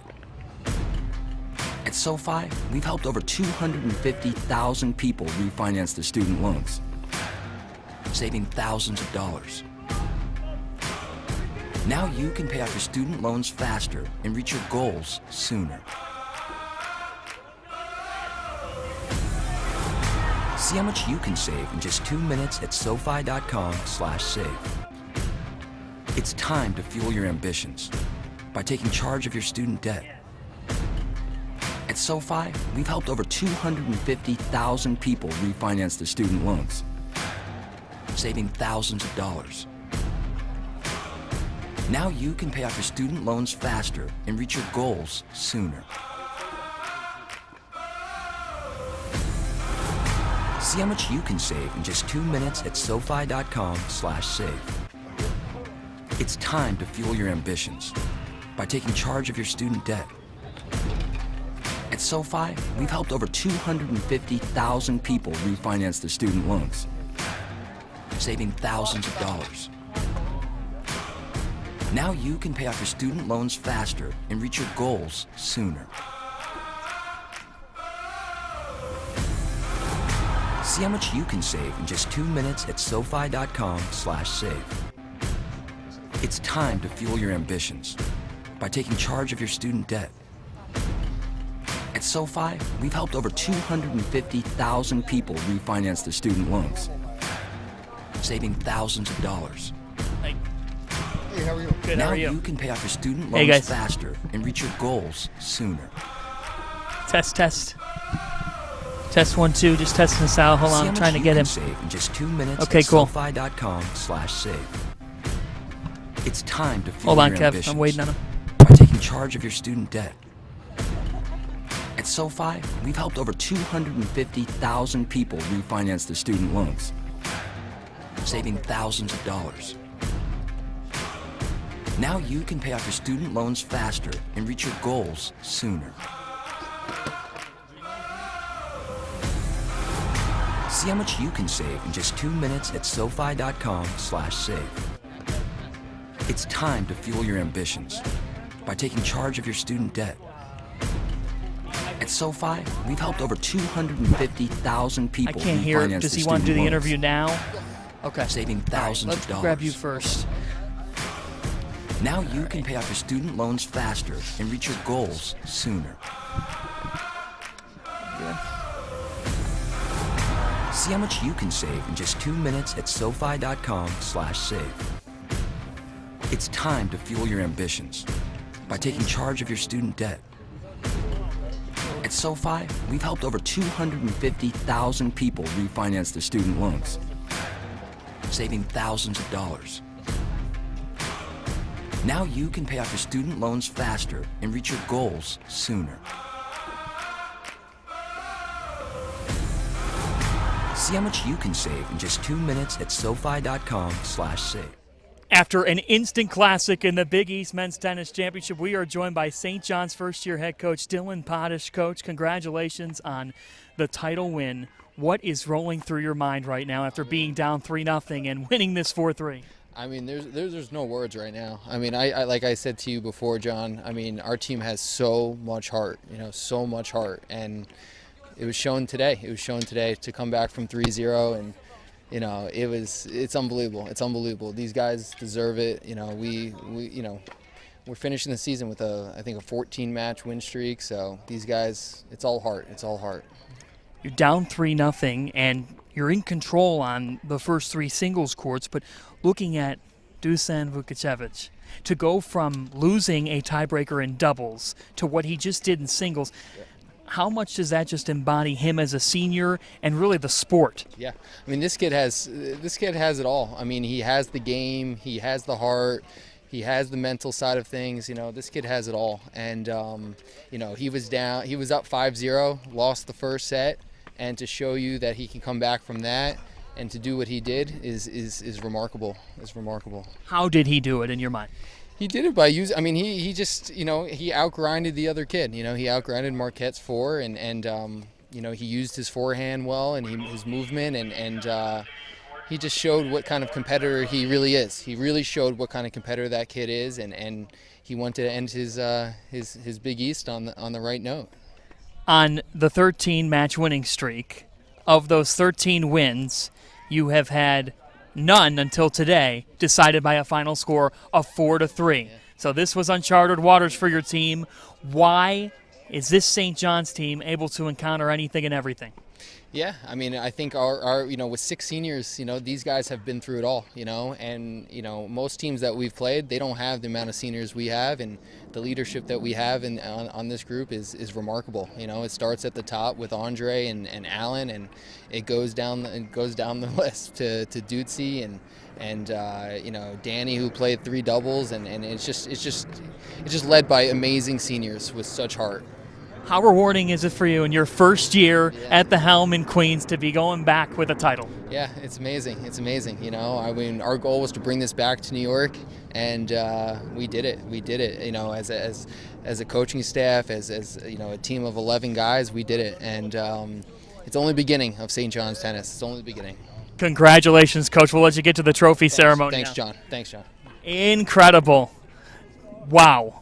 Dylan Potash leads St. John's to the Big East men's tennis title as they are heading on over to the court now for the trophy ceremony. This, just an epic affair. St. John's winning 4-3, back and forth, but down 3-0. And Dusan Vukicevic, an epic encounter with Brett Myers, found a way to rally back. It looked like he was staring defeat in its face, and somehow the senior puts it on display of this St. John's program and experience what it means. And the Red Storm are the kings of Big East tennis for the 4th time in the last 6 years.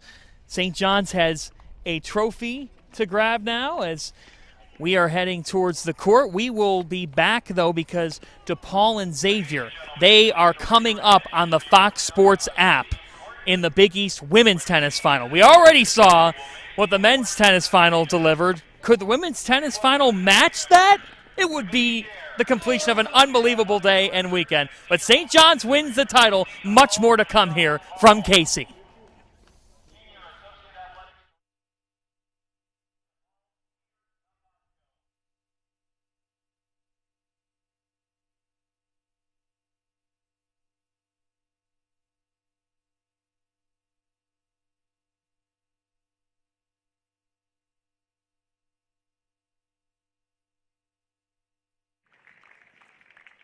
Congratulations to the number 3 seed Marquette Golden Eagles, the 2019 Big East Men's Tournament runner-up. Accepting their trophy, seniors Greg Anderson and Alvaro Verdu.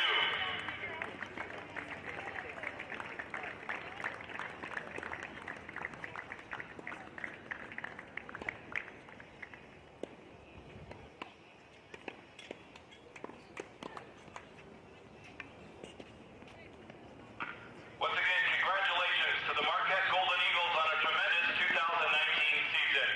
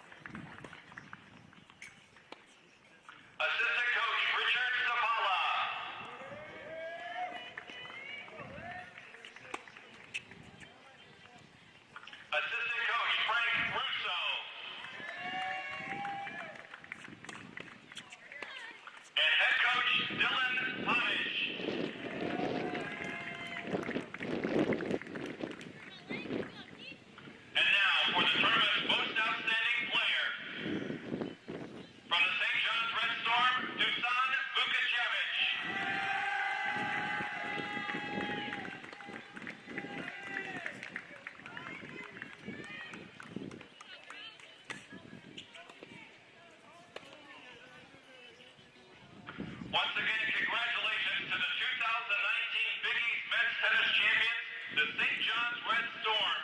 They will be headed to the 2019 NCAA Championships. Will earn their first and second round destination during the NCAA Selection Show next Monday, April 29th at 6 p.m. Eastern on NCAA.com.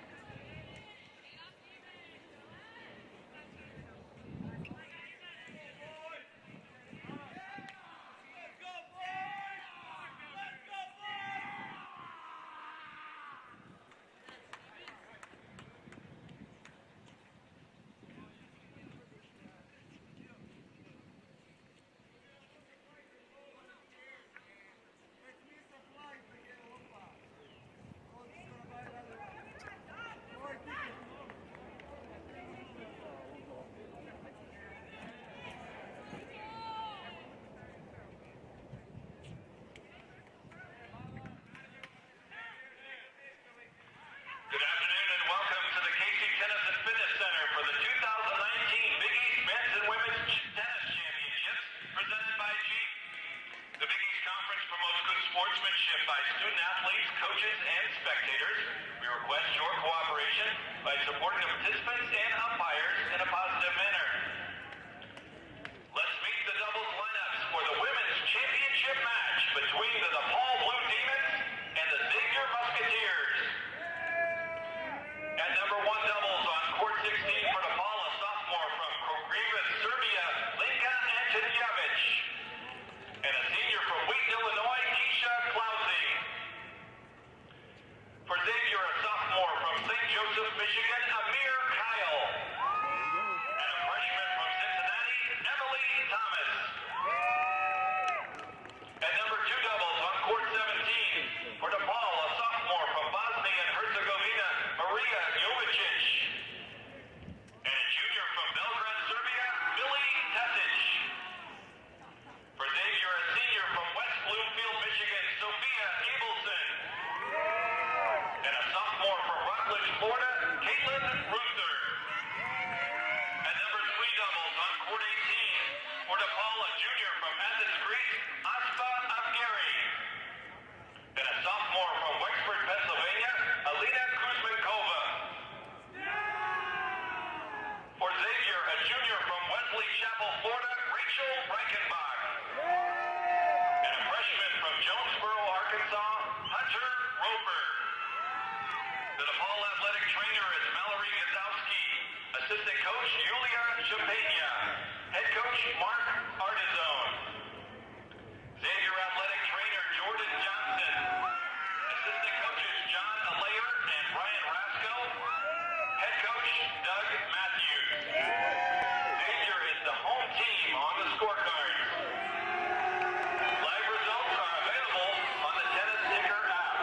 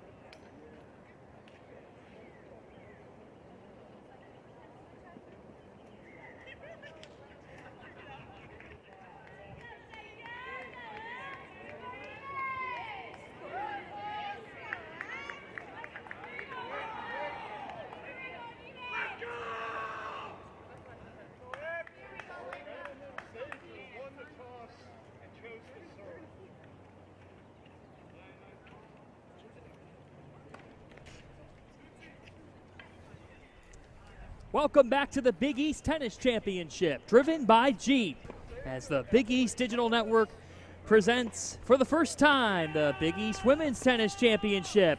It is the Xavier Musketeers, and in their 6th consecutive title match, the DePaul Blue Demons.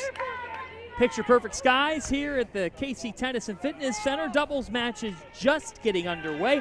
Alongside my partner, Joe Gentry, the Butler Hall of Famer, I'm John Fanza. And Joe, these Xavier Musketeers, the top seed in the Big East Conference, they have reeled off an incredible winning streak, 20 in a row. They've not lost since February 1st, but today they face a team that knows this stage all too well. And among those 20 wins, a bunch of 4-3 victories for Xavier, including yesterday dramatically against St. John's with the number 3 singles win for Xavier in that one. But DePaul, as you mentioned, they've been here every year. They were injured coming in. They found a way to get it done. Got it done in the first round. Got it done yesterday against a tough Villanova team, now playing for the title. We are on court 1 right off the bat. Samir Kyle and Emily Thomas. Thomas, the freshman, clinched it for Xavier yesterday in singles action.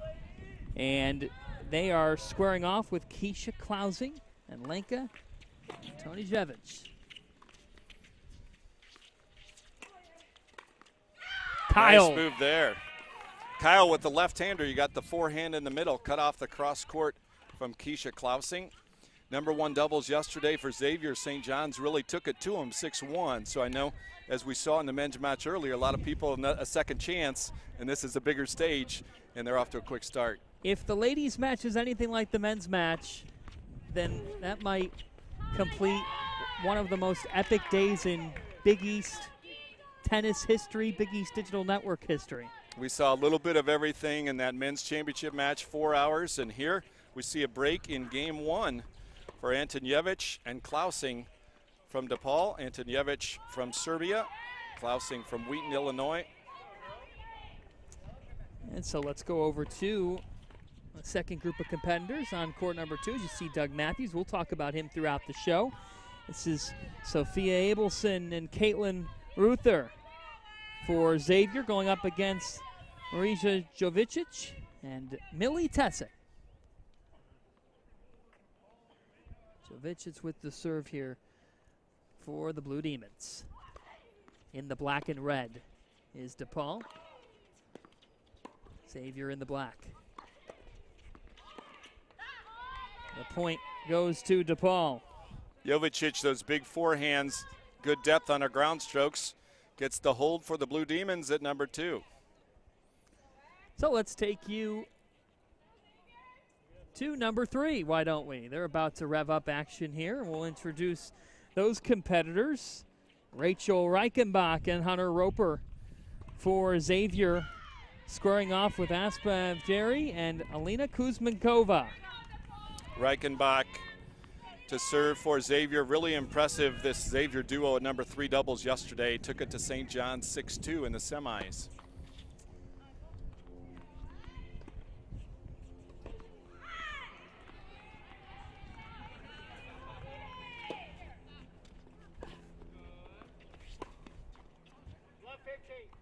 DePaul with the point this time. Kuzmankova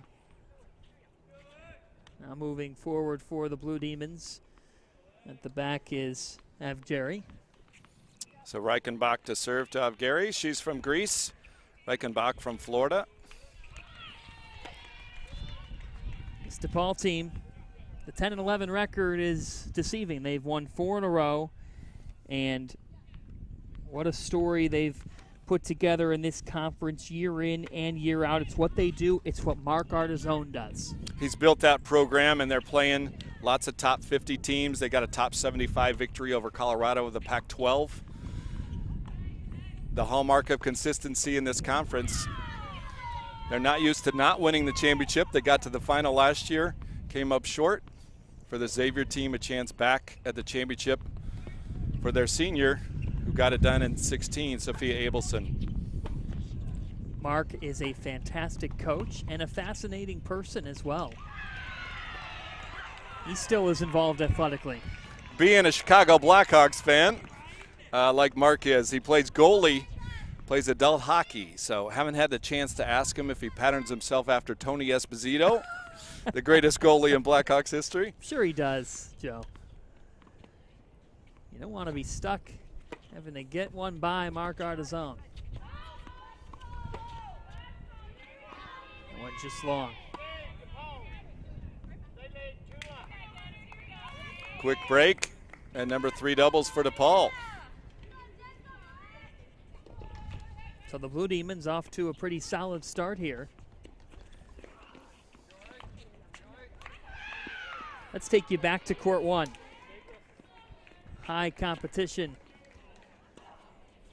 here at number 1. Klausing, Antonievich, and Keisha Klausing. We'll get to know her a little bit more deeper into the broadcast. She's a fantastic story. The senior, her biggest motivation is her brother, who she lost. He passed away at the age of 19, and she does everything for him, she told us. And just the epitome of everything Mark Artizone looks for in a player. She's battled a shoulder injury.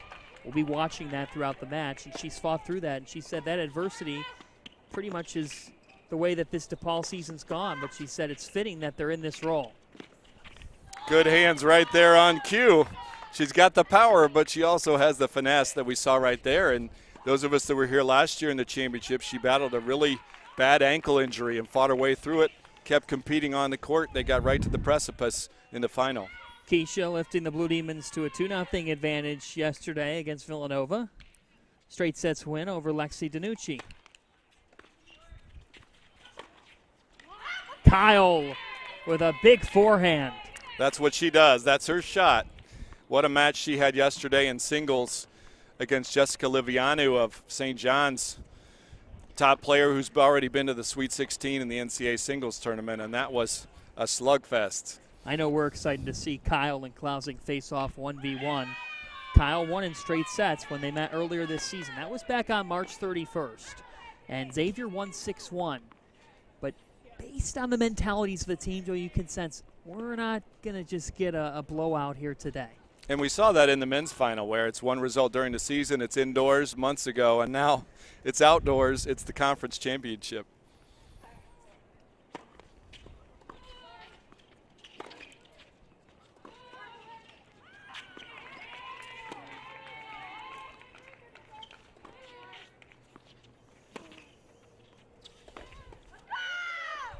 Kyle wins that baseline rally. And you heard the emotion from Emily Thomas. Only a freshman has a lot of emotion. She channeled it well yesterday. Yes, she did. And her teammates were dancing behind her. You could tell by the laid-back yet leadership nature of Doug Matthews that he lets his ladies go with the flow. And also, it's one thing, you talk about a freshman, but at this point in the season, you started practice in August. You played tournaments in the fall. A lot of matches, a lot of experience. She showed that yesterday. Kyle's got a powerful serve.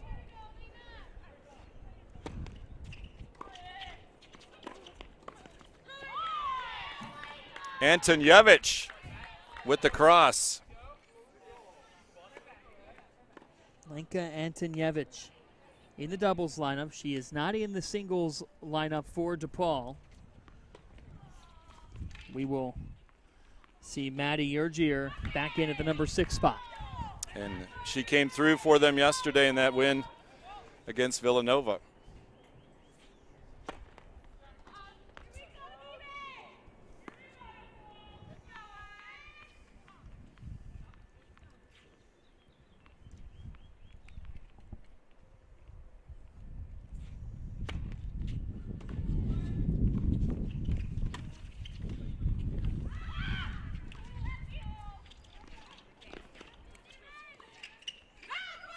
It's out. Thomas loves it. She'll let you know.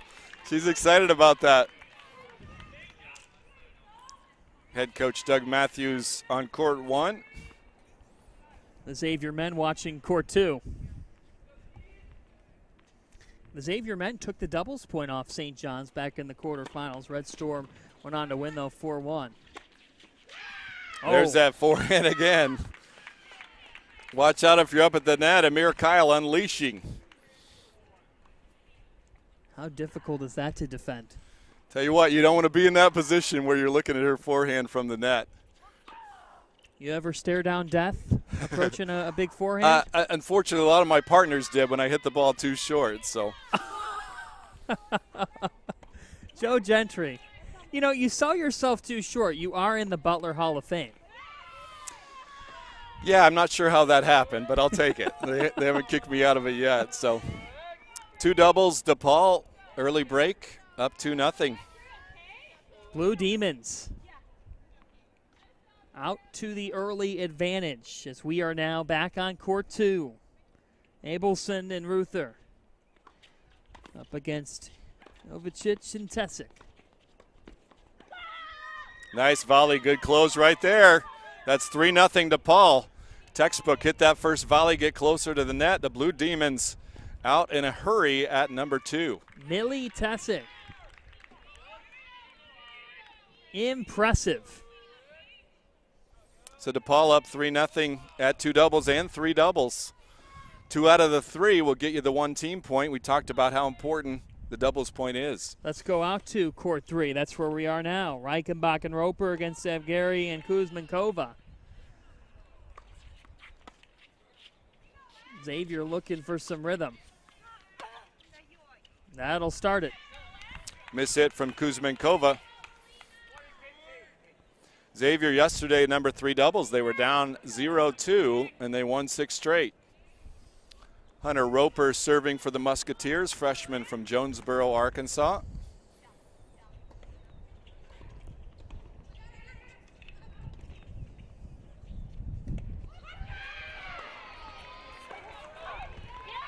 Right up the line. Nasty shot. Beautifully done by Ovicic. The wide serve there by Roper was a good serve. But the Demons had the answer. The Demons have the early answers to everything. In control on 2 and 3. Can Xavier find a response?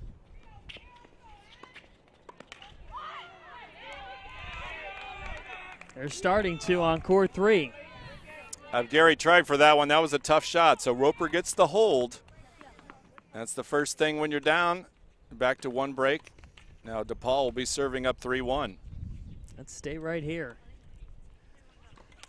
Conversation between Evgeny and Kuzmenkova. Glad that you're with us on the Big East Digital Network. We are in hour 5 of our coverage, which has been continuous. Great backhand up front. Evgeny this time.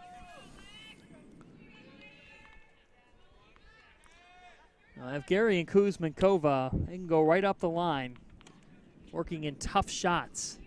And that's really a staple of Mark Ardizone's teams is they stay committed to who they are, and they make you beat them. And that's what Reichenbach did right there, but she had to hit the forcing shot with that angle volley, taking Kuzmenkova wide.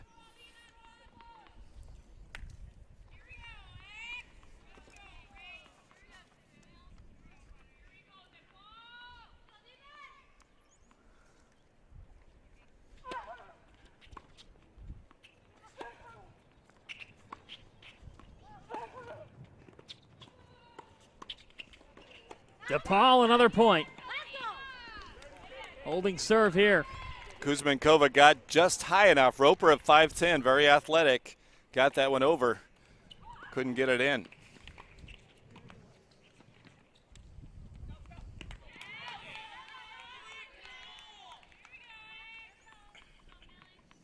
Here's Kuzmenkova.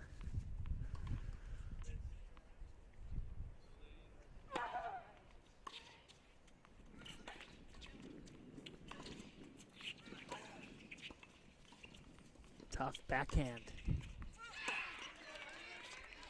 That is out. Roper started that off with a good return.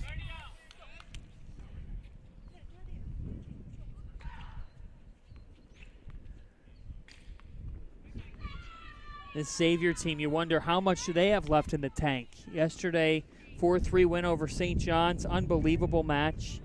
Emily Thomas finding a way. And that just was an absolute marathon throughout the afternoon here. Almost like the second set of that match ended, and the entire third set, the team match was 3-all. Everybody was watching their court.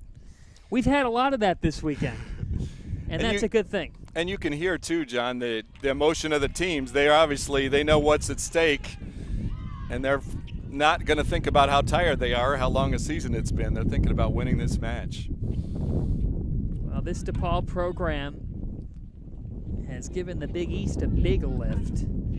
They've got that NCAA tournament win over Kentucky a couple years back, and Joe, you know the whole sport so well.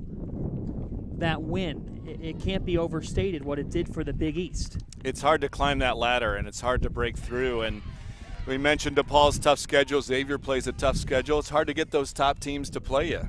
Similar to basketball, if fans are familiar with that. You want those power wins that are going to ride your ITA national ranking, and that win was big for the reconfigured Big East, and I think there's going to be more to come. Perhaps from one of these two teams. Xavier hasn't lost since February the 1st. Started the season 2-2.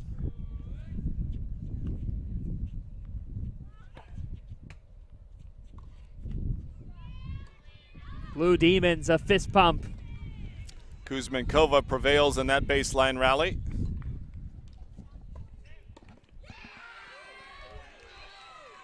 Starting to get the volume turned up here in the doubles. The noise carrying over from court one. No lack of noise from court one.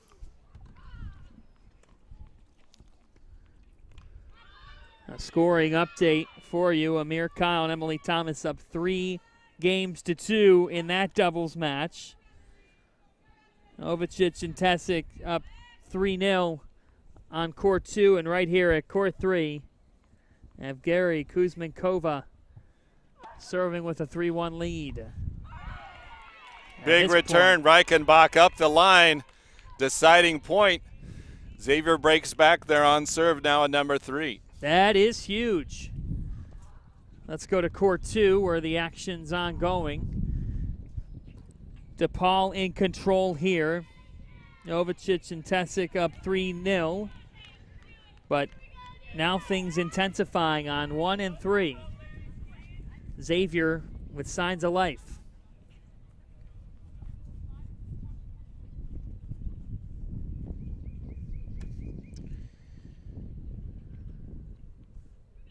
Novicic serving for DePaul.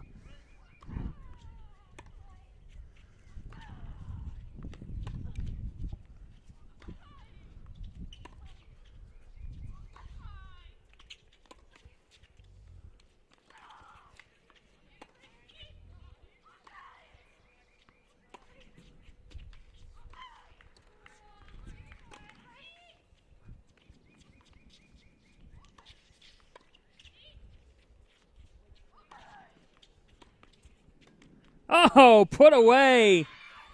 Tesic, Jovicic. Perfect combination. Power from the baseline with Jovicic. Tesic waiting her turn. Finally got the opportunity with the angle volley. A nice chess match here. Doug Matthews for Xavier talks about the craftiness of the left-hander Abelson, throwing every different varieties of shots into that last point. So that duo up 4-0 now, and they're in great territory to get DePaul on the board in these doubles matches. So let's bring it back to court 1, where we've got a riveting showdown right now. Klausing and Antonievich down 3-2. Amir Kyle and Emily Thomas for Xavier. As you're still looking at court 2, we'll bring it to court 1 here, which has been really entertaining from the get-go. DePaul and Xavier in the Big East Finals. Klausing aggressive there at the net. Got the short ball, stepped in, and put it away.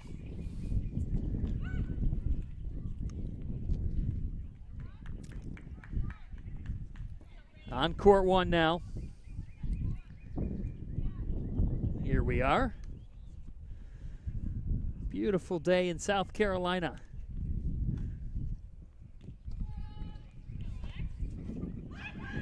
There she is, Emily Thomas. Big swing on the forehand. And a big let's go after that. Well, different styles here. You've got the heavy hitters of Xavier. Got a DePaul #1 duo that can play that way too. But Klausing changing her approach a little bit to finesse.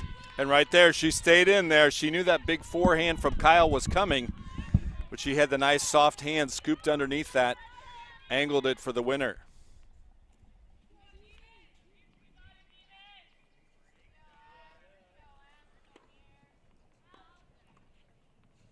Antonievich serving 2-3.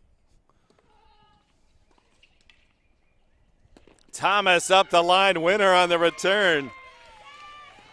Finessed that by Klausing.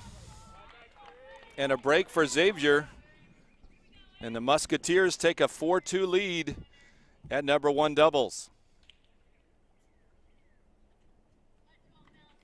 Kyle, the sophomore from St. Joseph, Michigan, serving for the Musketeers. Gets the signal from Thomas. Second serve to Antonievich.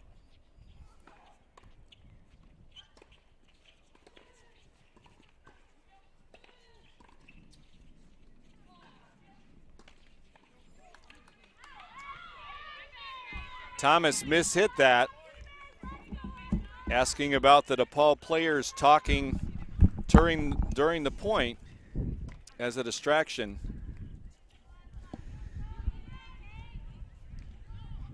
Keisha Klausing talking with the official. Antonievich as well. So Kyle and Thomas mentioned it immediately, the distraction. It's a tad ironic because there's plenty of talking on court 1. But my motto is it never hurts to ask, like many things in life. So ask the umpire. He agreed. So they'll replay the point unless there's a shifting.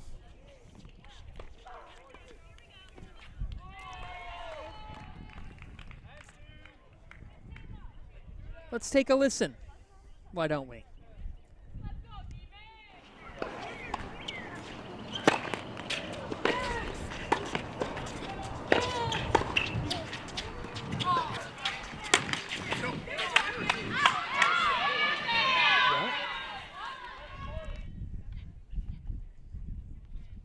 Plenty of discussion.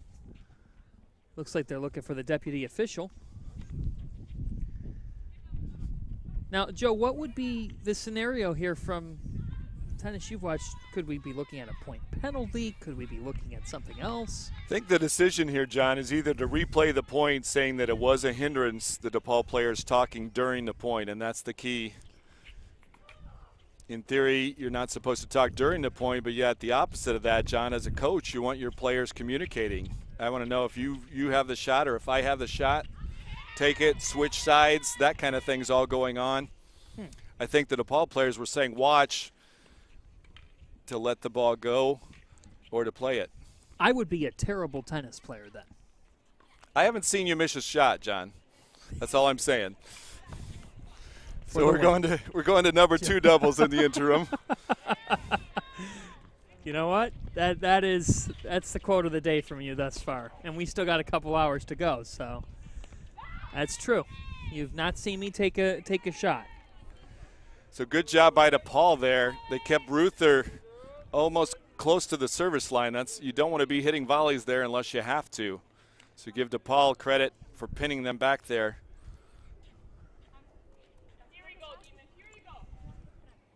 So the lone senior in the starting lineup for Xavier, Sophia Abelson serving to Maria Jovicic.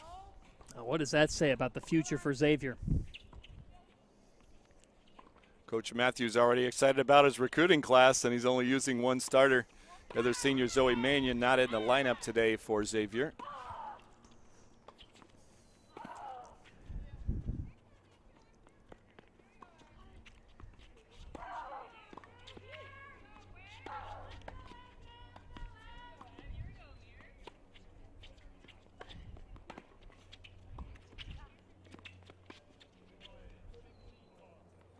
just nice out. point. Everything Jovicic and Tesic see, they're ready for. And they've been ready for, up 5-0. So Xavier gets the hold right there. That's something. They got one. But Tesic serving for the set at number 2 doubles.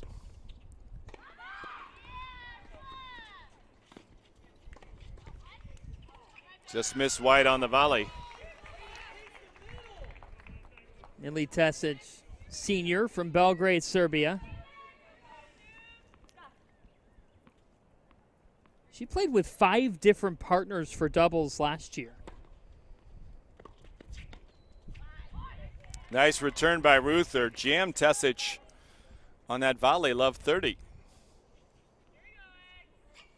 We talked about during the men's broadcast, John, you're trying to find the doubles combinations to give you the ability to win 2 out of the 3. Well, and what comes to mind there that she played with 5 different partners is the ability to adapt, no matter who you're playing with. I think that says something about her. Absolutely. In tennis, it kind of starts with where you're returning from. Some people like to return in the deuce court. Some people like the ad court.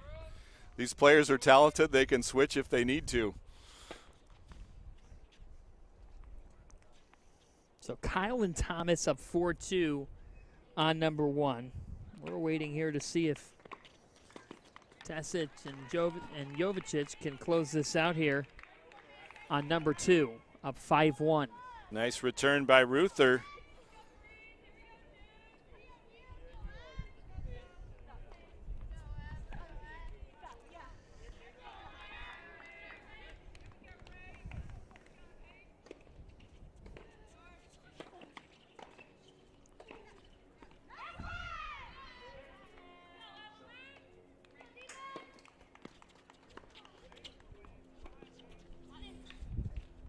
Beautiful shot.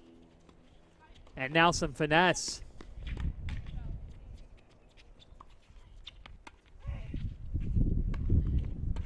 This DePaul duo now on the defense. Too much.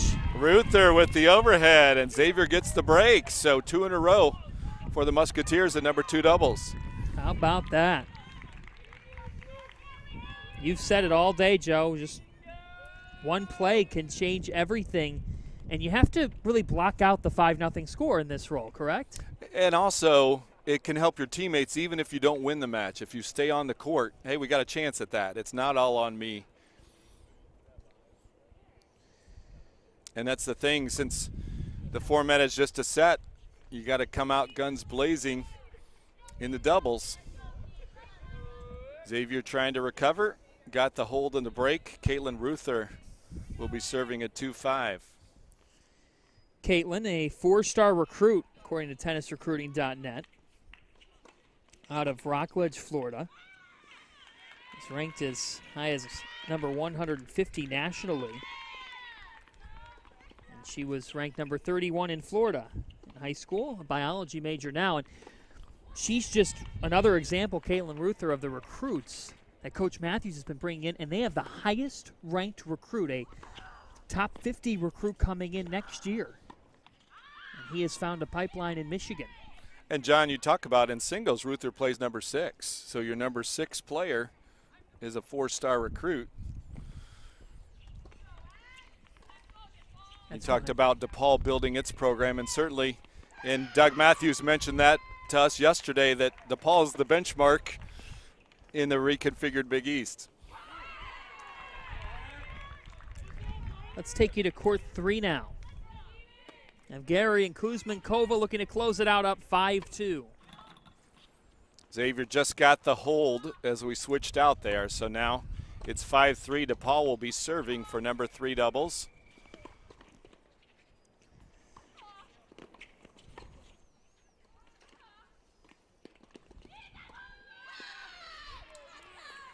You hear over on court 1, Kyle and Thomas winning a big point.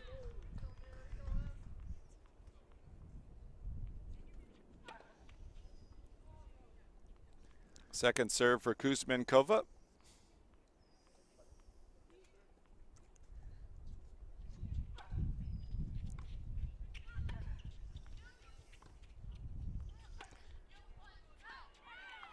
Forehand is long, love 15.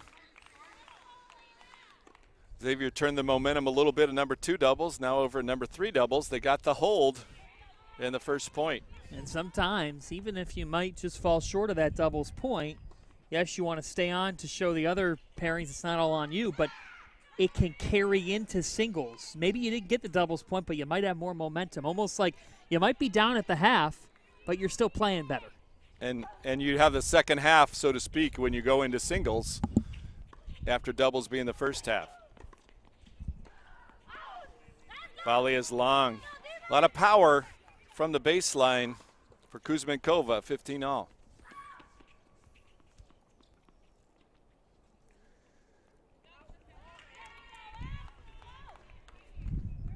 Crucial moment here for DePaul with the serve.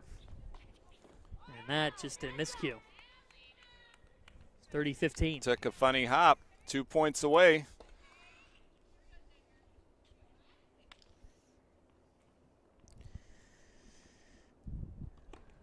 Talking about DePaul and what Coach Artizone has built, you think about the different countries that he's recruited out of: Serbia, Greece, Bosnia, Romania, all over Europe.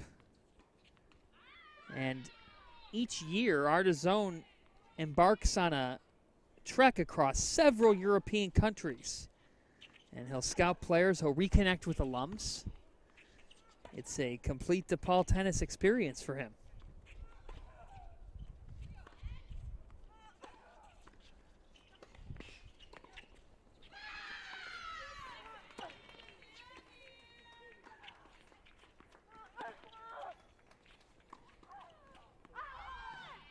That is long now. Triple match point coming up for DePaul at number 3 doubles. Triple match point, and it's needed for DePaul because Emily Thomas and Amir Kyle have just wrapped up a win on court number 1. 6-2 for Thomas and Kyle. And so now triple match point to even things up.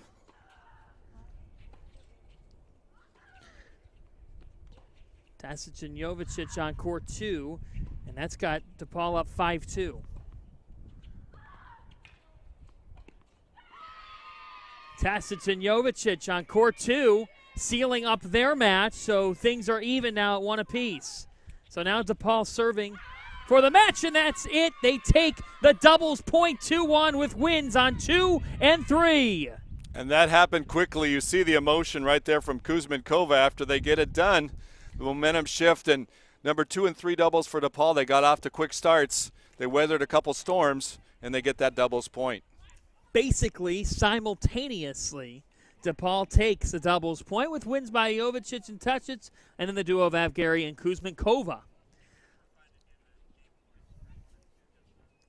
We'll get those points for you in just a moment on 1 and 2, but a great start for the Blue Demons as we take another look at the decisive point on court number 2. Jovicic and Tasic, the top of your screen.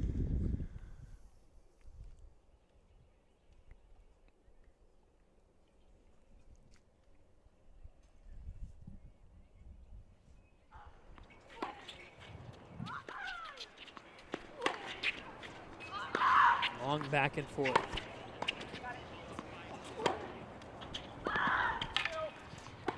Ruther got the chance to move in. Little indecision, hitting it right in between them, make that one tough.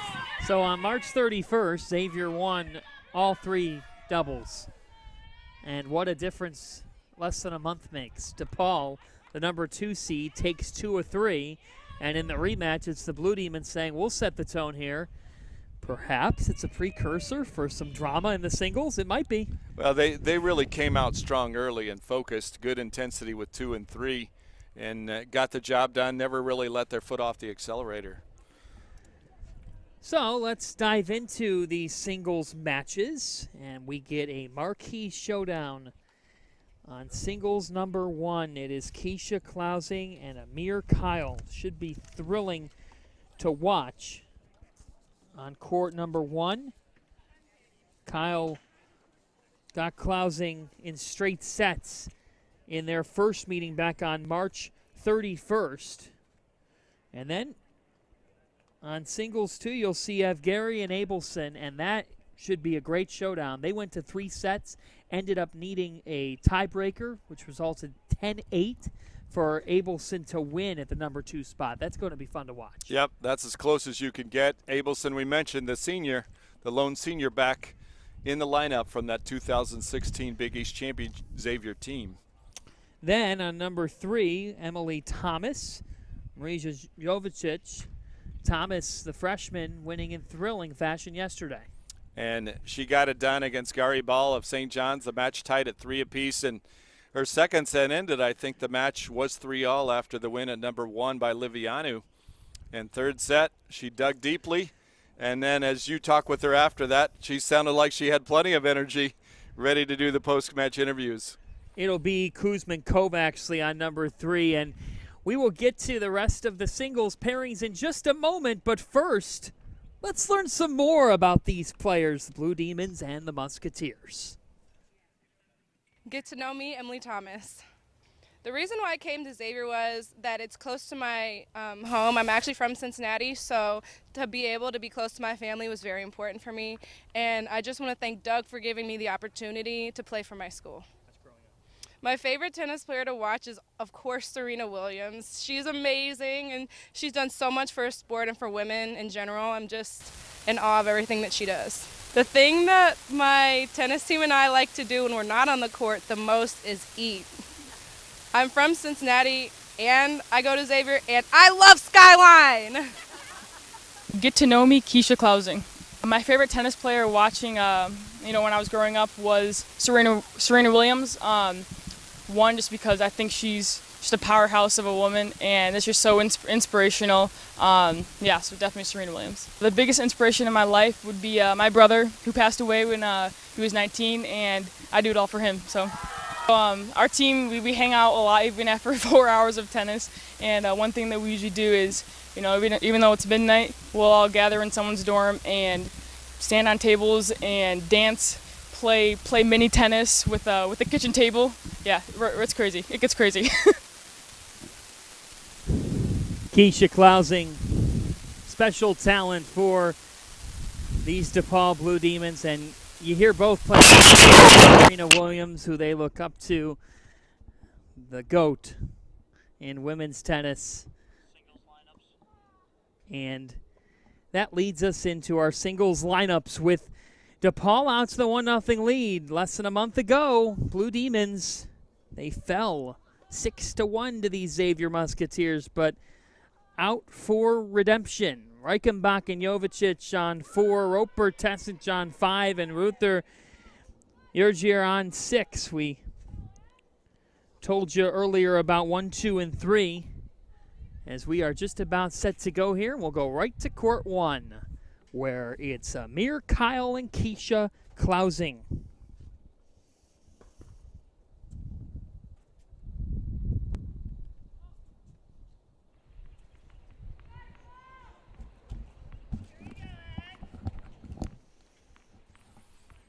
Kyle winning in straight sets earlier this season. What kind of an answer does Clousing, the seasoned vet, have?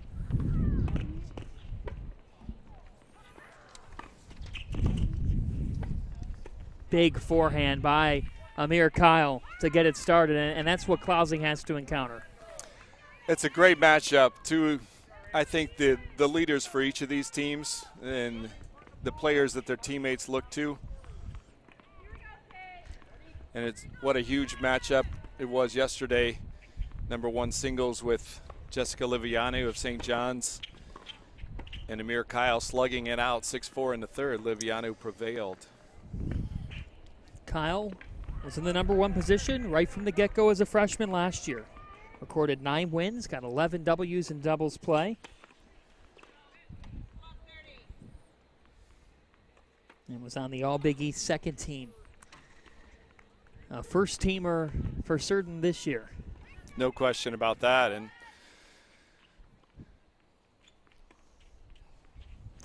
Clousing battling a shoulder injury on Friday.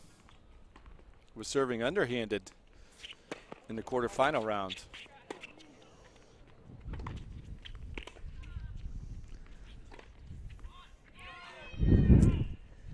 There's that forehand from Kyle. Stepping in inside out. She wants to hit forehands all day. On a roll early. Let's go right to court 2. Have Gary and Abelson just getting underway. Over on number 2.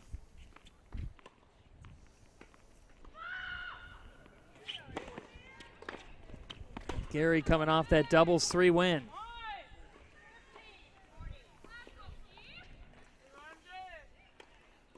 That one sails wide. Abelson, the senior out of West Bloomfield, Michigan. Crafty player, according to Coach Doug Matthews. Has all the shots, a lot of angles. She likes to hit that lefty serve, pull you off the court. The backhand side, take you wide. Forehand.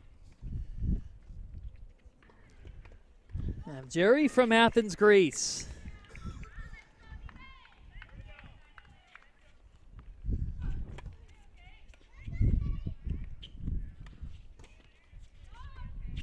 Both going low. Oh, beautifully played. Like that slice. Both players with the slice, old school. But Abelson got the pass with the forehand.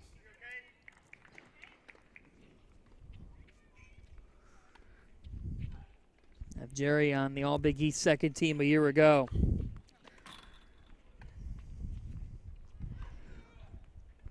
Went 12-5 last year in her dual season.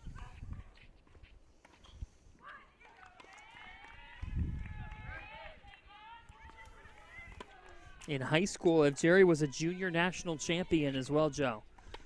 Comes from a great program, the Greek junior national team. Good depth by Abelson, getting the game right there. We take you over to court number 4.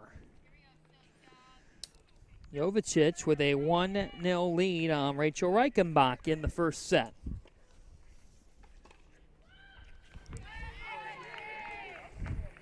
Reichenbach got behind yesterday against St. John's. Came back in that match. Won by Xavier 4-3. The Red Storm actually led in all 4 first sets, 1-4. But Xavier was able to come back and get 5 of the 6 first sets overall. Reichenbach in an early hole. She didn't face Jovicic back on March 31st. She faced Yerler and ended up winning in straight sets. DePaul had some injuries earlier in the season where they actually had the full doubles line up that match, but had to take one out, forfeit one of those singles.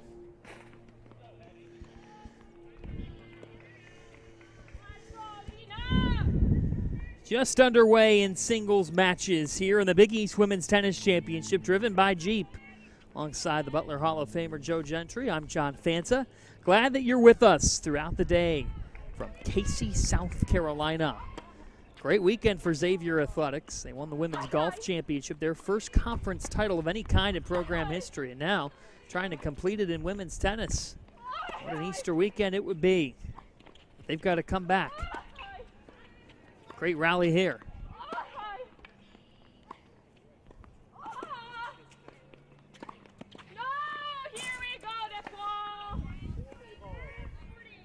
And Jovicic, one of the more vocal DePaul players. So you got Thomas for Xavier at number 3.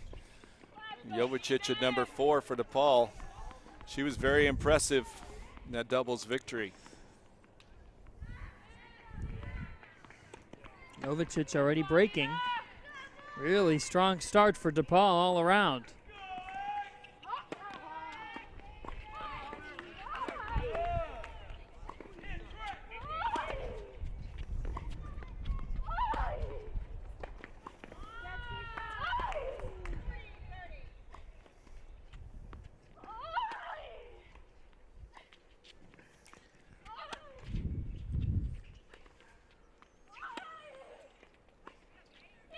Jovicic just rolling right through early on here. A big rally, and Reichenbach's been long 2 straight points.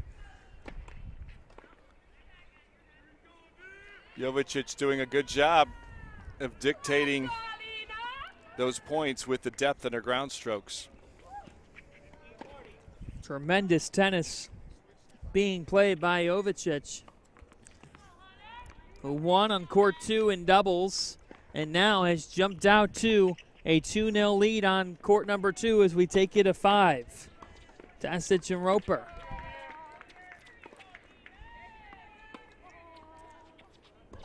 Nothing official yet recorded on this court.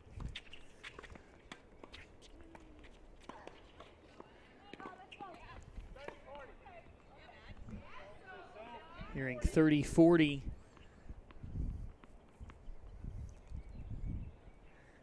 A chance to break for Roper. Freshman making immediate impact for Xavier.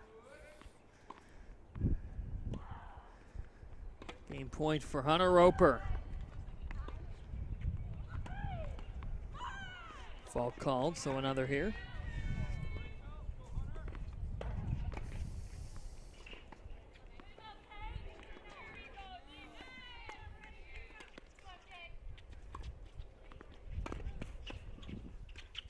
Roper attacking. Took something off for the game point. Great hands right there. Nice play. Set herself up with the return. Came in behind it. You saw the soft hands deadening that with the angle volley winner. The freshman looks more than comfortable in her first Big East championship match. So for Xavier, you got freshmen at 3 and 5 with Emily Thomas, the hero yesterday, and Hunter Roper at number 5. A sophomore and Amir Kyle at 1. And that just goes back to what Doug Matthews is building in Cincinnati.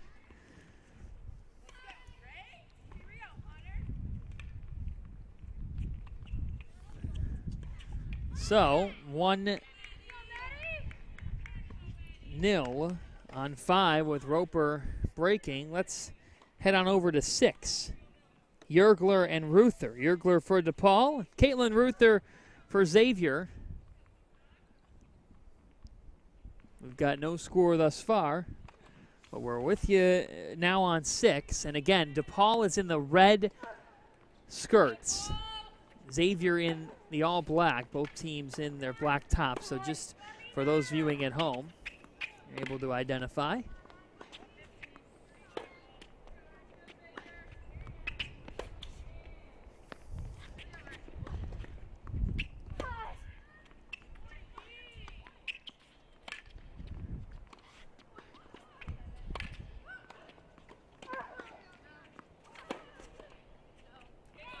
Ruther playing big from the baseline. Wins that rally. Ruther's got a big forehand.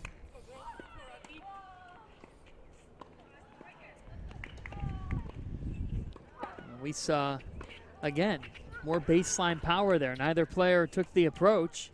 You pick your spots. Yergler did not play doubles for the Blue Demons.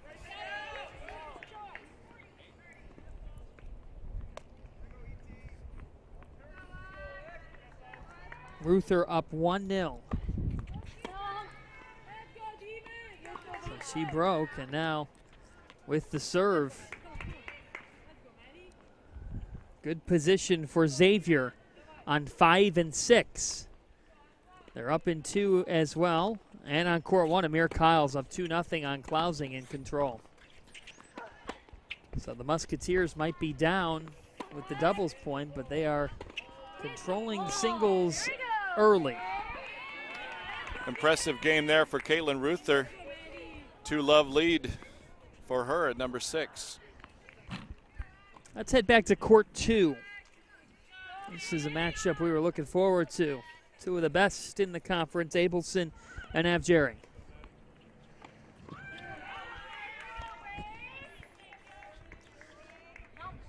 Abelson short. It's 1-0 Avjeri. Excuse me, Abelson 1-0. And Avjeri with the serve here, trying to hold her own.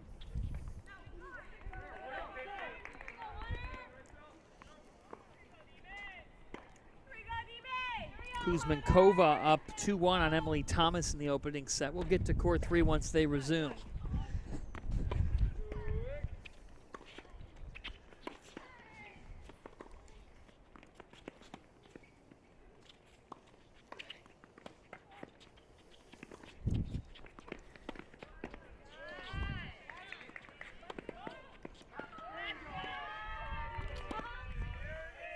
Just missing long.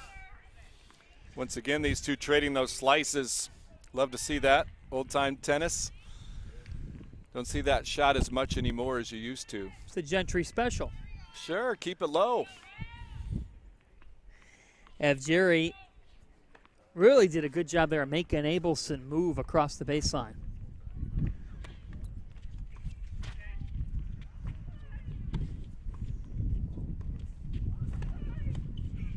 Here she goes again. It's called out. The judge agrees. Just going long. Wind picking up a little bit. Again, and Abelson's back. She's playing with the wind a little bit. Great day for tennis. Comfortable temperatures here at the 2013 USTA Facility of the Year in Casey, South Carolina. It is a beautiful facility. They've got not only regulation courts, but children's courts as well, which is pretty cool. Pickleball being played. A little bit of everything. And Evgeri keeps it rolling. And she holds serve on court number 2, so it's 1-all between Evgeri and Abelson. All even there on court 2. And so let's take you to court number 3. Emily Thomas down 2-1 to Kuzmenkova.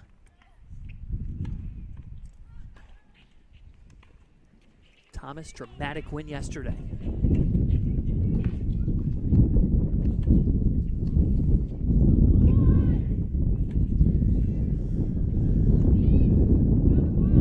That is why Thomas, hometown product from Cincinnati. Interesting comment from Coach Matthews yesterday. Said she oozes grit. She doesn't sweat. That's a great thing if your coach is saying that you do that. And she was the one out there with everybody watching yesterday.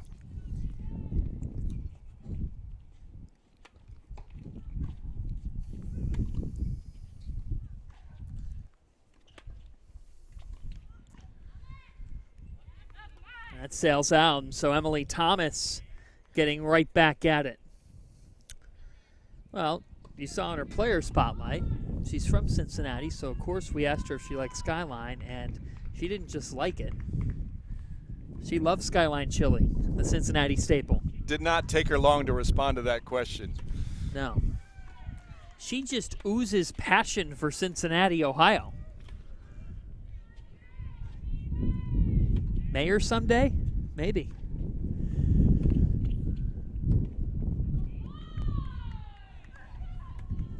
Oh, great defense by Thomas. That one is long. You saw how much the wind took that ball. Thomas got it over with the defense that you mentioned. And Kuzmenkova had to travel a long way to get, was a ball that didn't have a lot of pace on it, but the wind took that. Keisha Klausing has taken a game on court number 1. So that's 2-1 now. Stay here with Thomas.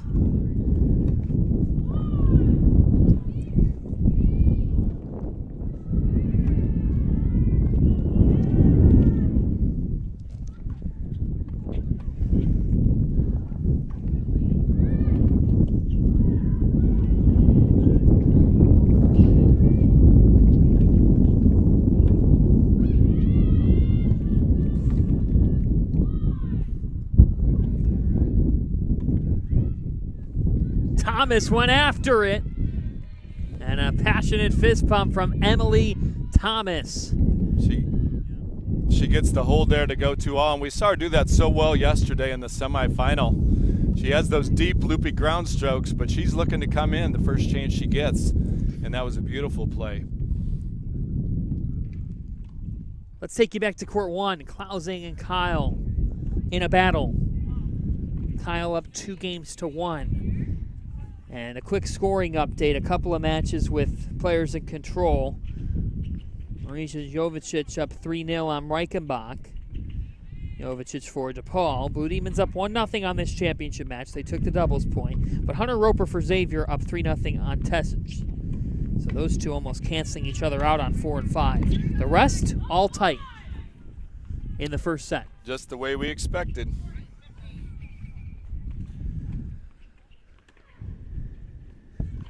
Now, if you're Keisha Klausing, if there's someone who could take on the power of Amir Kyle and what she tries to do, it's Klausing, who even though she's battled some shoulder injuries, she plays with such great finesse. She's seen a lot during her career at DePaul. She's accomplished a lot. And this is the stage where she delivers.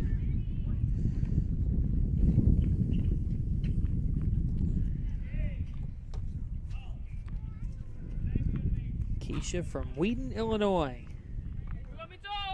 All Big East first team last year. And she is a transfer.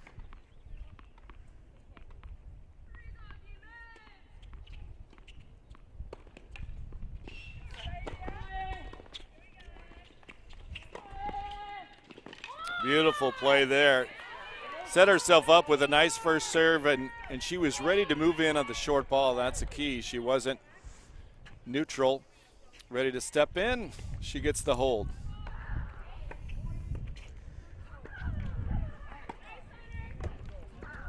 We'll wait to get an official update on Klausing and Kyle, but Klausing finding rhythm, and her head coach loves that. He's walking over to her now. She got both those games to take a 3-2 lead first set. How about that? Klausing in control now on court number 1 as we take you to court number 5. Ongoing action between Millie Tessage of DePaul, Hunter Roper for Xavier. And Roper, beautifully placed shot, Joe. Trying to answer, she got off to that 3-0 lead, and then Tessage got the hold to get on the board at 3-1. Now Roper serving, and that's the aggressive game that she plays and uses that athletic ability well. Roper ranked as the number 2 female tennis player in the state of Arkansas out of high school.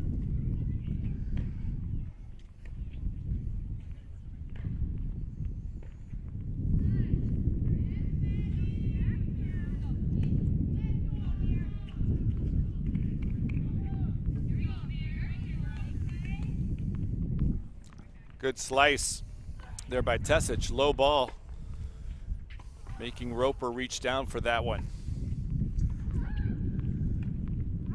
See some similarities in the games of Roper and Tessage. Roper a little more comfortable coming into the net, but Tessage not afraid to use that to her advantage as she hit that one at her shoe tops. Coach Matthews loves Roper's serve. He said we haven't had to do a whole lot with that at all.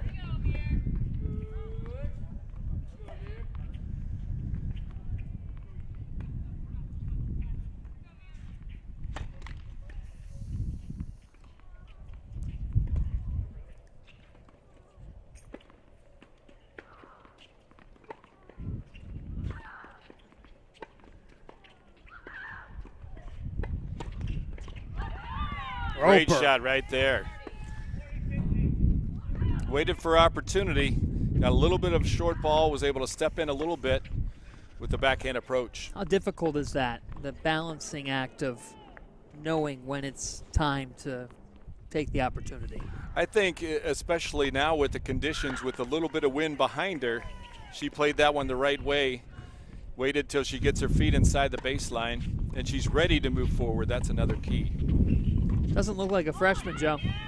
No, and you talk about the number 2 player in the state of Arkansas, and again, that's a testament to what Doug Matthews is doing at Xavier, that you get 4-star players playing number 6 and the number 2 player in the state.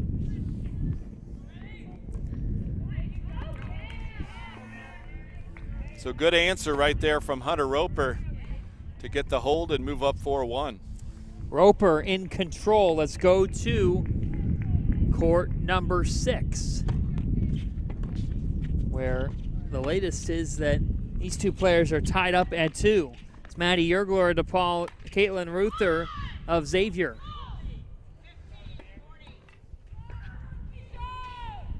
Yergler to serve here.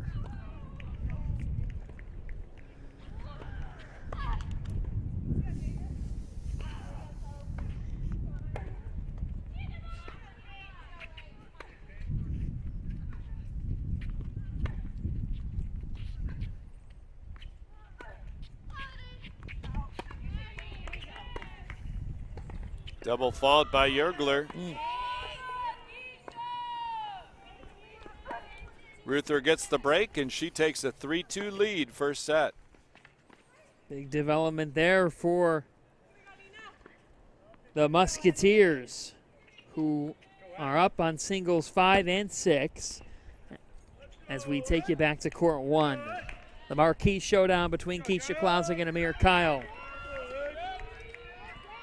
Ace up the middle, Klausing right at the tee. Punctuated that with a yell.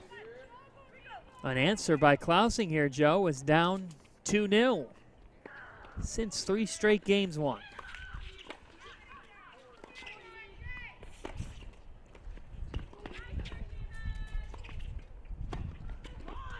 Kyle, monster forehand.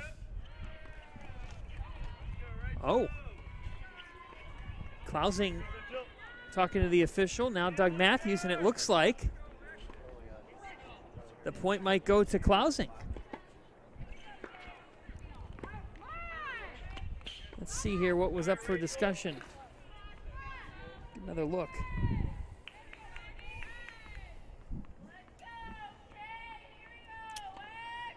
Maybe that ball went out. Same serve up the middle for Klausing. Wow. On a tear, Joe. Keisha Klausing turning it on after a slow start. Suddenly in great rhythm as they're looking for a tennis ball.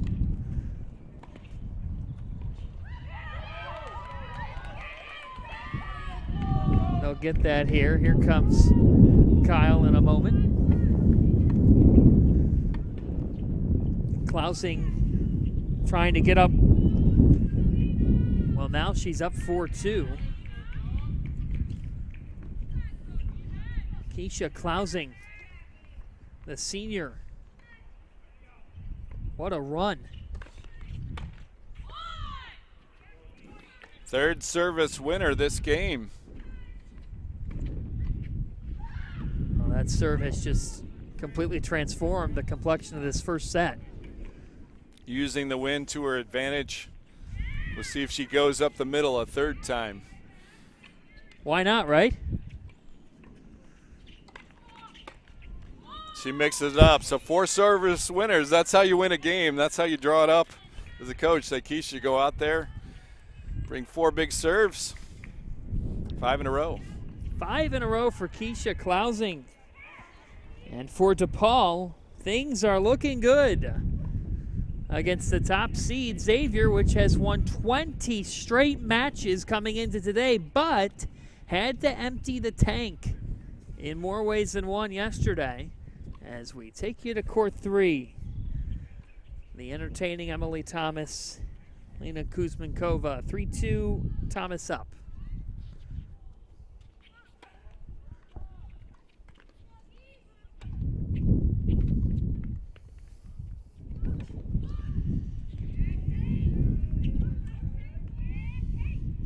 Great play by Thomas, using the wind. A little bit of loop on that backhand, took it up high. Kuzmenkova could not do anything with it.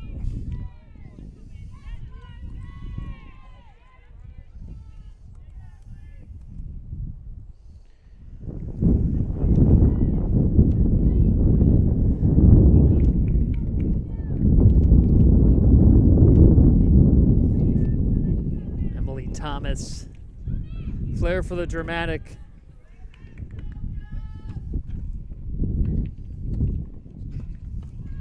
Coach Matthews said a silky smooth game.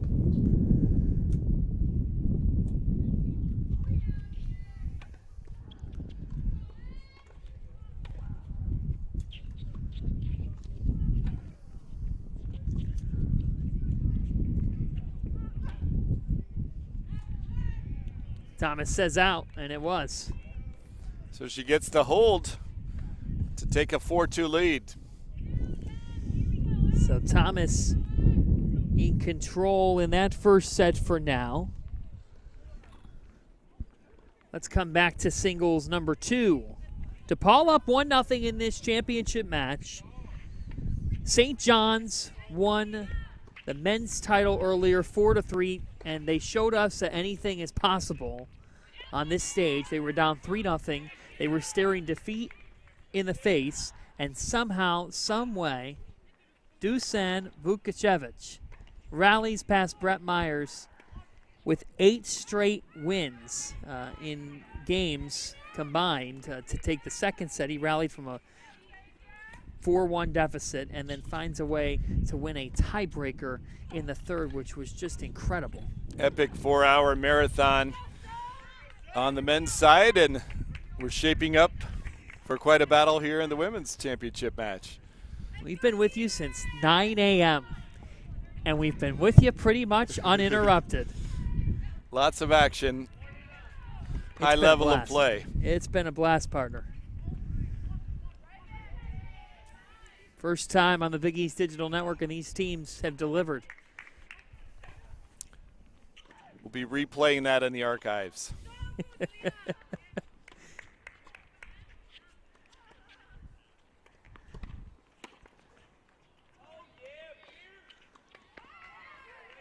Going high here on 2.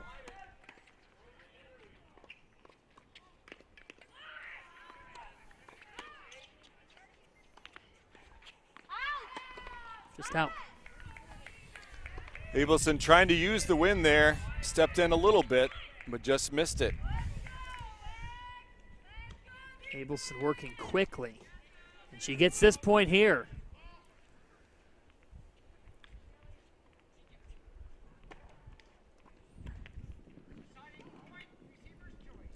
Abelson up 3-2.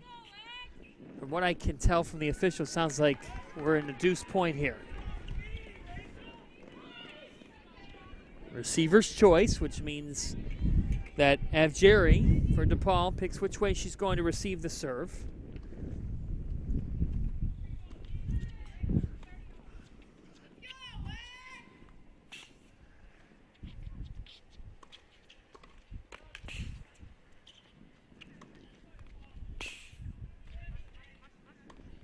Abelson is able.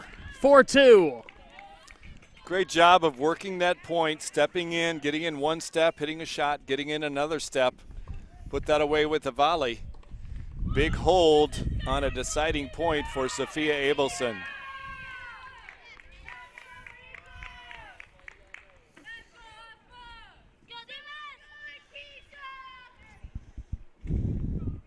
So 4-2, Sophia Abelson.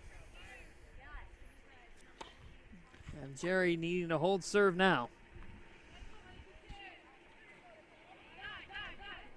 Hunter Roper up 5-2 on court 5. What a turn of events. In singles number 1, Keisha Klausing wins 6 unanswered games to take the first set. Let's take you to court 5 now. Roper up 5-2. We've seen her keep picking up steam. That serve's been on. Too low. There's the slice against the win that we've seen from Tesic. That has been effective.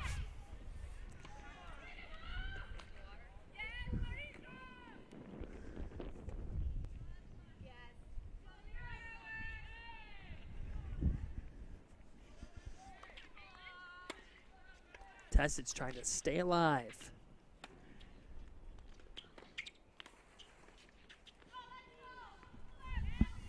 Gets the point. A little bit long for Roper. Another aggressive slice right at the feet.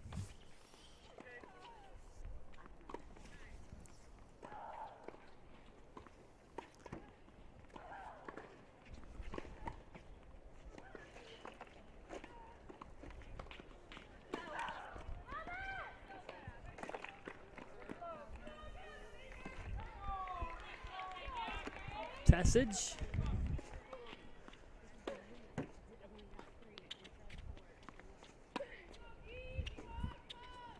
Another slice, Joe.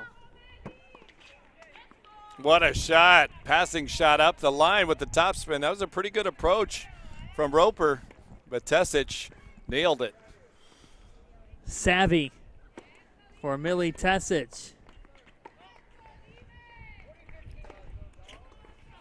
Millie Tesich hanging right in. The senior from Serbia. All she's known is being in this Big East Championship match. Oh, Roper with a taste of her own medicine. Answered the dropper with a dropper. And good disguise on that. If you show that too early, your opponent's going to come in and get that.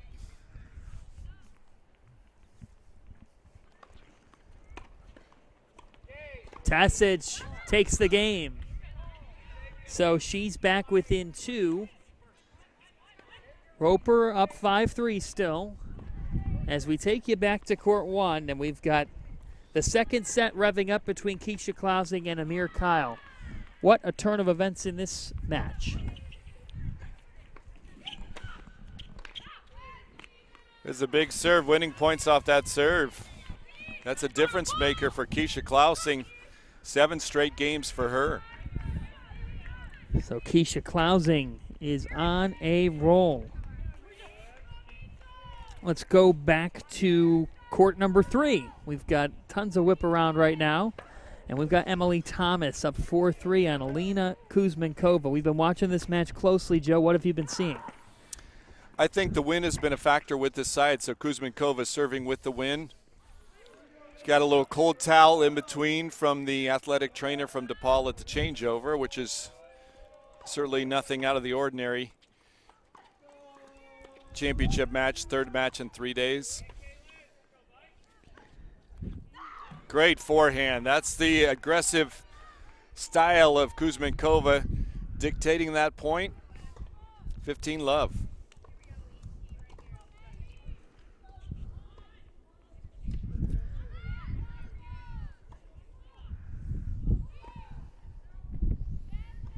DePaul up 1-0 on this match. They took the doubles point. And now in singles, Blue Demons with 1-0 lead on court number 1. But then the rest of the way, everything's still tight. Lots to be played out.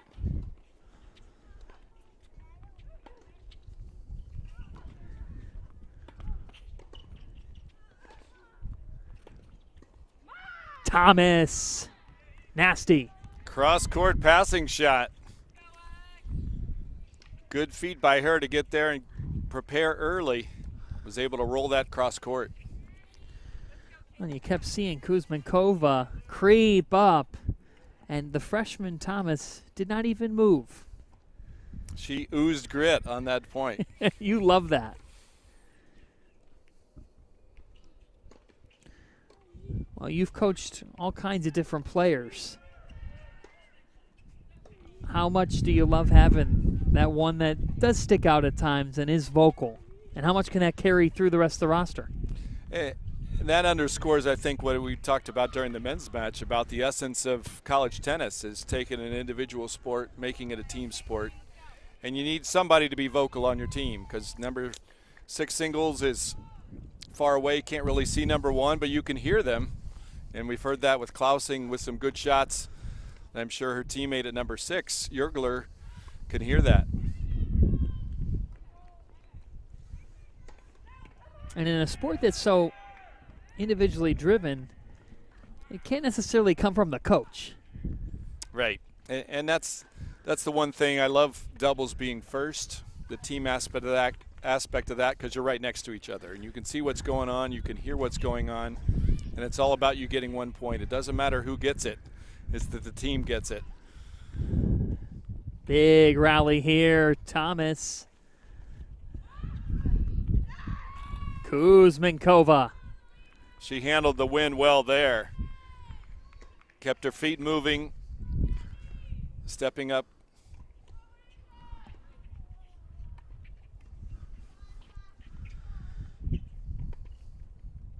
Based on what we have, should be 4-4 now at this point in that match on court number 3. The first set on court 5 is done. Hunter Roper takes that for Xavier. Let's go to court number 4 because Marija Jovicic is up 5-2 on Reichenbach.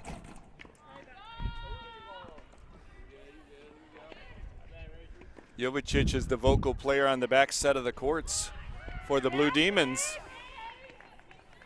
Came out blazing in doubles and is not slowed down in singles.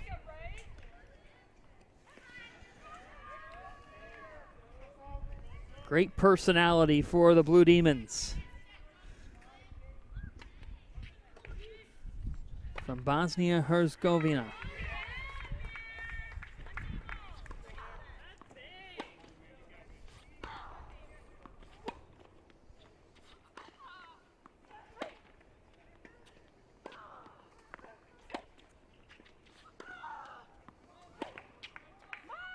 What a shot by Reichenbach. How tough is that to work in, Joe? Leaned in to that backhand, ripped it up the line. And that's what it's taken for her to win points here in this first set. As we give you quad box action now, our favorite for you to watch. So we've got tight matches that are still in the opening set. Abelson up 5-3 on court number 2 for Xavier. And Jerry's trying to stay alive. Thomas up 4-3 on Kuzmenkova. And then you've also got Jovicic on court 4 and Ruther on court 6. Jovicic for DePaul, Ruther for Xavier. They're both up, but it's tight. Very tight. Stay with you here on court 4 because they're going back and forth.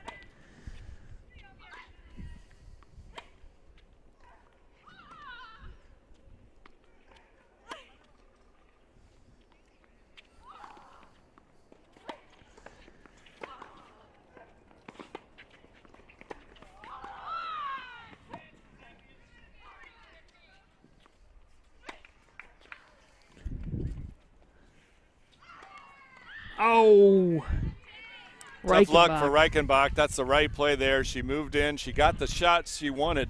Really went after that swinging forehand volley. Just landed in the net. Everything but the finish.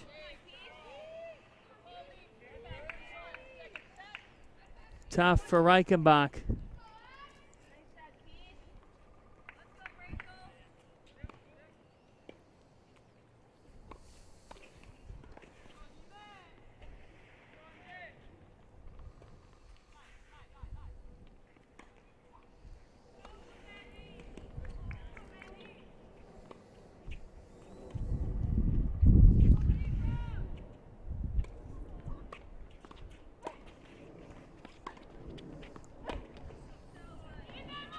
Just long, and Jovicic pumped up as she takes the opening set.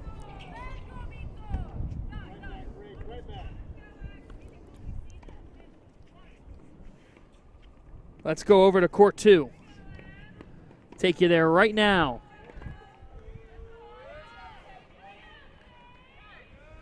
Abelson up 5-3 on Avjeri.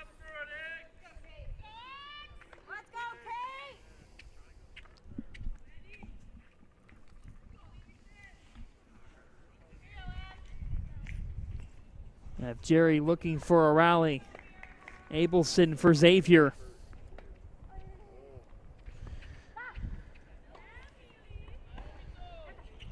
Senior. Lone senior from that 2016 team. Great return by Abelson. Surprise serve and volley there from Avgeri.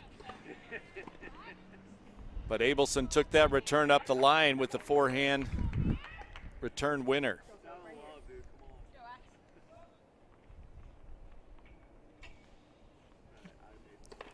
Abelson, a native of West Bloomfield, Michigan.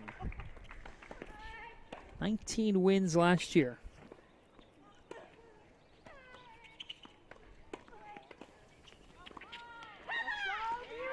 And Abelson fired up. Takes the first set, 6-3. Well, what a career she has had. Sophia Abelson, a 3-time national doubles champion before Xavier. As we will roll to court 3 right now. Let's get over to court number 3 because that is tight. Kuzmenkova up 5-4 on Emily Thomas. Thomas trying to get back even. Competitive here.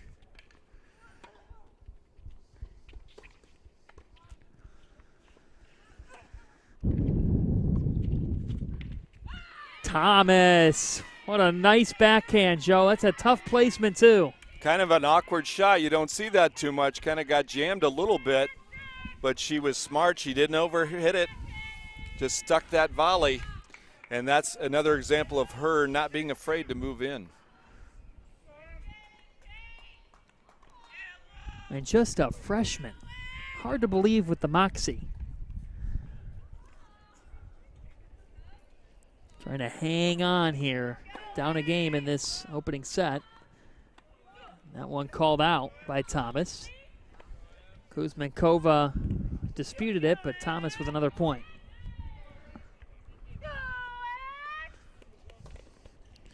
Klausing and Kyle are even at 2 in set number 2. Kyle now trying to stay alive. Here's Kuzmenkova.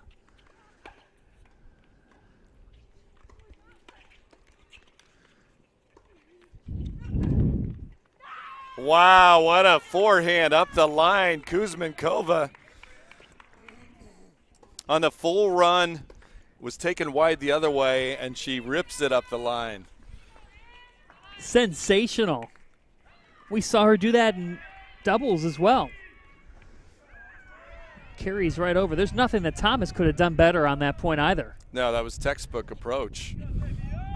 How many times have we seen it today, Joe? Maybe a good play by a player, just somebody rising and being better.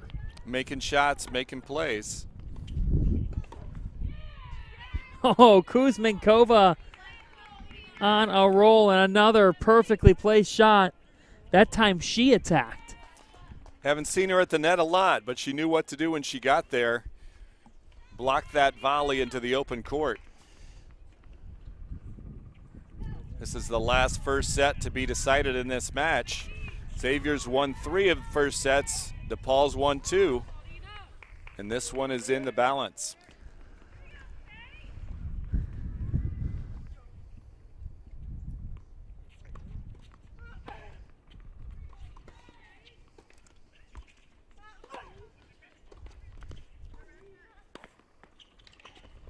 Thomas! Nifty shot at her feet.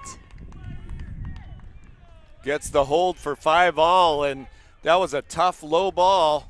She had to short hop it on the half volley, and she did enough with it to get the hold and stay in this first set. So Abelson for Xavier, winning set 1, 6-3. You've got Klausing for DePaul up a set to none on court number 1, and here a critical set on the line between Thomas and Kuzmenkova. Over on court 4, Jovicic up a set to none after winning 6-2 over Reichenbach. But she's countered by Xavier's Hunter Roper, who won 6-3 in set 1. And Caitlin Ruther for Xavier winning 6-4 on court number 6. So at this point right now, Xavier up on 5, 6, and 2. And that's why here Thomas with the Musketeers down a point because DePaul got the doubles point. That's why this is so important here on court number 3. They have to get 4 singles. They like to start in that direction with 4 first sets.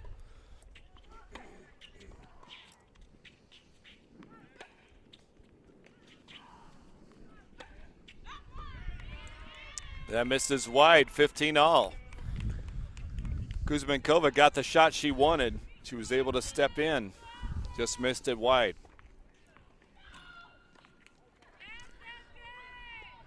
Kuzmenkova, a sophomore, Wexford, Pennsylvania native. Had a walk-off singles win over Marquette in last year's semis. With that rivalry, you're going to remember that. Your teammates are going to remember that. Just long. 15:30. Door open a little bit. We're going to remember a lot from this weekend. The men's title match that we just had was unbelievable. And lots of drama yesterday in the semis, both sides. Really good weather last 2 days, really good tennis, high level.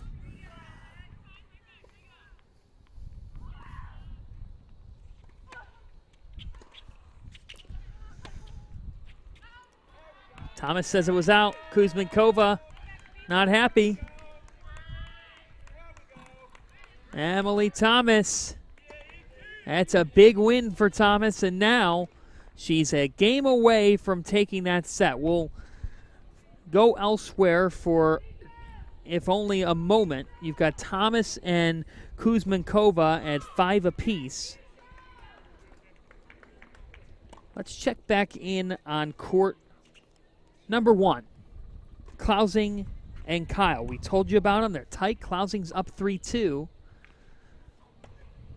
And that's huge now because Klausing already up a set.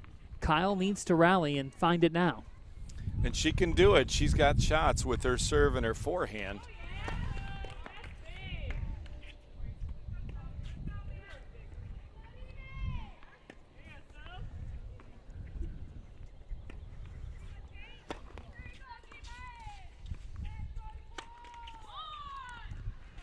That was a big second serve, and Klausing really fought that off well. Kyle just having trouble getting a feel for things after such a fast start. And that's the thing, you're playing the senior with lots of experience, been in this situation a lot.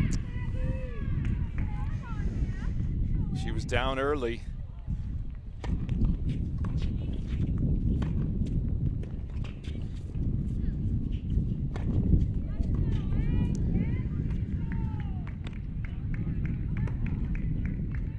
Just misses. Not by much. The defense was there. The wind picked up just a little bit as that was landing.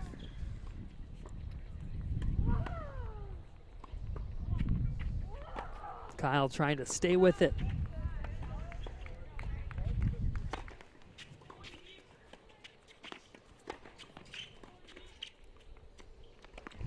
There's the big serve, big forehand combo. What I will say about Klausing defensively is she's anticipating everything pretty well.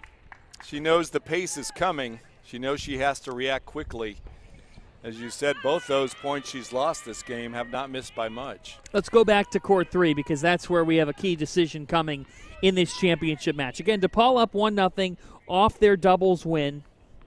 And they handled business in doubles on 2 and 3. Ovicic and Tesic 6-2. Kuzmenkova, Jerry 6-2. And now here on court number 3, Kuzmenkova and Thomas.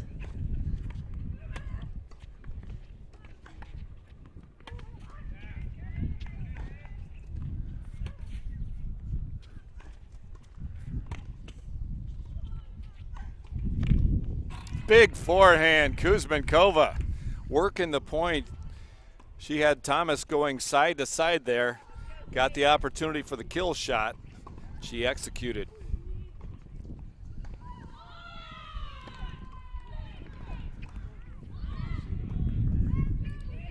Kuzmenkova trying to hold it together and force a tiebreaker in this opening set.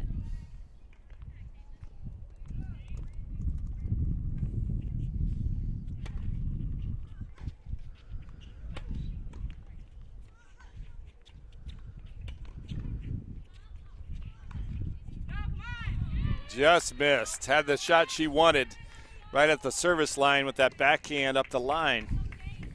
Just flew it long a little bit.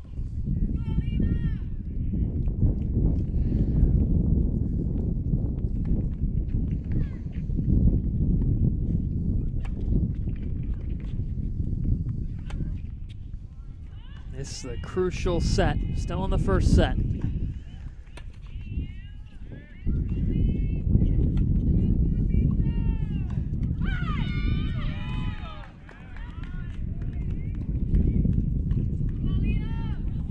Good baseline rally. Once again, Kuzmenkova worked that point, had the shot she wanted with her forehand. A freshman and a sophomore. Kuzmenkova, the sophomore, more than poised on this stage. Thomas with the serve. Wow, what an answer on that return. Big time. Timing was perfect on that. Stayed low, stepped into it. Winner up the line.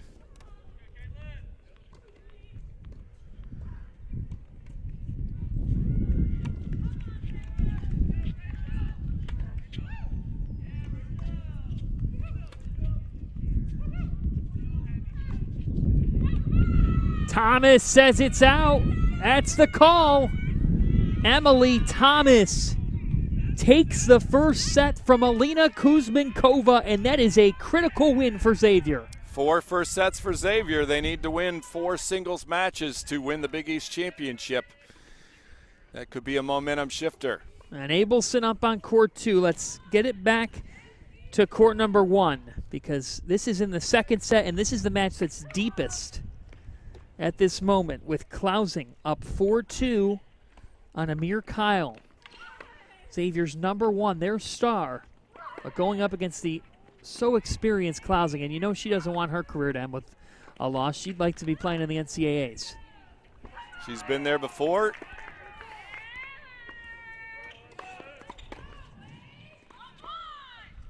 Big serve again, getting so many points with that serve. And Kyle has a dejected look because that serve's just been so much for her to have to handle.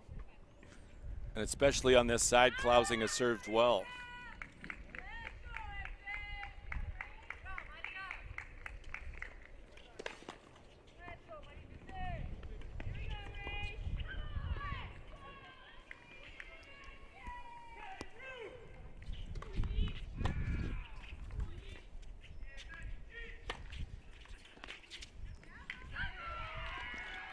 Oh, Kyle can't finish the point, Joe.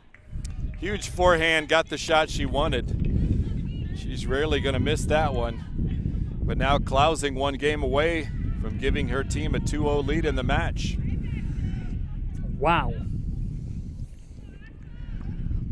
Not much going on in the second set of other matches. Still too early for any sort of lead as we go to court number 6. And Caitlin Ruther taking set 1. 6-4, but now up 2-0. Out on court 6. They're paused for a moment, it looks like. So we will go to court 4. Let's go to court 4. They're tied up at 1 in the second set with Jovicic winning set 1 6-2. Perhaps Reichenbach has some sort of a rally. And she's starting to pick up steam even though she was down in the first set. And she rallied yesterday to win her singles match. She's the vocal player for Xavier on the back courts. Thomas, the vocal player on the front courts.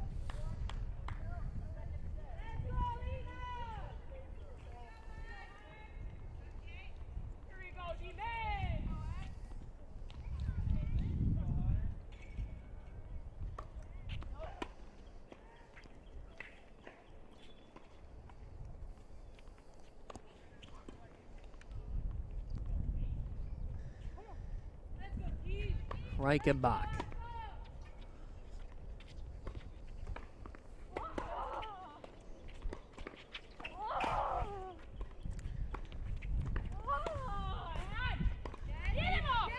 Good depth by Jovicic. Reichenbach had to half volley that from right inside the baseline. Let's take you back to court number 1, where we have a potential match-deciding game here.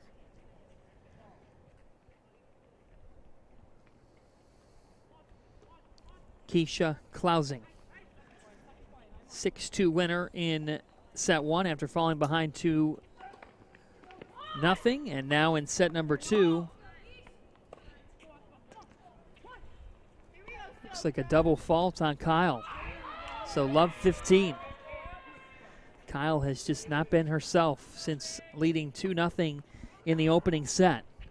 And the sophomore has been outdone thus far by the experienced Clousing. That's now 3 straight faults, Joe.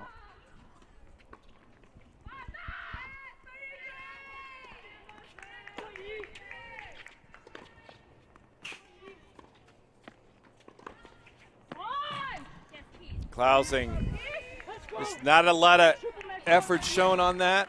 Just guiding that ball deep, hitting the baseline, forcing an error. 2 away for the senior from DePaul.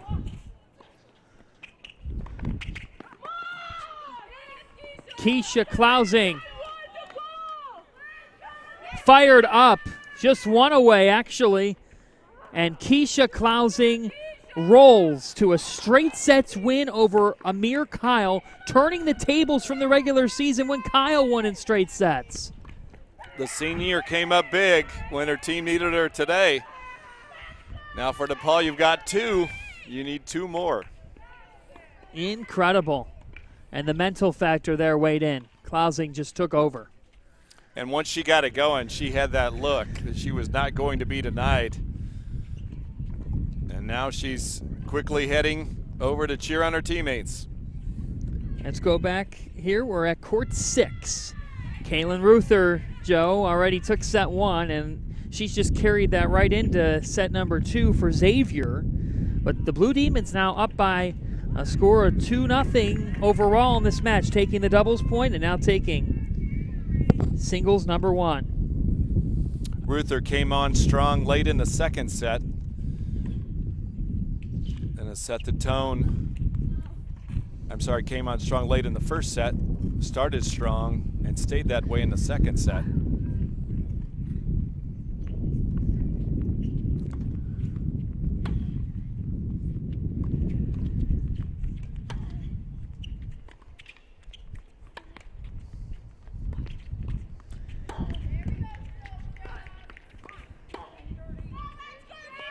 Just out, and Ruther, well done. She went from the forearm to the back end. It didn't matter.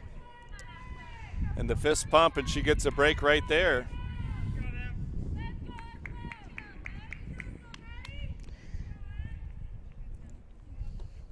Caitlin Ruther, Florida native, was ranked just outside the top 30 in Florida as a recruit.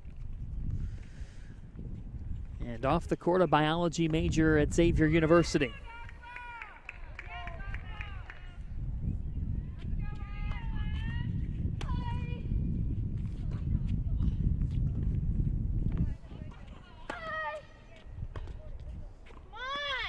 That one is long. Good depth by Yergler. Trying to work her way back into this game and into the second set. But for DePaul, you got to love where you're at in that. Clousing's able to set the tone for you. She did her part at singles number 1. I think we both were talking about this off the air, that if DePaul is going to come out victorious, they needed Clousing to be at her best. And despite her shoulder injury and what she's dealt with this year, she brought it. She did. They needed the doubles point. They got that. And they needed the big effort from their senior, and they got that.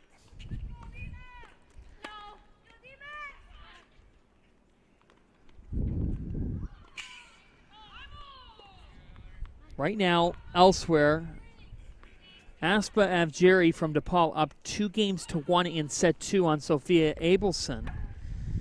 And Avjeri down a set, so she needs to bounce back. Kuzmenkova and Thomas just started their second set. That has the makings of being a marathon match just based on the intensity of it thus far. Jovicic and Reichenbach on court 4 are tied at a game apiece in set number 2. And then Millie Tesic, we'll get back over there in moments. Millie Tesic is up 3-2 on Hunter Roper in the second set on court number 5. Right here, Yergler got the break to get back within 1-3.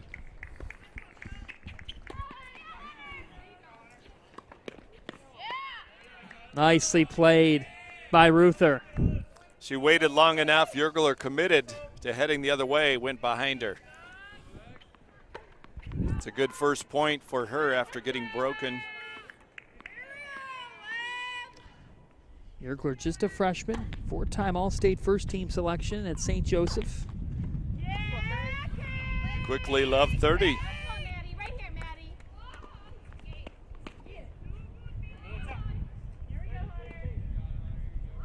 Yergler won a state title in 2016.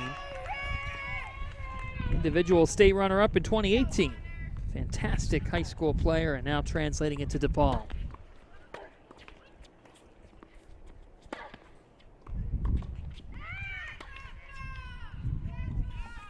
Huge forehand Yergler there. That was the answer she needed, 15-30. Trying to get within one here in this second set. It was looking like Ruther could be on a march to a straight sets win. But if today has shown us anything, it's that you can assume nothing in Big East tennis. 4-1 is the lead, but it's not the match by any means.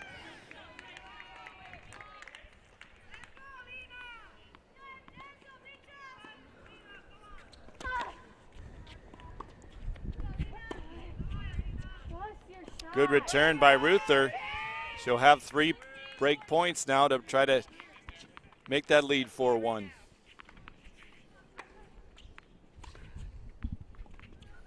Critical situation now for Xavier, down 2-0 in this match. Looking for somebody to step up and cancel out what Clousing did at the number 1 spot.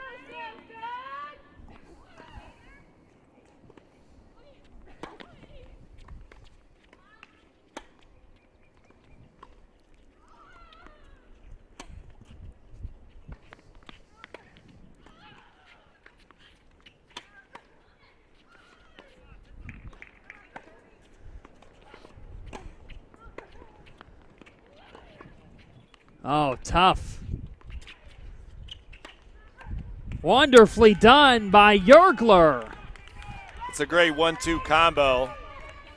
First ball so deep and so high that Ruther made a good play just to get it over. Yergler was waiting, stepped inside the service line, drilled that forehand.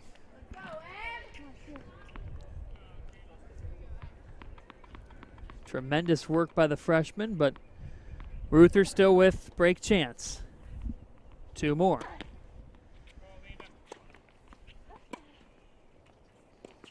Tried that again, but it's out.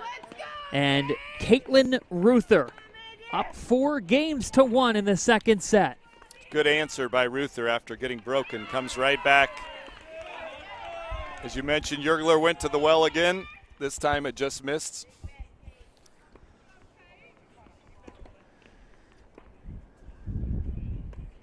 Let's head over to court number 2. We told you about Aspa Avjeri up in the second set, 2-1. After dropping the first set, trying to form a rally now.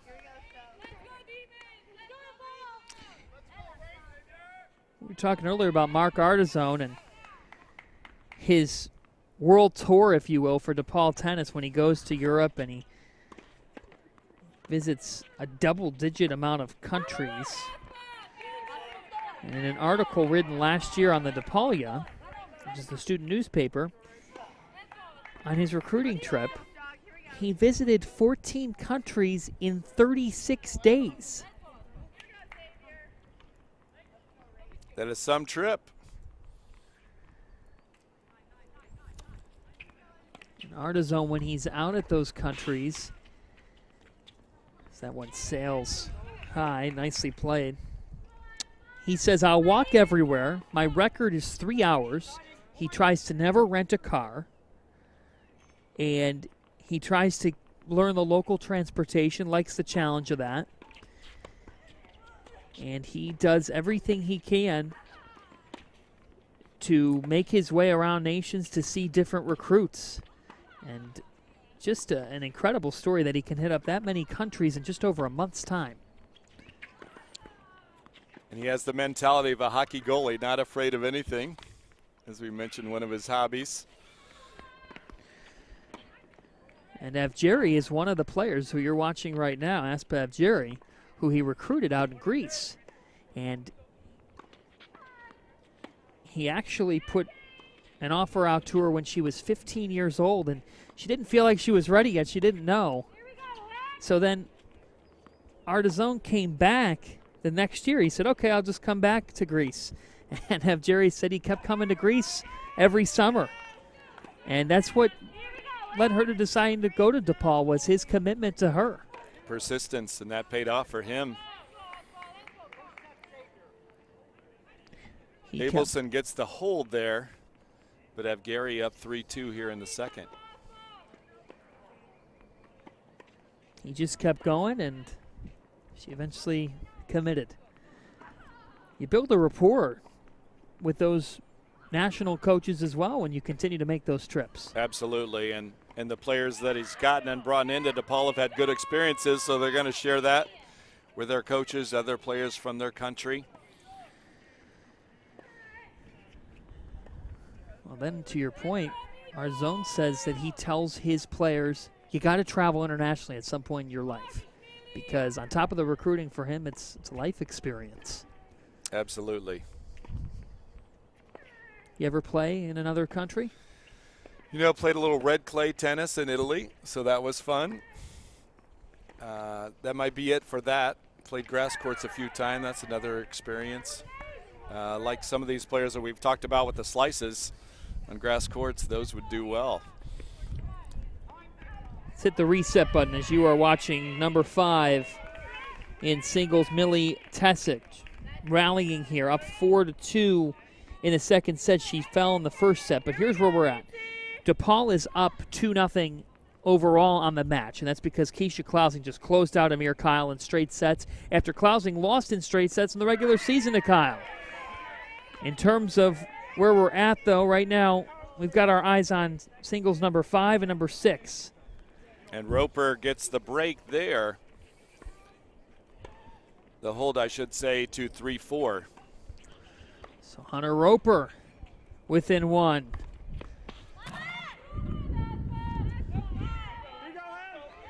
Let's go to 6. And set this up a little bit more in depth. Caitlin Ruther, we've been watching this. She's 2 games away from closing out the match, and this is now something Xavier needs. Getting your team on the board. We saw with St. John's men that started the comeback. Somebody's got to get that first point if you're going to win the match. Perhaps it can be the sophomore.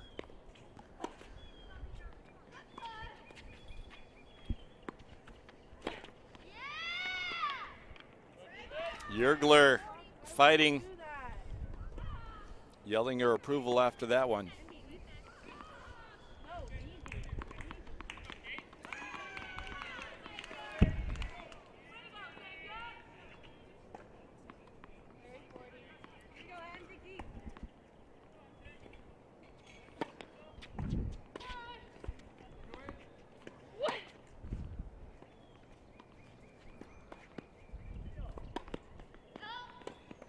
Just out for Ruther that time. Well, she keeps trying to force Yergler to the back of the court, and that approach has worked for the most part. Yergler gets the break back, so now it's 2-4. So she's broken twice here in the second set. First time, Ruther came right back. Let's see if that follows suit here. We'll stay right here. We've got plenty of action to get to, folks. There's so many tight singles matches. But we're with you here to see if Yergler can keep this comeback going. She has to keep it going for her to stay alive for this point in this championship match between Xavier and DePaul.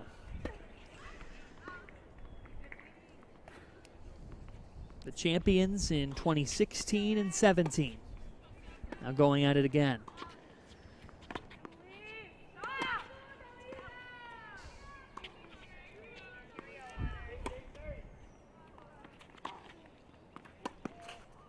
Big forearm. Yergler had what she wanted. She worked herself in. Just missed that forehand into the net. That forehand has been on most of the day.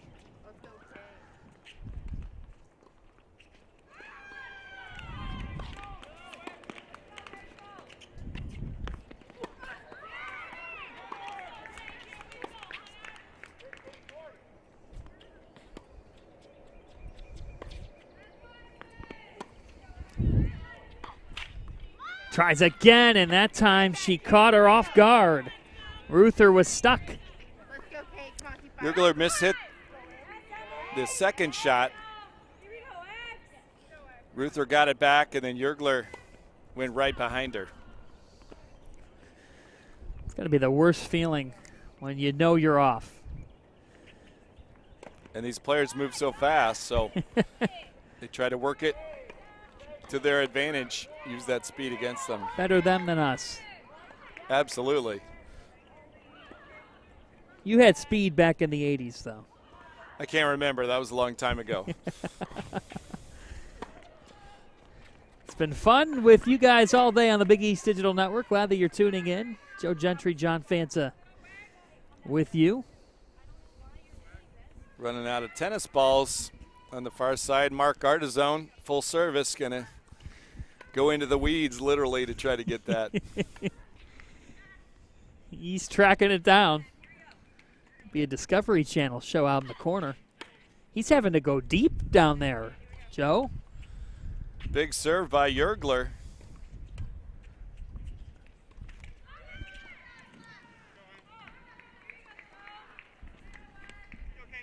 See, if you look far behind the cage, you can see Artizone tracking things down. Now he's out of the deep woods. Yergler with that big serve.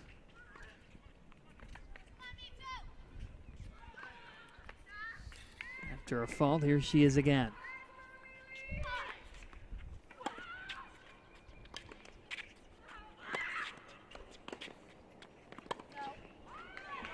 Just long.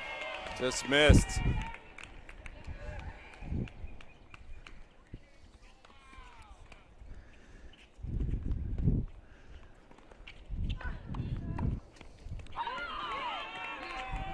We've got a couple of set twos that are just 1 point affairs. Hunter Roper and Millie Tessich are now tied up at 4 apiece on court number 5. Let's send it over there to court 5 because that is getting interesting. And on this match, Roper 1 set 1, 6-3. Now serving tied at 4.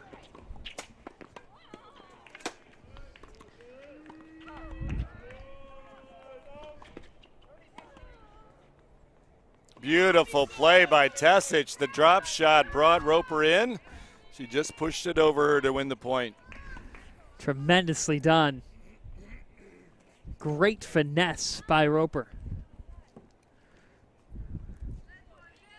Tessich using that slice that we've talked about. These two have had skill all afternoon long. We've seen them really put in some perfectly placed shots. So things heating up in this match on court number 5.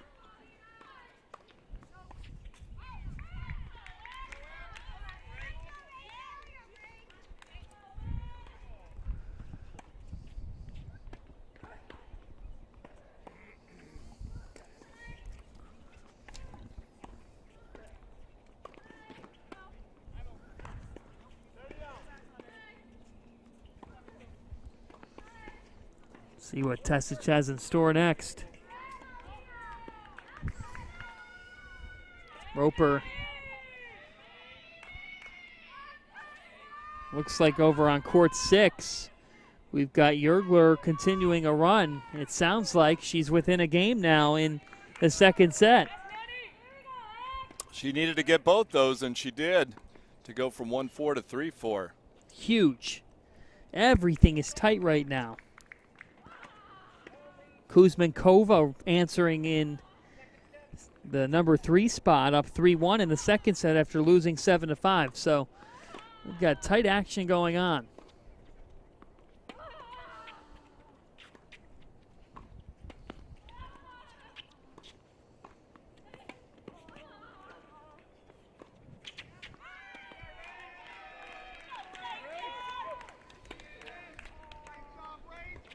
Tasic.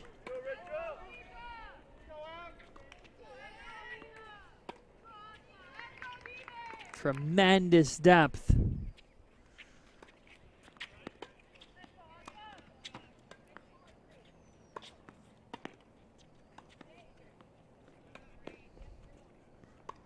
Long rally. Roper says yes. Great point. Fun match with Roper, the aggressor, looking to come in. Tesic, the counterpuncher. Defender. Been some great points. How about Tasic with the slice action? And she goes after it. It's not just a passive slice. She really gets a lot into it. Aggressive slice, keeping it low.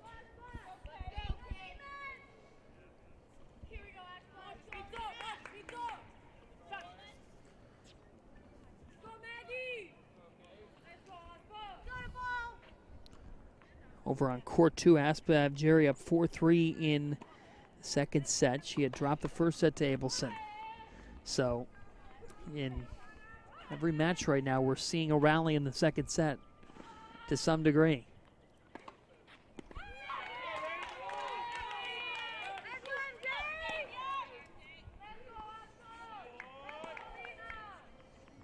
Fun here on court number 5. Roper and Tesic.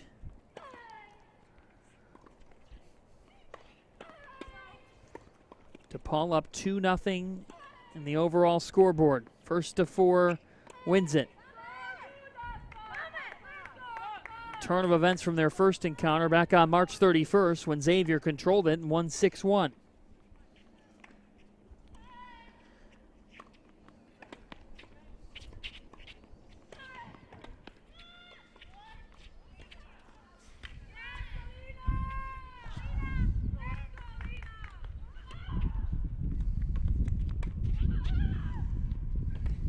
Tremendous rally. Tasic right down the line.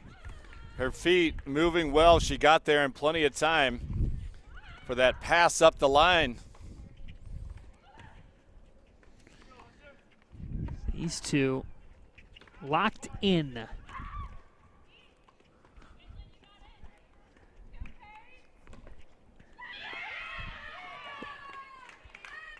Got a very competitive match over on court number 4 as well, which you're hearing between Jovicic and Reichenbach.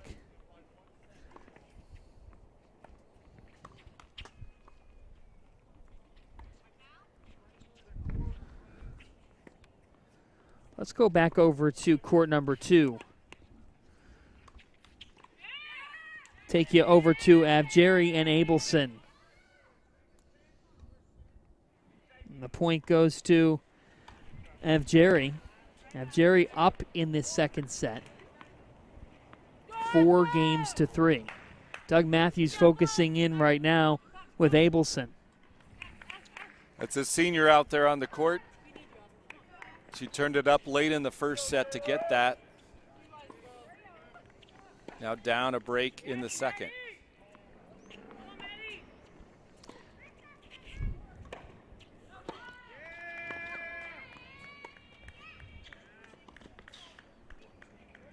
Sails too long. Nice combination from Gary, the wide serve. And then the approach.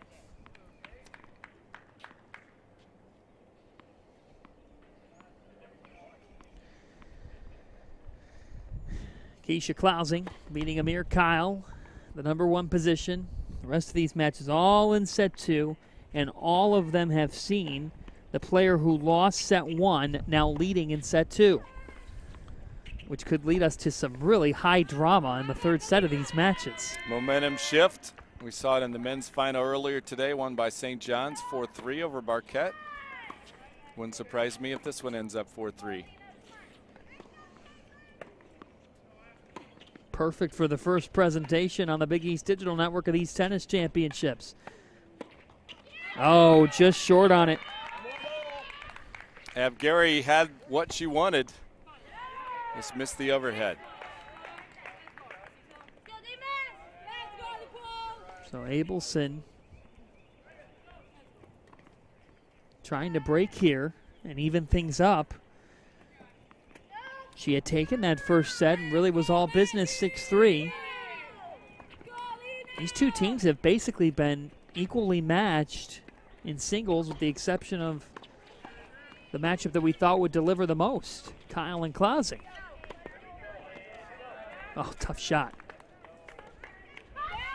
Great back-to-back shots by Evgeri for the hold, and 5-3 in the second set. The Blue Demons could be nearing a 3-0 lead, which we know is not safe.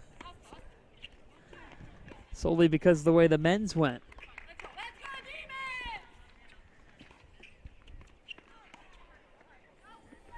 Abelson to serve to stay into this second set.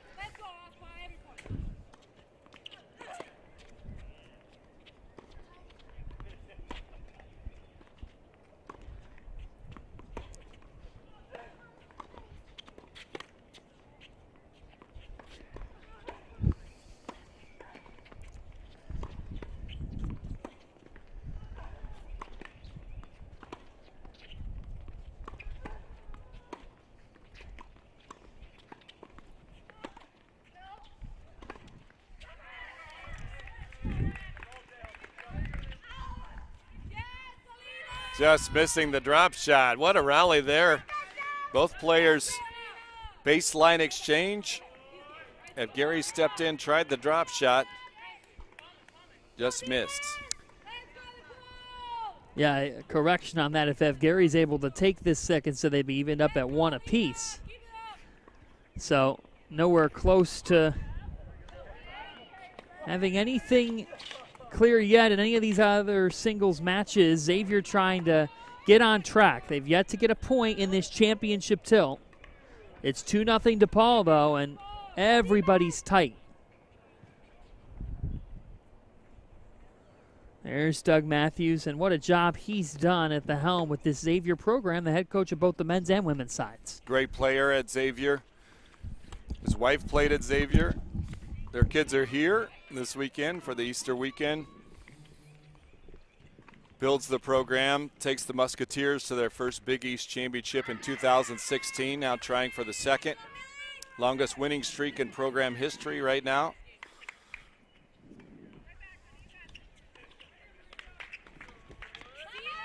Abelson just misses that volley. Good backhand slice cross court by Evgeri.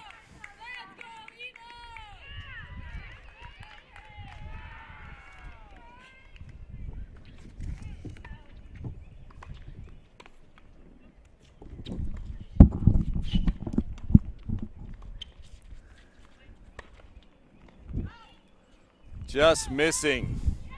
Evgeri will now serve for the second set at 5-4. Abelson needed the hold there to stay in it. She did.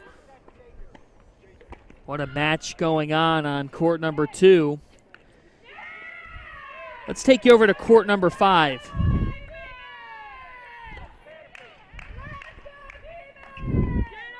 And it looks like just now Millie Tesic just took a game, and if that's true, I think she took the second set.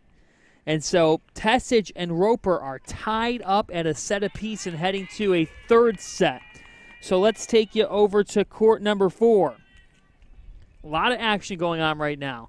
Jovicic and Reichenbach. Jovicic up 4-3. This is Big Joe because she took the first set 6-2, so that could mean DePaul could be closing in on potentially a 3-0 lead.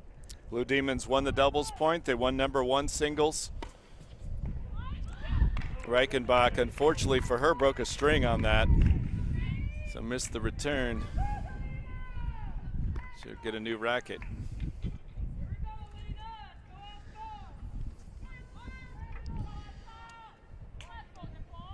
Reichenbach winning in straight sets yesterday.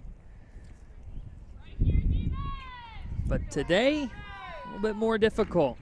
DePaul turning the tides in this title showdown from what happened when these two teams met in the regular season. Blue Demons looking for a second title in 3 years.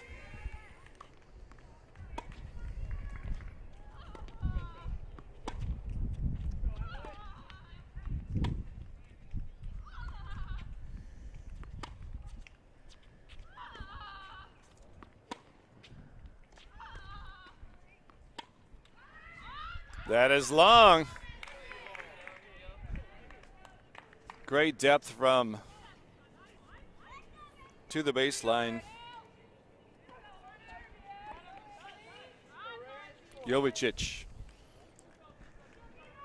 The vocal Jovicic, such an intense player. And I'll tell you what, throughout this tournament, she's gotten her in her opponent's heads a couple times just because of the intensity rate that she plays at.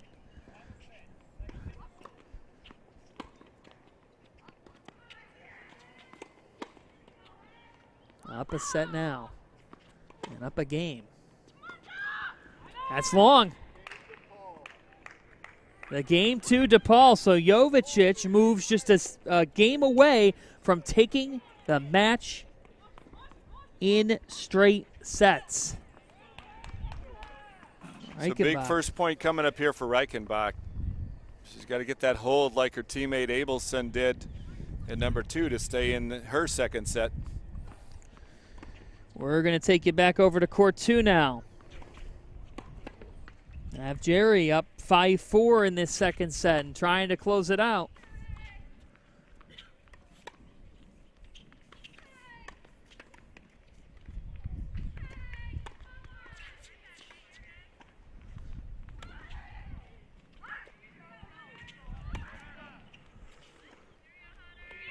That one is out. Abelson really working, stretching on that overhead. Was smart not to go for too much on that. Got it back in the court, back in the point. She got the air from Evgeri.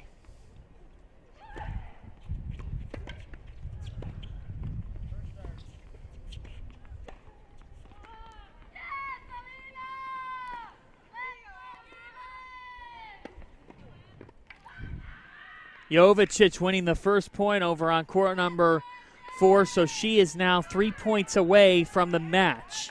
Get back there in a moment. Oh, how about that serve? Fault called. So she'll try again. Just missed. Had the right idea with the jammer. She was frustrated because she thought it was an ace. She started to walk as if it were. And so here's Avjeri. Told you about her story. Artizone. His European trip, loved watching her play and said, you have to come to DePaul. Recruitment worked perfectly.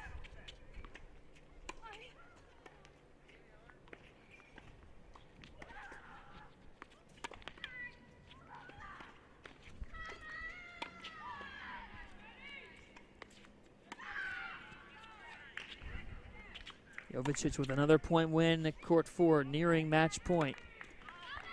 Big win for Avjeri. Another baseline rally. So now we are at 4. Jovicic nearing a straight sets win, up 5-3. Looking to break and seal it.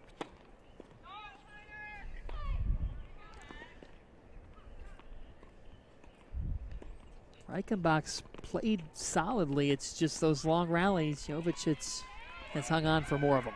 Yep, she's been really steady with her ground strokes. That's a double fault. A double fault for Reichenbach.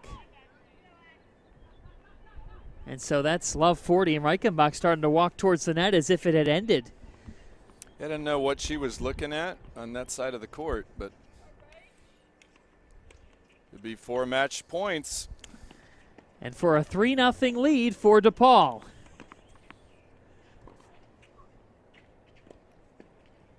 Reichenbach trying to get composed.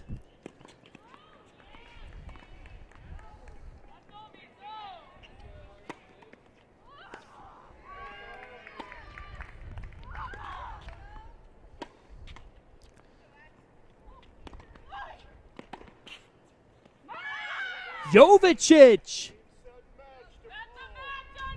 wins in straight sets. DePaul up 3-0 in this championship showdown. So, we've seen 3-0 once earlier today. This, the second consecutive title match in the Big East, in which we have a 3-0 leader. Here it is again, and back and forth, but Jovicic just won more of those long rallies. And so she has done her part on court 4. But if history tells us anything, and it was only just a couple hours ago, it's that a 3-0 lead in the Big East Tennis Championship is not safe, because St. John's was down 3-0 to Marquette, and they answered with 4 singles wins, including an unbelievable tiebreaker on court 4. Dusan Vukevicic. Court 4 gets a break now for the first time today. We're at court 2. This one's been fun, Joe. It has been back and forth with both players. A lot of long points, the rallies. Abelson is the one looking to come into the net. And she needed the break there, and she got it. So we're at 5-all. That's a big development, because Xavier needs some momentum, and Abelson doesn't have her back against the wall because she took set 1, but it'd be big if she could get the Musketeers on the board. Elsewhere right now, on court number 3, Emily Thomas is down 5-2 to Kuzmenkova, so that could be trending towards a set 3.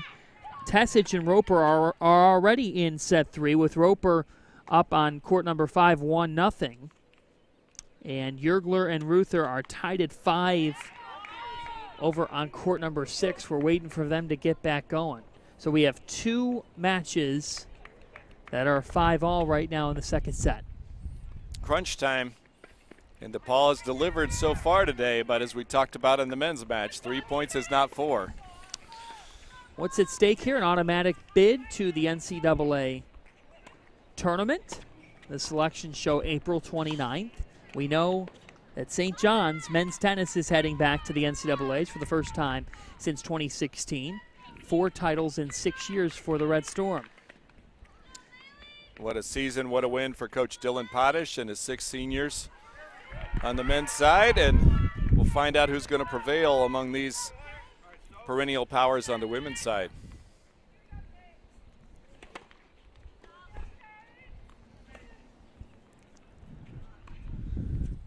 So,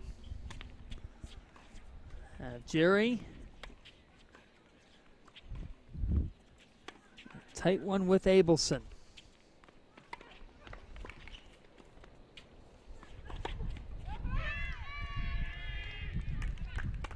Big forehand. Just missing wide with the backhand. Abelson got the hold and the break to even things up at 5 apiece.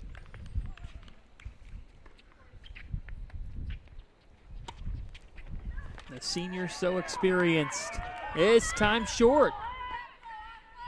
And that's critical for F. Jerry. She now leads 6-5. Abelson had the surprise play with the serve and volley. She had the shot she wanted. But now, as you say, F. Gary will serve for the set. How about that for the Blue Demons? And that could force a third.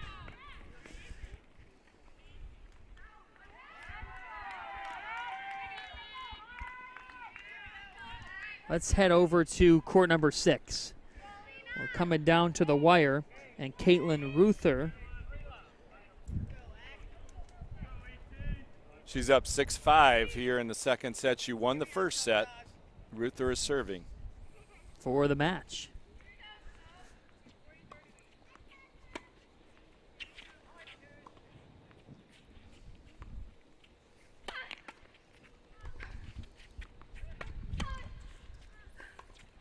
Yergler trying to back her up. A high pop. That one lands way out.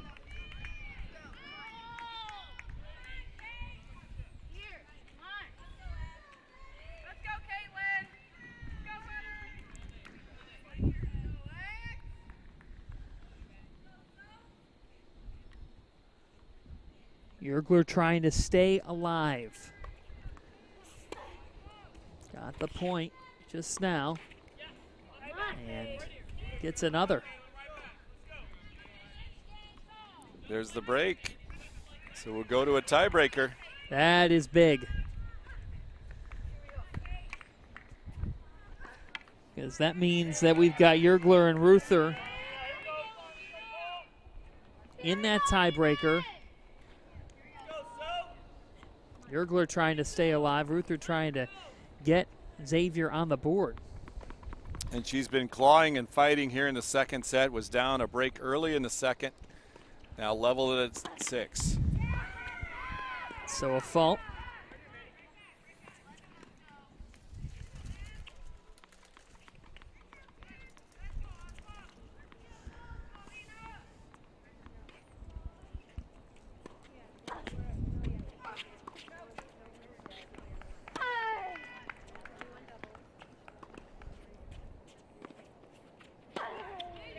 Big swing from Yergler. Yergler, 1-0. She was patient there, got the air from Ruther.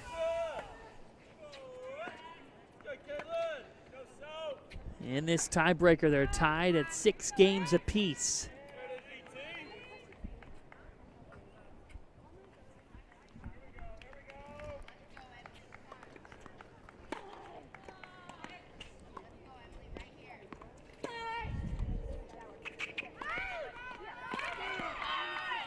Ruther answers, 1-all. Powerful there, Joe. She decided to attack. She did. She went after that shot, and that's her game. She delivered. Now she's trying to stay on serve here in the breaker. Basically, the difference here has been when Yergler's been on, she's been able to pin Ruther back. And she's done it with more air under it. Ruther wants to attack. Let's see how she does here with this evened up at 1. A roar from court number 2. And Avjeri and Abelson.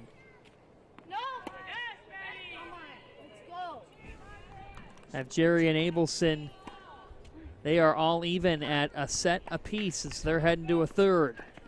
We're with you here on 6 and a critical tiebreaker. Xavier's still not on the board. Down 3-0 now in this championship match, but still a lot of tennis to be played.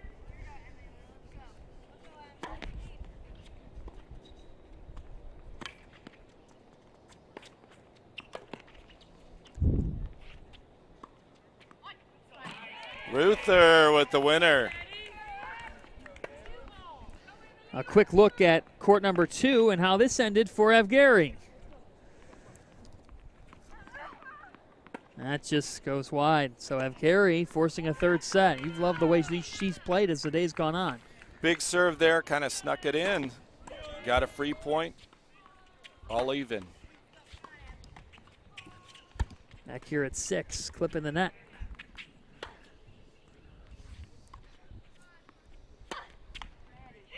That one hits the tape.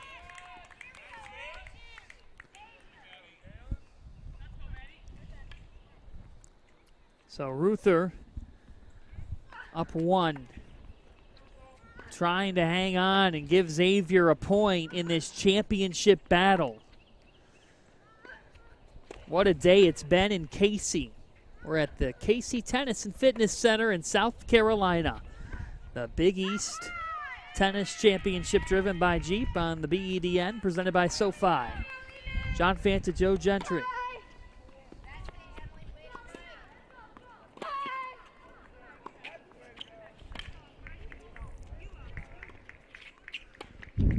Ruther attacking again, Joe. Beautiful play, great approach. She had that attacking mentality, got the short ball, and put that volley away.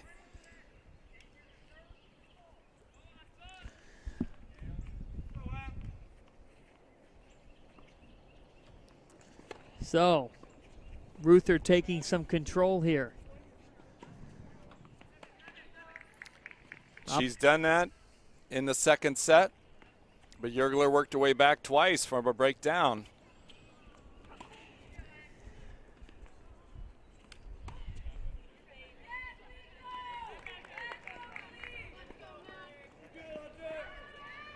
The third set has just begun over on court 2. It's been a great match between Evgeri and Abelson. Meanwhile, on court 3, Kuzmenkova up 5-4 on Emily Thomas. Things are paused there for a moment. And on court 5, Hunter Roper has raced out to a 4-0 lead. So she's 2 games away from sealing up that match, which has gone into that third set. This tiebreaker still playing out, though, on court 6. Ruther, too much. Too much right now. Looked like the wind kicked up there at the last second. Affected Jurgler on that. So she's down 2-5 here in the tiebreaker. Ruther 2 away from getting Xavier on the board. Meanwhile, Roper's a machine on court 5. We'll get there right after this. Musketeers quickly starting to turn the tides. Momentum shifting sides.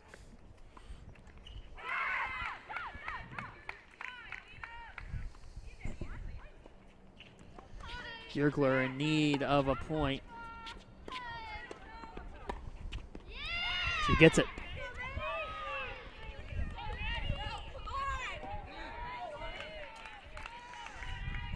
(5-3).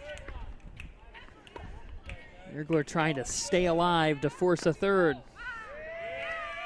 So we got 3 third sets going on. Jurgler would like to increase that to 4. Looks like Roper now up 5-0 in that third set. So she's really taking control for Xavier on court 5. This is the key court, though. Are we going to have a third?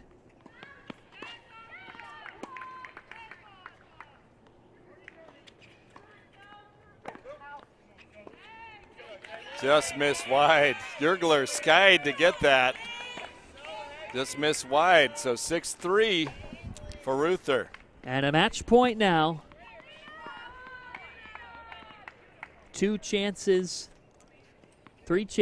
rather at it for Ruther, who serves.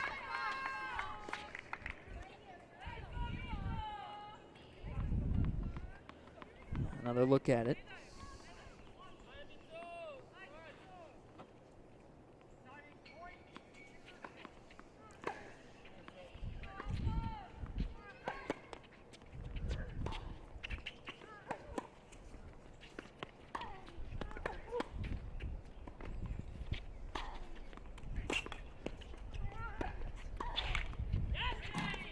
Jurgler, great attack. Still 2 more match point opportunities for Ruther, but you have to love what Jurgler did there. She did. She looked for a chance to step in, and she hasn't dictated much, but she got the short ball. She did not hesitate. So, Kaylin Ruther with another opportunity here. Ruther did her part yesterday, won in straight sets over Gabriela Tenorio from St. John's. Another fault. And that's the thing here is that that's allowed Jurgler a little bit because she's not anticipating as tough of a serve from Ruther.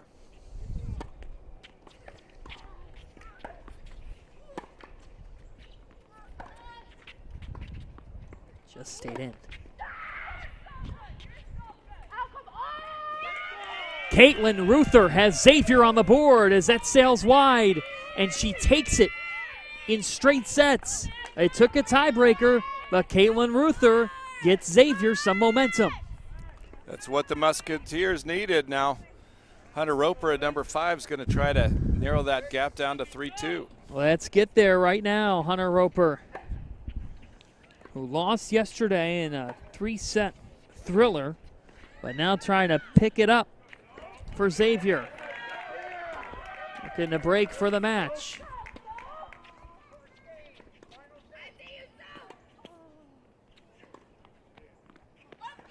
Roper.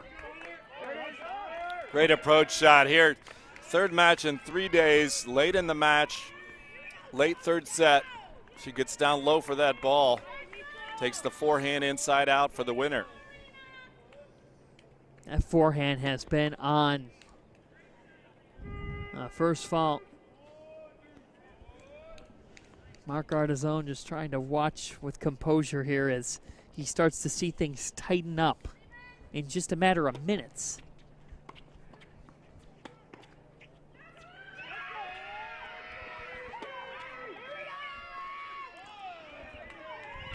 Roper just short. Emily Thomas is making noise over on court 3, but would you expect anything different? We'll get there soon. This is her time in the third set. Could it perhaps be her time again today? Oh my. Storybook type script as we're with you here on 5. Roper trying to close it out.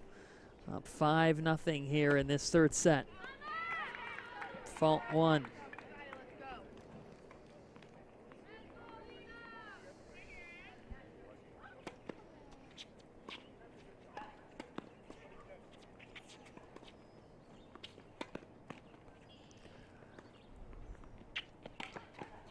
Tremendous backhand. Hunter Roper has Xavier on the hunt. They're within 1 on this championship match as Roper takes it in the third set 6-0, leaving no doubt. Impressive. The freshman from Jonesboro, Arkansas, finished strong. All business in the third set. And the Musketeers are right there. Let's take you to court number 3. And fittingly, everybody can head to 2 and 3 because that's where this championship match is left at, Joe. What a match we've got brewing now. And on court 3, you had Thomas was down 5-3 here in the second set and won a deciding point at 5-4, saved a set point.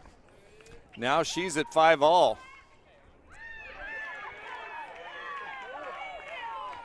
And on court 2, a big win.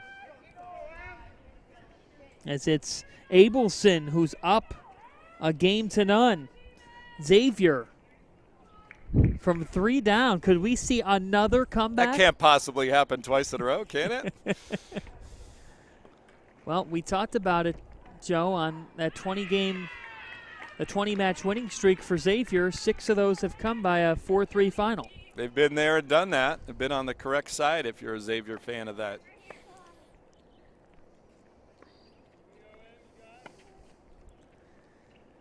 There you see it. DePaul up 3-2. Kuzmenkova serving here.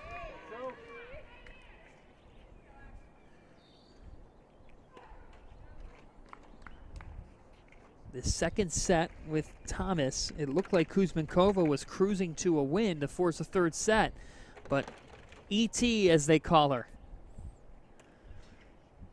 has bounced back. 5-all.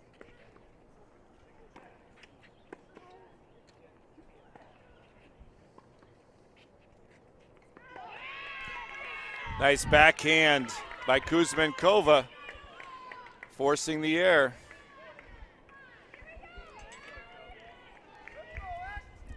We'll keep you posted on court number 2. That one's really early in the third set.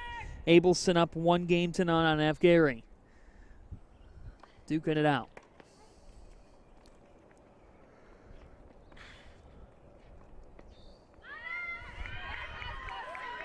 Avgari with a nice shot up the line.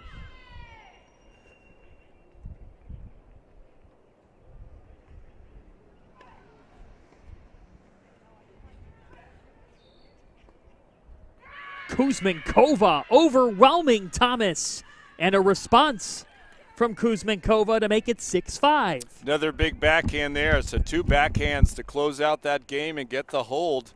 She leaves 6-5 in the second set. She lost the first set, trying to force a third.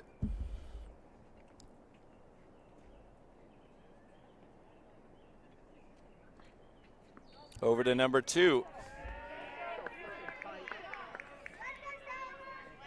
Aspa Avgari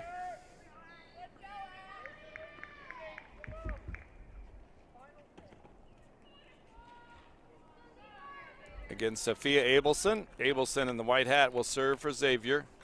Early third set.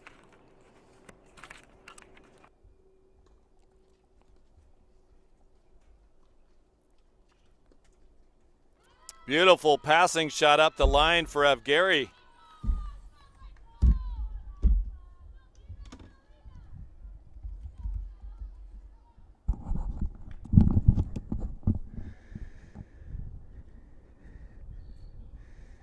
Love 15. Cross-court return winner. So back-to-back winners for Evgary to start this game. How about Evgary? The development that she's made as her career's gone on. Second-team selection last year in the Big East. And now the Greece native has turned it up to another level at the number 2 spot, raising her game. And that's the thing. We've talked about what Mark Artizone does as a recruiter, but there's also talent development with this program. It's why they've been to the title match every year. And you've got to hit that, you want to hit that peak right here this weekend.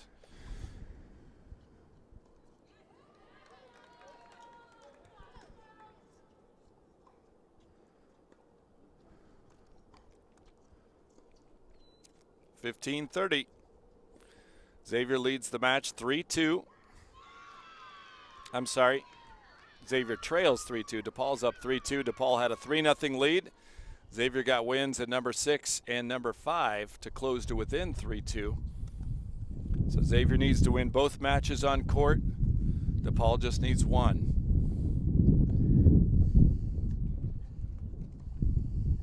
That one is long. The wind kicked up a little bit during that point. Now Abelson back to 30 all. Back to court number 3, Emily Thomas with Kuzmenkova.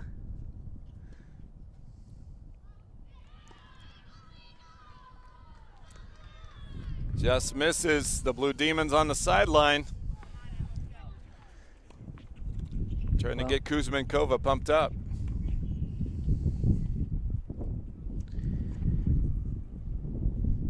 Well, DePaul in 2017 was on the other side of things. They won 4-3 over St. John's. Big serve there, by Thomas. Out wide trying to force a tiebreaker. A reminder, DePaul up 3-2 right now in the overall match. 3-2 with 2 matches still left to be decided.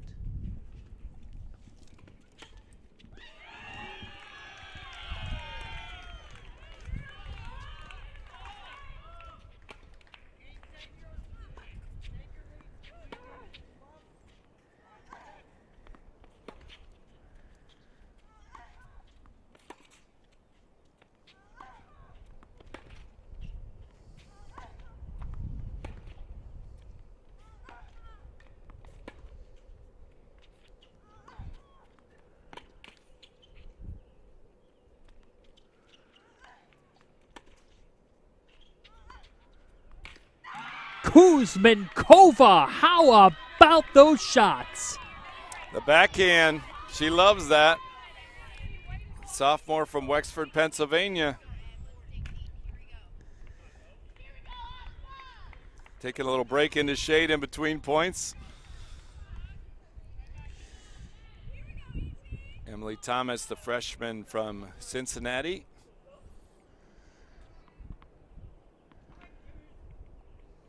Kuzmenkova, as a freshman, 15-10 in singles action.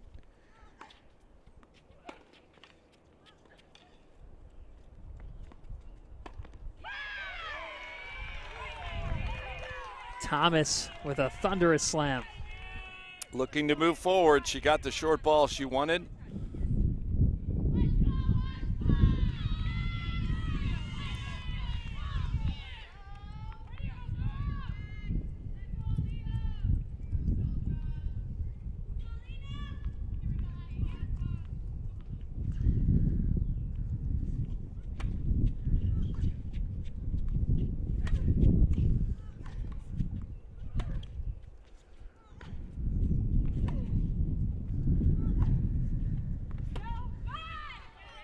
Just long.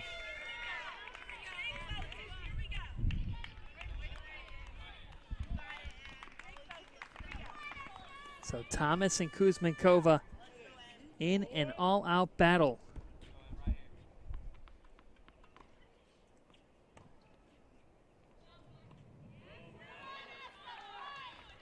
On court number 3, just 2 to be decided. in this championship match. What a day it's been in Casey.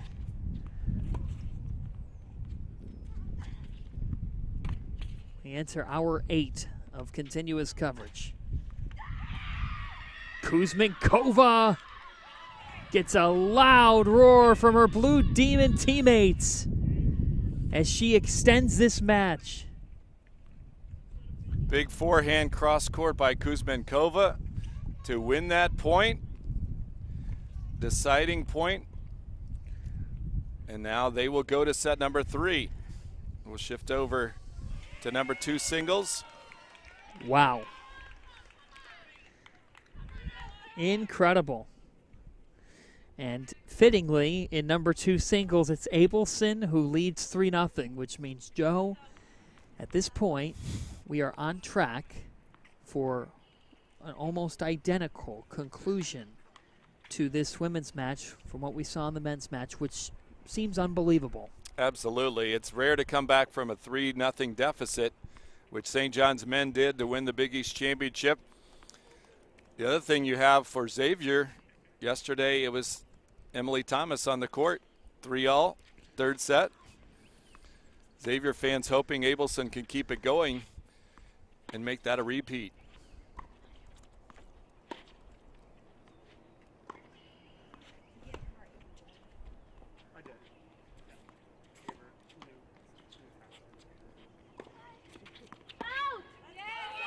Just missing long.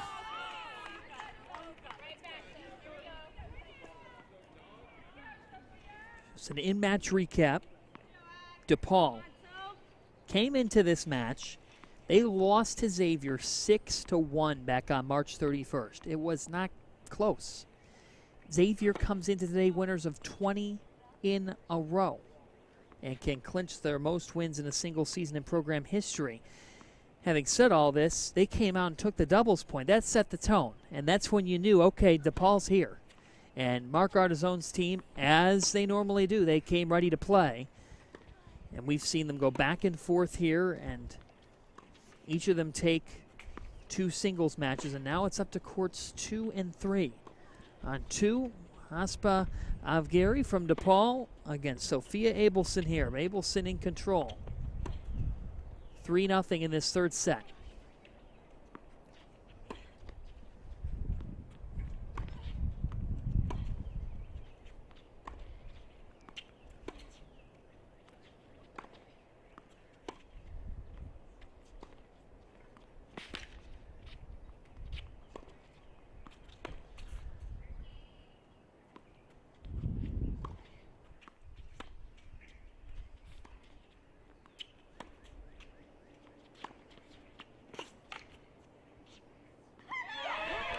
Abelson, great job painting side to side, working the corners. Seized her opportunity.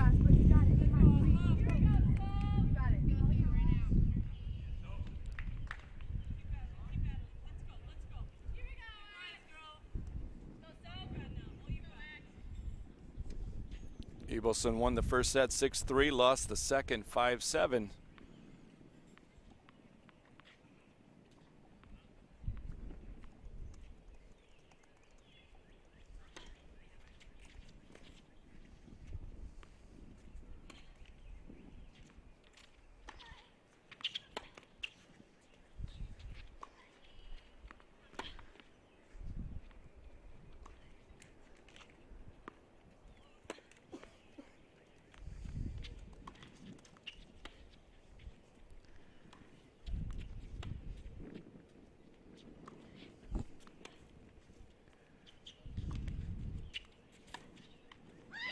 Abelson keeps it rolling. Another long rally, Joe, and she just doesn't let up. And a break for her. She's up 4-love.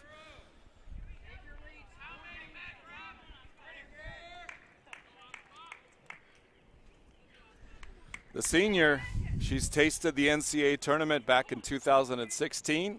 She wants to do it again. Well, how fitting would that be? And we talk about all these stories today. We had a great one in the men's match with Dusan Vukevicic a senior coming out on top with 5 other senior classmates of his winning a Big East title. Now Abelson trying to come up clutch for her team. A freshman next to her in Thomas.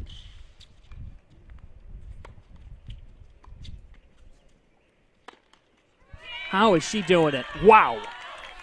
Good defense there of Gary. Had the advantage. Got into the net, but missed it. The winners for DePaul in singles. Keisha Klausing was tremendous. The senior, you hope this isn't her final act as a Blue Demon. She won 6-2, 6-2 over a star in Amir Kyle. It's not easy to do to Kyle. And then Marija Jovic left no doubt, 6-2, 6-3. But for Xavier, Hunter Roper, Caitlin Ruther. And that's what has us at 3-2 in favor of DePaul. The difference, that doubles point.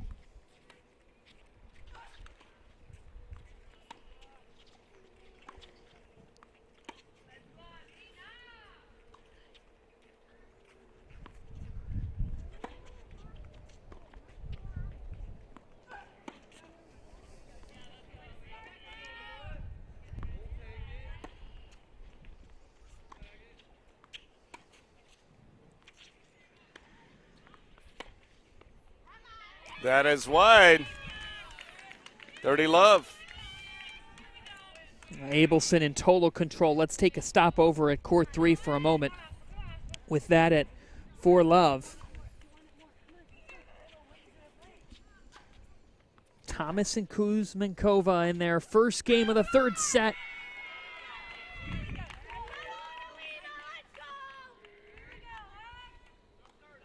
Well, Joe, we've talked about this throughout the day, but it bears noting again, this is where the team sport really comes out of tennis. Even though you've got 2 individuals, now all eyes are on these players, and you feel like they're lifting their respective team on their back. Absolutely. Although all your teammates who are running sprints with you in August and September, getting ready for this moment, they're going to try to carry you to the finish line.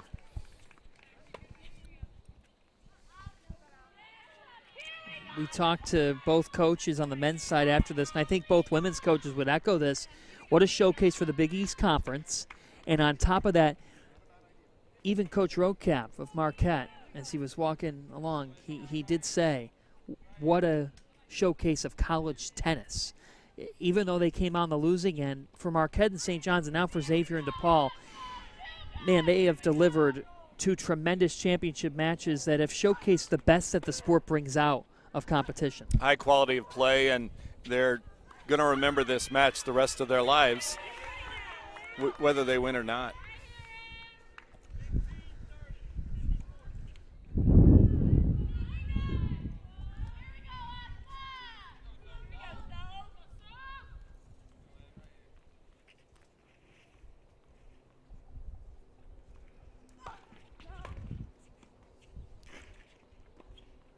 DePaul 3, Xavier 2. Championship Monday. It's been a marathon. We've been with you since 9 a.m. Double fault there, so Emily Thomas gets the first game of the third set. And that's what it likely is going to come down to. Is Thomas, the freshman, who it came down to yesterday for Xavier to win an epic affair over St. John's. Let's get back to court number 2 while we're at it. Abelson up 4 love. Aspa, Gary, in need of some magic. What's Abelson done well today?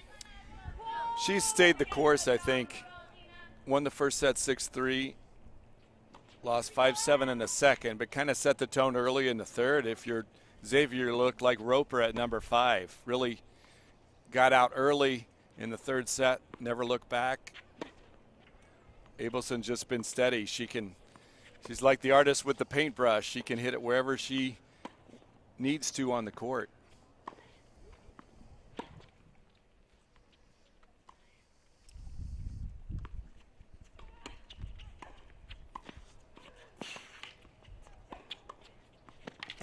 Perfect. Great job moving in. There's the artist doing a little bit of everything. We saw her through the baseline there. That was literally a showcase of all the different skills that she has. She's got them all in her arsenal, and she's used them all here, especially in the third set. Take that 5-0 lead. We'll go back over to number 3.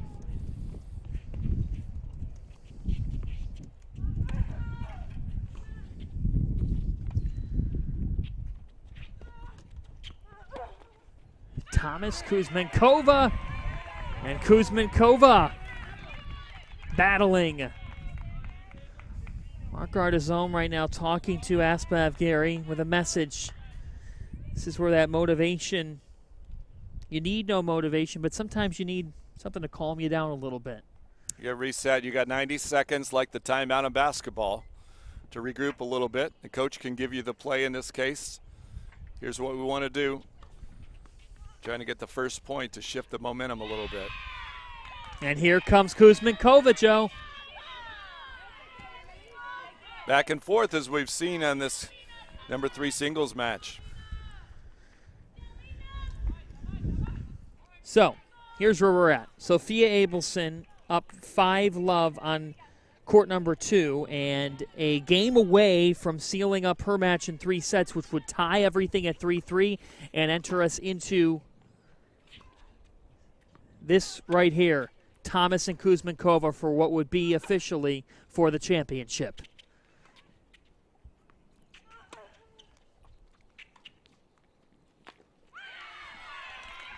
Smart play by Thomas.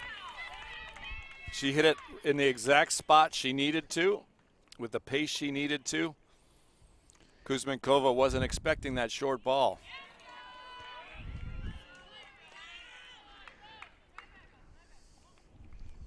Just amazing after Thomas breaks Kuzmenkova. Now we're seeing them just completely go opposite of each other, but hold on. 30 all.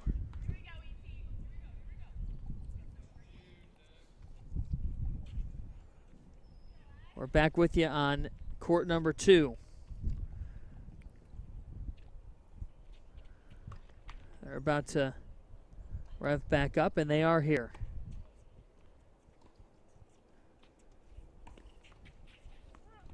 Abelson at the bottom of your screen looking for the match. She's up 5-love.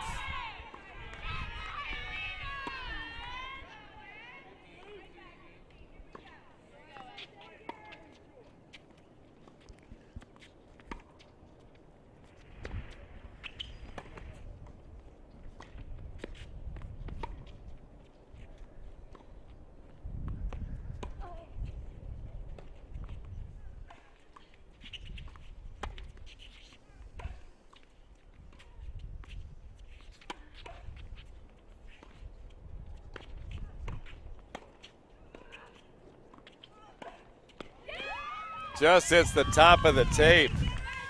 Abelson cannot miss here in the third set. No, she can't. She's been amazing. Everything has gone her way. You're hearing the roars right now from this crowd. This is nonstop Big East tennis fun. Absolute madness in Casey today. Sophia Abelson, a senior, West Bloomfield, Michigan. 3-time Michigan State champion in golf, actually.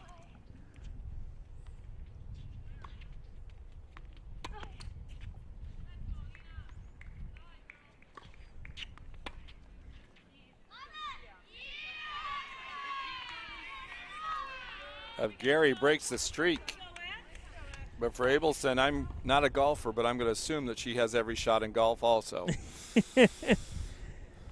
3-time Michigan State champion, placed 26 in the World Championship at Pinehurst. But she chose tennis, and I think she chose correctly. We're certainly glad she did. A thrill to watch.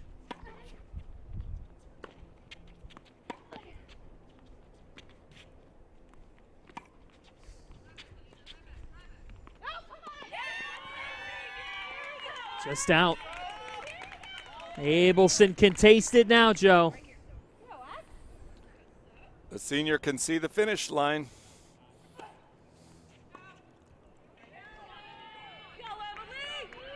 15-30. Abelson 2 points away from tying this title matchup.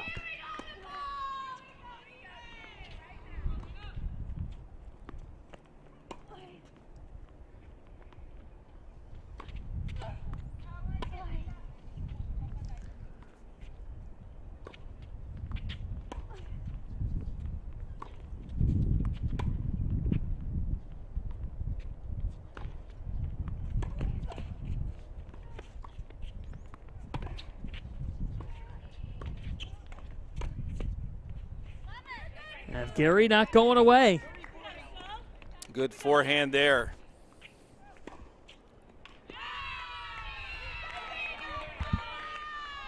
Over on court 3, Thomas and Kuzmenkova. Still early in their third set, but Thomas up 2-0. Xavier down 3-2 in this match overall, but the Musketeers have turned the tides. From what I could hear from the judge, I believe that he said 30-40 here, which means that Abelson still has match point.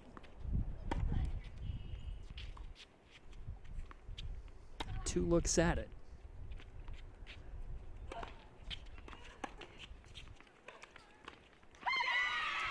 Sophia Abelson wins 6-love in the third set, taking it in 3, and we are tied at 3 apiece between Xavier and DePaul for the women's title. The senior gets it done, and how about for Xavier? You got Roper and Abelson that both win 6-love in the third set, and now the stage is set. Thomas against Kuzmenkova. 3 of the 6 singles matches in 3 sets. And there it is. Abelson showed her experience. The senior putting together a storybook. Won the first set 6-3, then credit to Aspa Gary, who put together a really nice run to extend this match, winning 7-5 in the second set, but Abelson just took the driver's seat. So now all eyes are on court number 3. Kuzmenkova for DePaul, Thomas for Xavier, and Kuzmenkova needs a rally, and she needs it now. And she got it right there with the backhand, stepping in, driving that for the winner. Needs the hold here. Was broken in the first game of the third set, and Thomas got the hold to take a 2-love lead.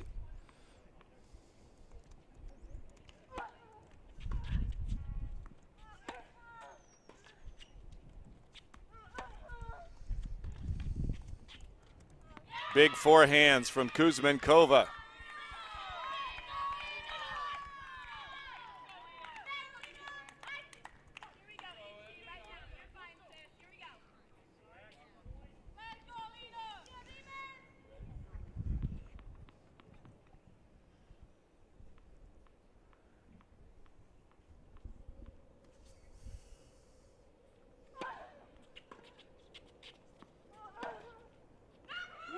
Just out.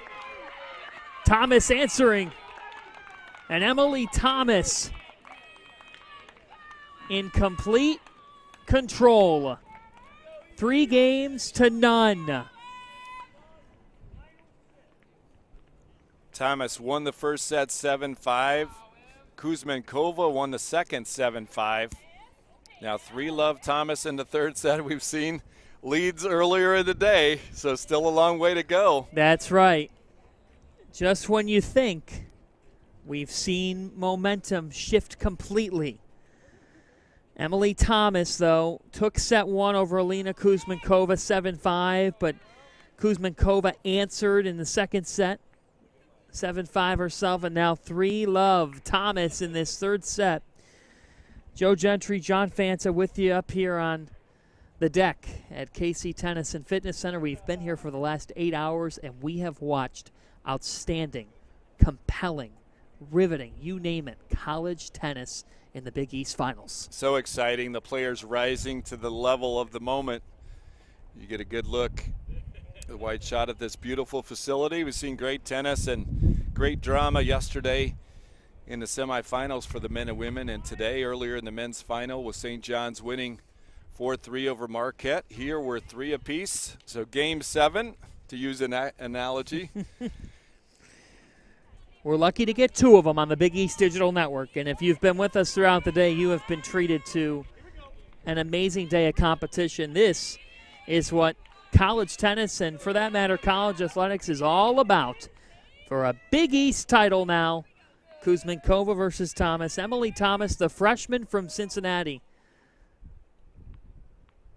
And the hometown kid trying to get Xavier a trophy.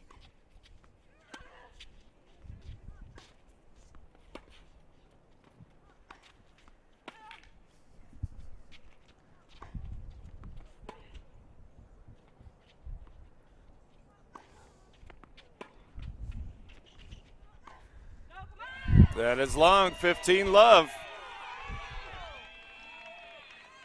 Thomas has only lost 1 match all season at number 3 singles. She was ranked as the #1 female tennis player in the state of Ohio and was teetering between 4-star, 5-star recruit throughout her 4 years at Princeton High School.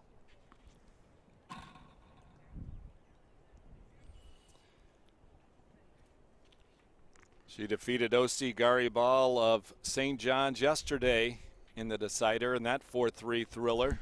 What a match that was.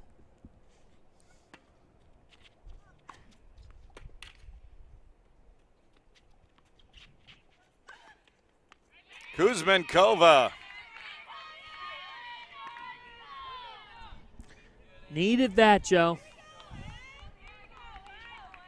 That time we saw her really take the steering wheel and attack. Got the wind at her back here. Wind is a little calmer than it had been earlier in the match.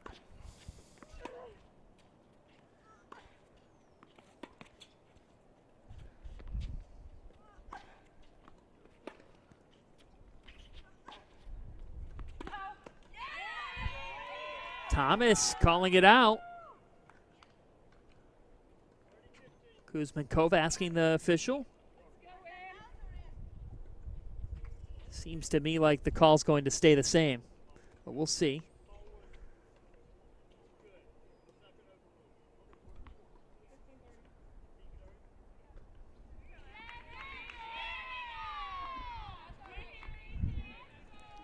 Kuzminkova reacting.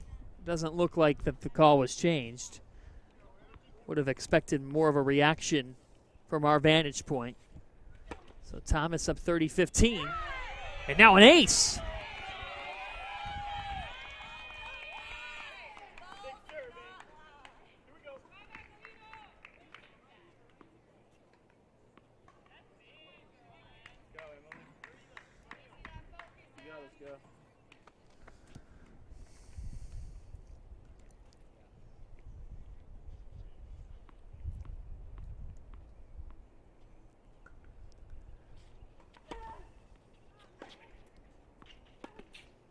Nice return by Kuzminkova.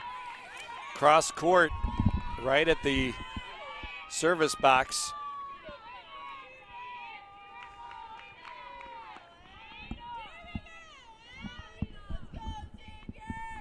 This is the deciding match, the only one left in the 2019 Big East Tennis Championship. DePaul and Xavier.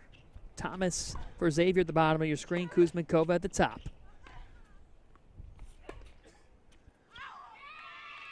That is wide. Deuce. So Kuzminkova, a chance.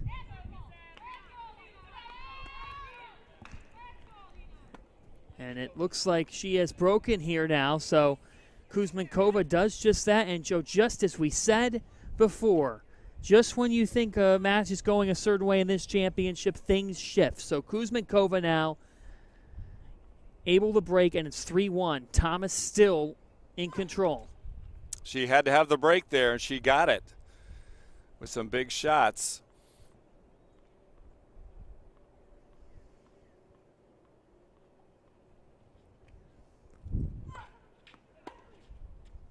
Nice second serve, very deep in the box. aggressive right at the body of Thomas. How challenging is that when you're facing that second serve to be just as aggressive? And that's the thing, you have to have the confidence in it. You know you're going to make the second serve so you can go for something on your first.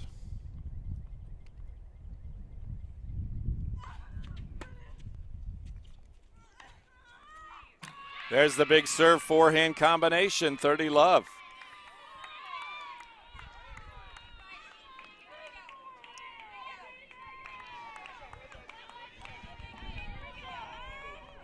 Kuzminkova now finding it, and the drama has gotten to its maximum point. We could not have had more drama today in Casey. No way. And again, those of us who were here yesterday, we had it yesterday too. You just didn't see it. Hopefully you followed on live scoring and read about the recaps on BigEast.com.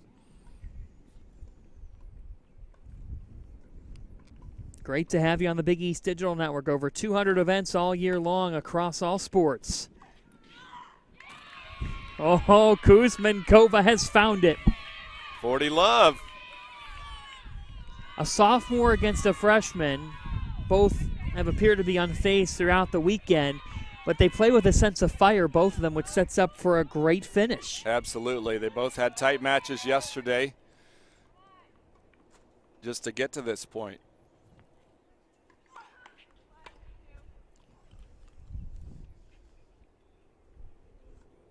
And interestingly enough, Kuzminkova fell in her match against Villanova. In the men's title, Dusan Vucevic, he had lost in doubles and had lost before this weekend, but found a way for redemption.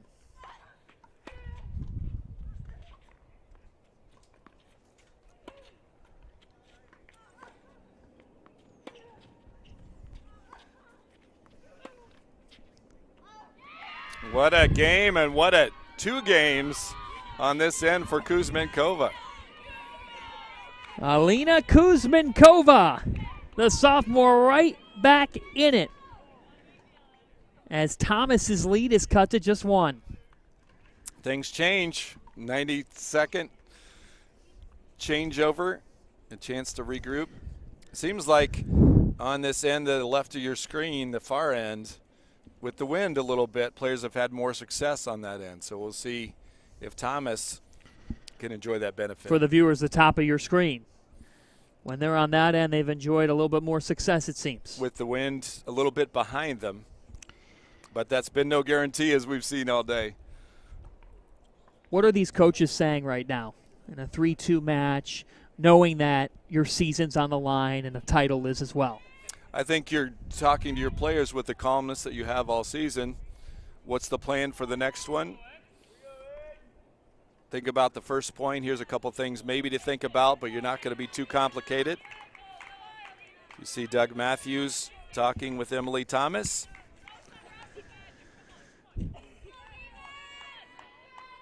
Doug Matthews, a great player at Xavier. And here's how these two teams got here. Xavier, flair for the dramatic. Emily Thomas yesterday, clinching the match 4-3. DePaul got tested, but Aspa Evgeri was able to get it done. Xavier, 20 straight victories. And DePaul looking for their 4th Big East title in 6 years. Thomas up 3-2. Trying to hold serve now.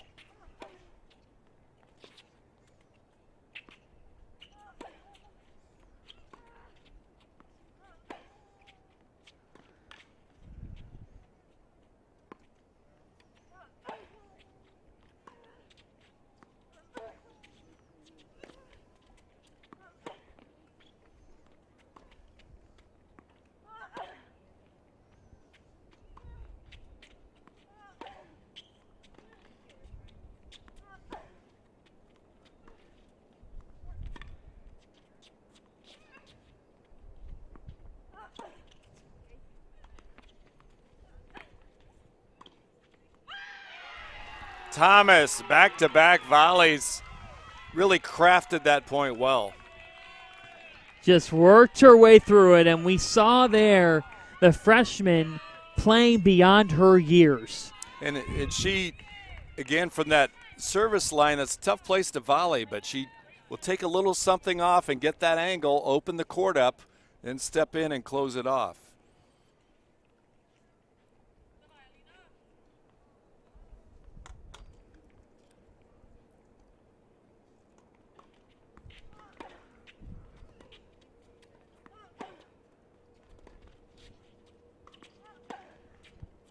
Nice, Kuzmenkova got the little edge, stepped in. Punch for punch right now. Classic back and forth. Body blows delivered and received by each player.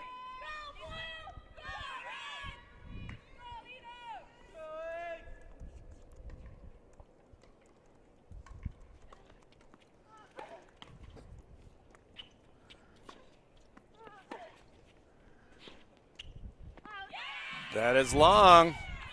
15-30. Kuzmenkova down 3-2. 1 point down, 3-0.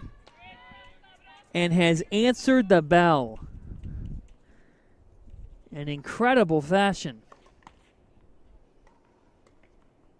And this is a striking image of our men's final, which is what's so unique about it.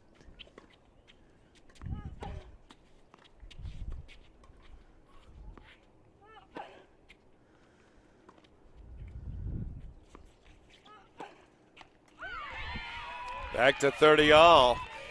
We mentioned we wouldn't be surprised if it came down to this match, and now even further, you wouldn't be surprised if it's a tiebreaker like in the men's final, 7-6 in the third. Nothing surprises us at this point. We are on the verge of hour 9. Like some of those days at the U.S. Open, those night matches that go on, 5-setters. Haven't had any 5-setters today, but 4-hour match in the men's final. St. John's 4-3 over Marquette.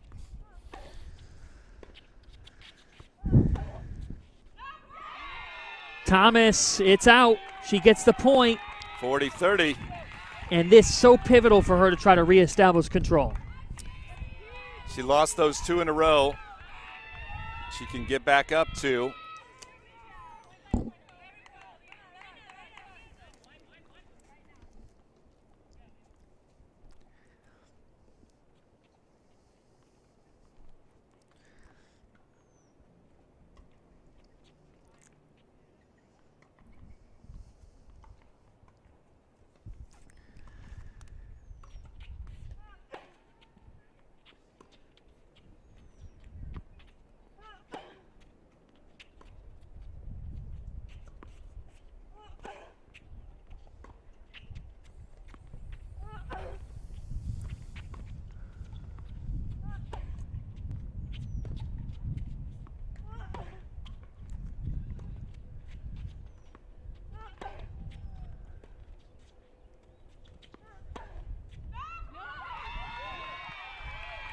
Gets called out.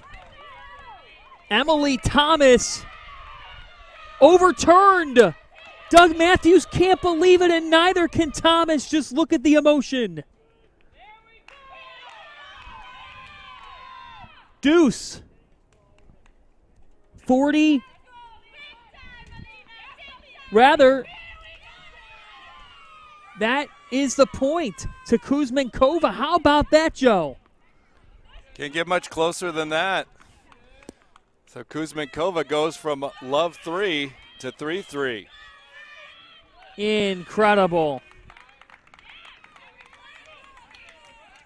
Oh, my goodness. 3-3 overall, 3-3 now in the third and final set.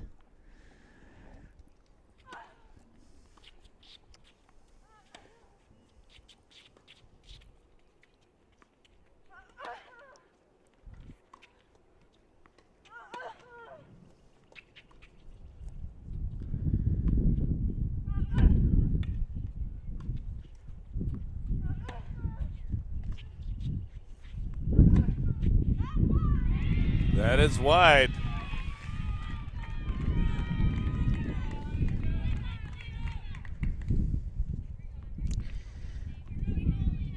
Well, Emily Thomas her composure's going to get tested now because of that point. She was so stunned that she did not get that point to make it 4-2, and what a swing.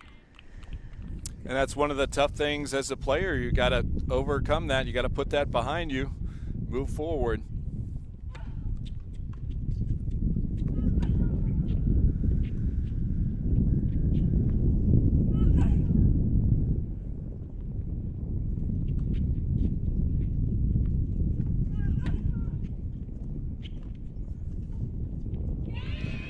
$15-all.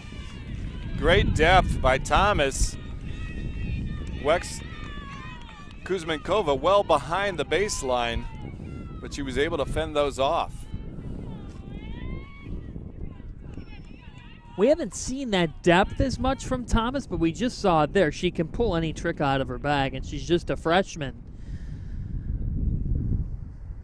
Kuzmenkova handled it, and there's nothing too big for either one of these players in this match.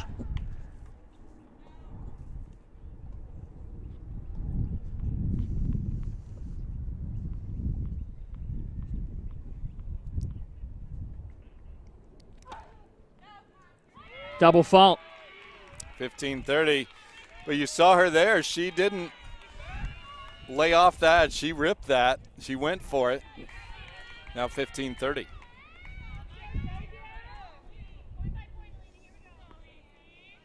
Do you mind that there? That's her game. That's what she needs to go for her shots. That's what's gotten her to this point.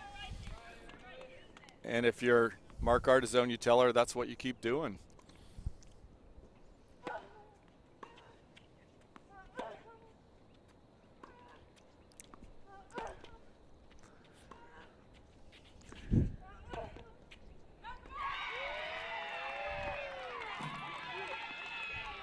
Hunter. That's Thomas. That's what she does. 15-40 now, triple break point. The 7th game in the deciding set of the 7th point of the match. Emily Thomas looking for a critical break here.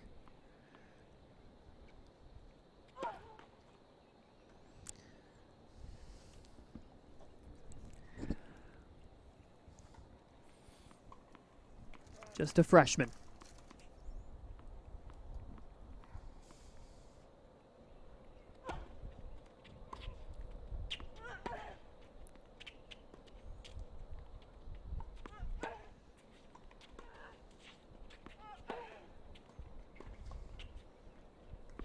That is long. One break point saved, 30-40. Let's see what Kuzmenkova has in store here on the serve. She's aggressive. Got a great chance now as the door's cracked open.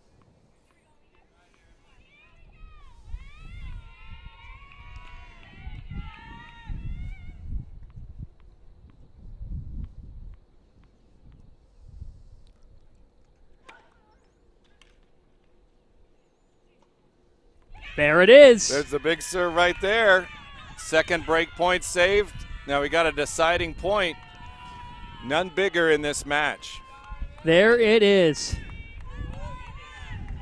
That big serve, she had it to work with, and finally it pays off for Kuzmenkova, and you got to think that she tries something similar right here. Yep, and Thomas doesn't want to see the exact same thing, so she picks the deuce court.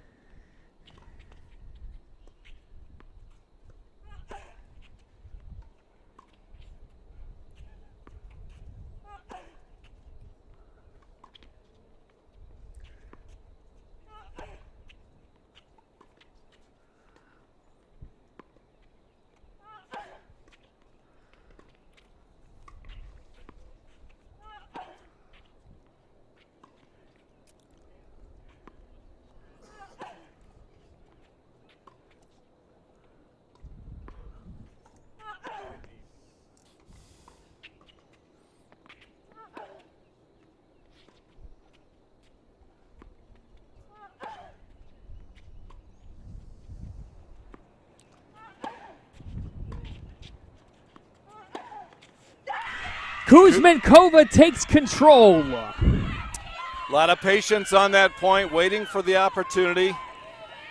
Pretty level, one side, not aggressor either way. She got the chance, and just like we talked about, John, that's what she does. She goes for her shots. She's got 4 games in a row. She's gone from love 3 to 4-3 here in the deciding set of the 2019 Big East Championship. Well, Thomas's whole strategy there was depth. And Kuzmenkova didn't give her the short ball. She wanted the depth to set up a short ball. She never got it. So give Kuzmenkova credit. She was somewhat on the defensive, but she kept it neutral. She got a short ball. She took advantage of it.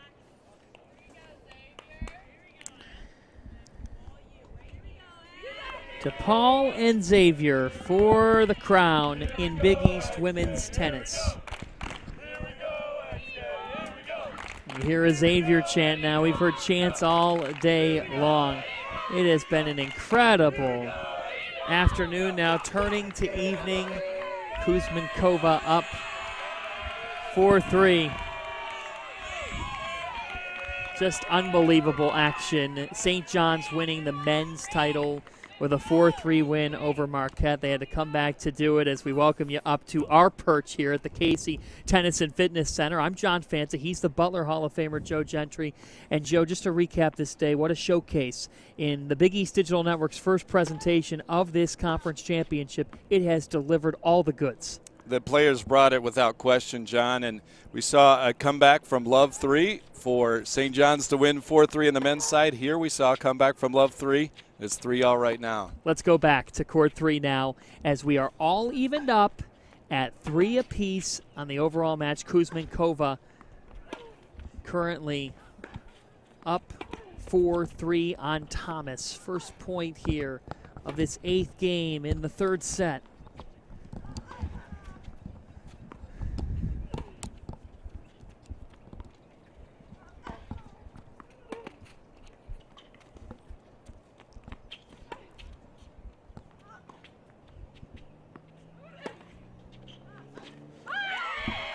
Thomas prevails. Kuzmenkova going down for a moment. That's the question in my mind now, and you've played, you've coached. How much at this point can you function properly at your best when you've played this much tennis, and obviously it's been warm all day? And it's adrenaline kicking in right now, number 1. And number 2, it's your conditioning that you've done in August, September to get to this point. And then thirdly, it's the mental approach.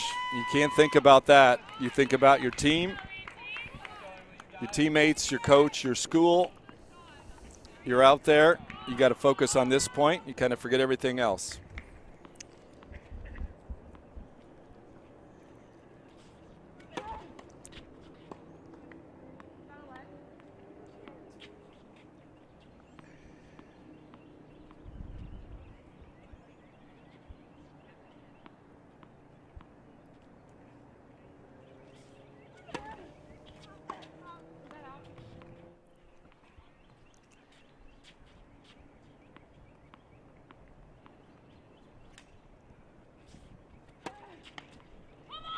Oh, a double fault for Thomas. Kuzmenkova can capitalize. A little opening at 15:30. That is massive, and Coach Matthews sharing a message with his freshmen.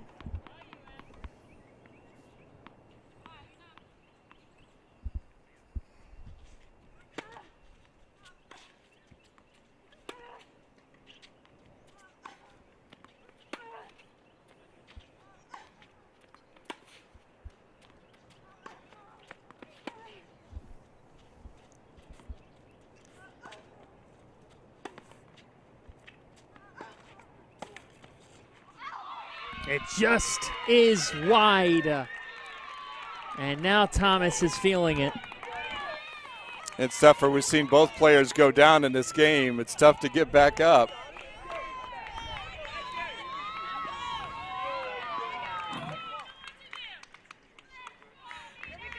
This is a moment where, as a freshman, so difficult. In tears.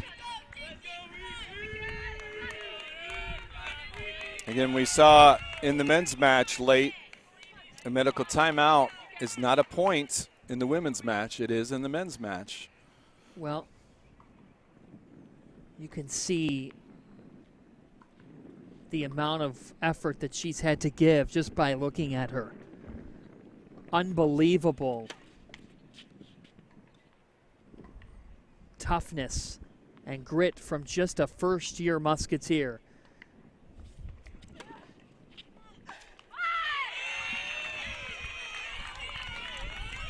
We've talked a little bit about that. Sometimes it could be disconcerting to your opponent if you're the player on the other side of your net shows a little sign of injury, fatigue, loss of condition.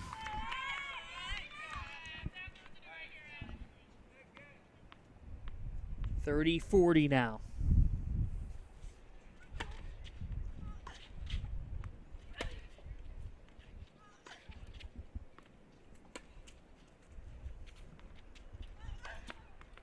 Kuzmenkova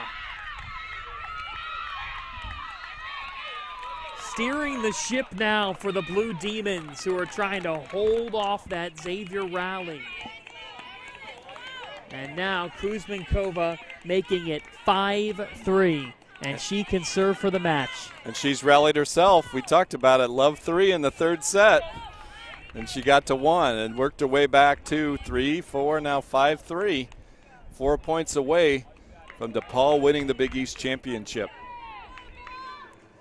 What a match.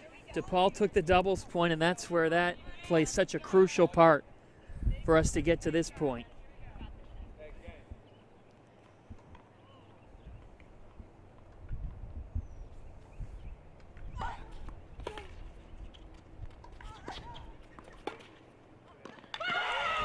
Wow.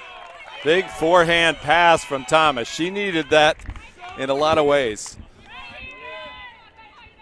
Just when it appears her tank may be empty, the freshman doing everything she can to stay in it.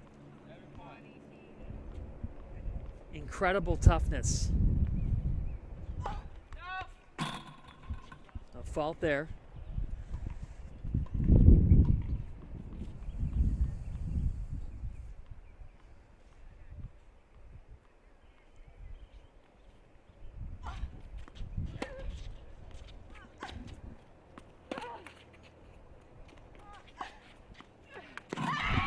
That slice was no match for Kuzmenkova.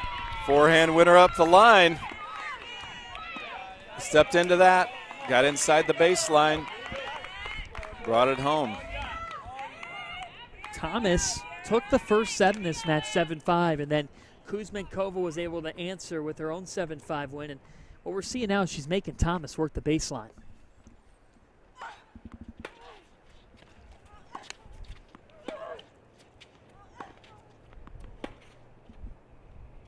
That's long, and Kuzmenkova is 2 points away.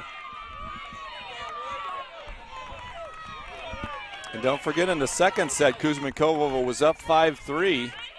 Thomas got it back to 5-all, but then Kuzmenkova righted the ship to get that one 7-5.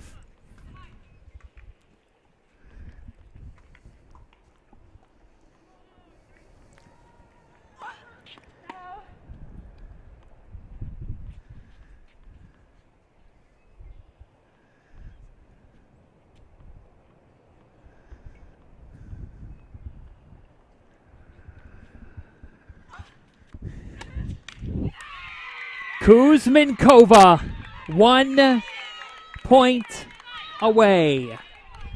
Gutsy second serve. She went for it, as we talked about, and she got it right up the tee.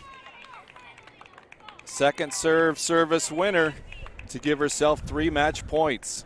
Just a sophomore, Alina Kuzmenkova had a walk-off win last year over Marquette in the semifinals, but did not win in the championship match.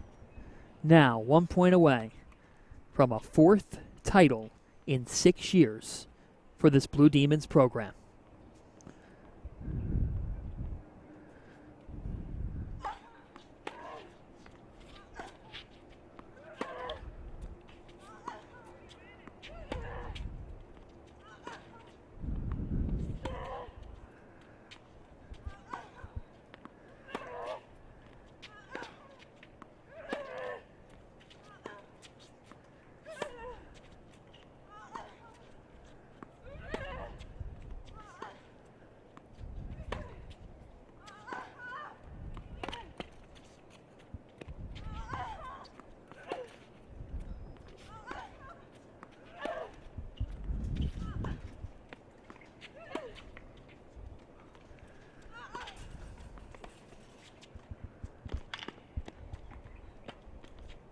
Thomas. It's Kuzminkova. As it went out, the DePaul dynasty reigns again. 4 titles, 6 years. The Blue Demons are Big East women's tennis champs. What a gutsy effort by the DePaul Blue Demons, battling some injuries coming into the tournament. They win the doubles point today, rather decisive fashion at number 2 and 3 doubles. They get a huge win at number 1 from Keisha Klausing, their senior. Jovicic makes it 3-0 DePaul. Xavier ties it at 3-all. Xavier's up 3-love in that match. Kuzminkova, 6 in a row to win it. Alina Kuzminkova was staring a loss in its face and potentially an unraveling for the Blue Demons after they led 3-0. And instead, this one just went out, Joe. It was bang, bang.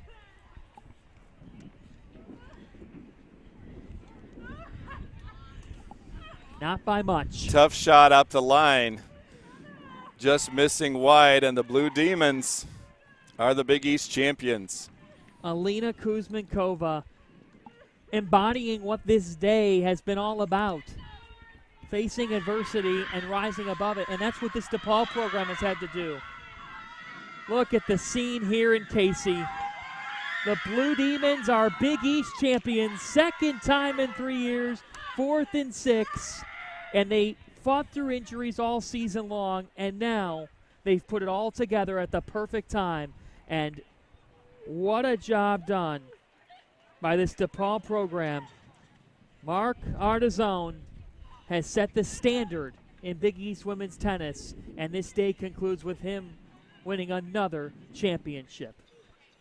We'll be back with reaction from the Blue Demons after this on the Big East Digital Network, as DePaul is your women's tennis champion in the Big East.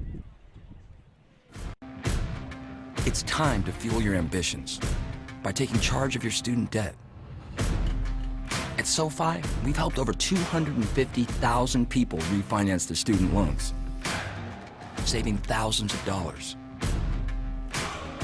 Now you can pay off your student loans faster and reach your goals sooner.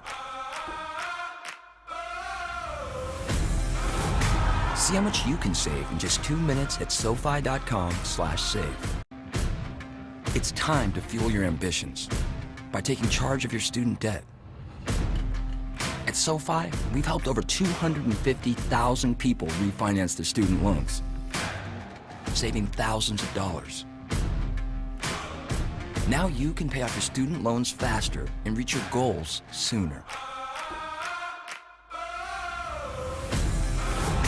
See how much you can save in just 2 minutes at SoFi.com/save. It's time to fuel your ambitions by taking charge of your student debt. At SoFi, we've helped over 250,000 people refinance their student loans, saving thousands of dollars. Now you can pay off your student loans faster and reach your goals sooner. See how much you can save in just 2 minutes at SoFi.com/save. It's time to fuel your ambitions by taking charge of your student debt. At SoFi, we've helped over 250,000 people refinance their student loans, saving thousands of dollars. Now you can pay off your student loans faster and reach your goals sooner. See how much you can save in just 2 minutes at SoFi.com/save. It's time to fuel your ambitions by taking charge of your student debt. At SoFi, we've helped over 250,000 people refinance their student loans, saving thousands of dollars. Now you can pay off your student loans faster and reach your goals sooner.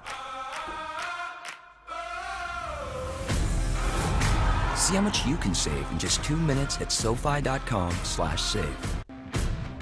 It's time to fuel your ambitions by taking charge of your...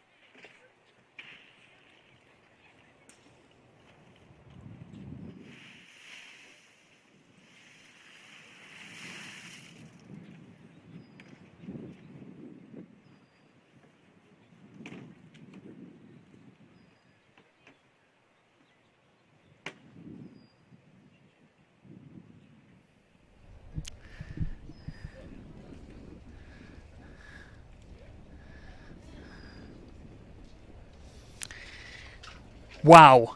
DePaul wins the Big East women's tennis title for the 4th time in 6 years. An epic victory over Xavier, 4-3. We're joined by the master of this program, the head coach. It is Mark Artizone. And Coach, when we talked to your ladies yesterday, they said, we've been through adversity, but we feel like we're playing at our best. How much was this championship victory where Alina's down 3-0 an embodiment of what your program stands for, to fight through it? Yeah, we've just been, we call it tape and glue and trying to get through. This was tape, glue, staples, whatever we could do to get through. But we knew we could get to this point. We've been here before, obviously, and we know what it takes to win a championship. And that's what we were able to do, 3 days. And it was an incredible team effort. Everyone played hard the whole time.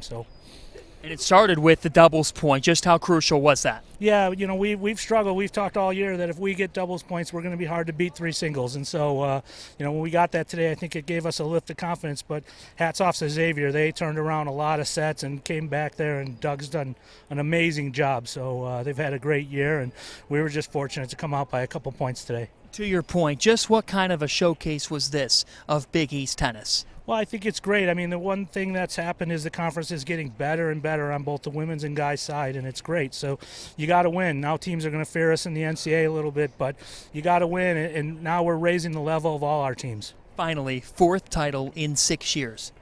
What's different about this one? This one's different because it's probably the least wins we've had going into a title season, and we've played half our matches with 4 players and 5 players. So this one is just to come together at the end makes it really special, and I'm glad these guys are going to get a ring. This is where that 30-plus tour around Europe, when you're trying to do everything you can for this program, is worth it, I'm guessing, correct? Yeah, I just try to find kids who want to compete hard, and that's what it is. It's not, you don't find the best players, you find the kids who want to compete hard, and to beat a team like Xavier, you got to really find kids who compete hard. Congratulations. Thank you very much. Thank you. Thank you, Coach. You can go celebrate with your team. Just unbelievable action all day long here in KC, South Carolina. We saw DePaul hang on. Xavier put up a valiant comeback. And then in the men's tournament, unbelievable final between St. John's and Marquette. We saw compelling action all throughout the morning, and then it led into the afternoon.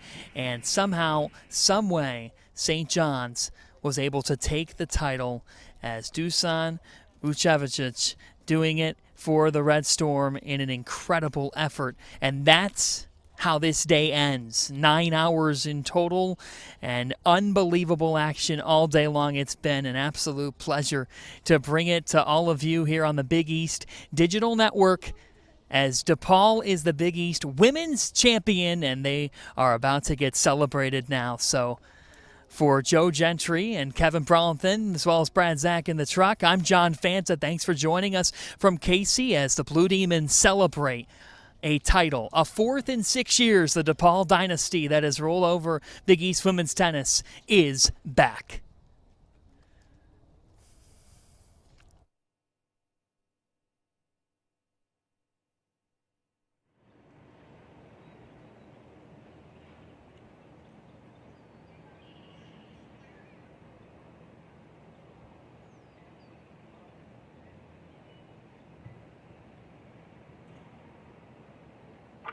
Ladies and gentlemen, please direct your attention to the awards area on Stadium Court, where the Big East Tennis Championship Committee will make the awards presentation. Please welcome the committee members. Committee Chair, Senior Associate Athletics Director, and Senior Women Administrator from Seton Hall, Rochelle Paul. Senior Associate Athletics Director for External Affairs from DePaul, Peter Tombosco. And from the Big East Conference, Senior Director of Championships, James Green. Ladies and gentlemen, please give a big round of applause for all 10 women's teams that have competed here the last 4 days at the KC Tennis and Fitness Center.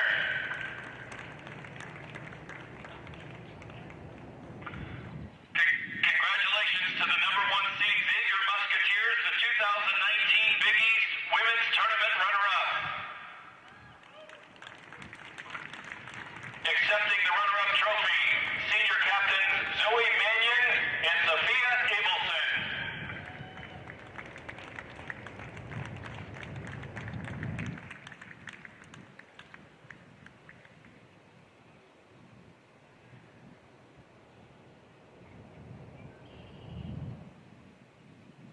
Once again, congratulations to the Xavier Musketeers on a tremendous 2019 season.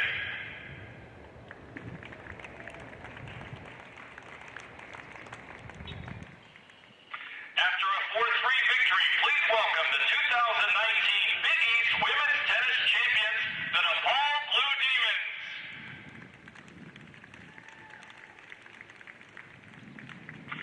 Now for the tournament's most outstanding player. From DePaul, Maria Jovicic.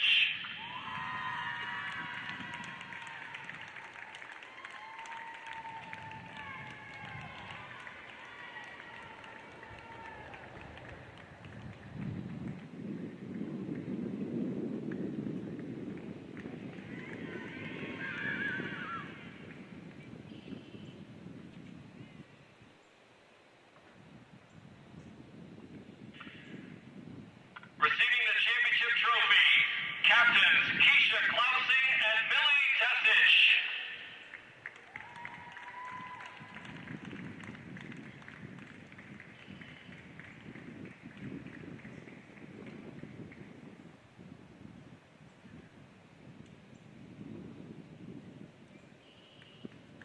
Now for the presentation of the individual champion trophies. As I call your name, please come to the table to receive your award. Maddie Yergler.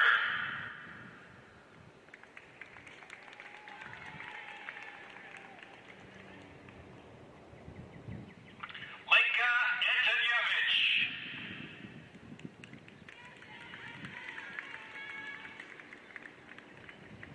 Alina Kuzmenkova.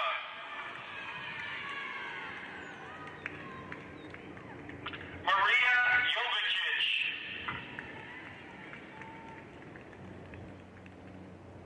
Asfa Algeri.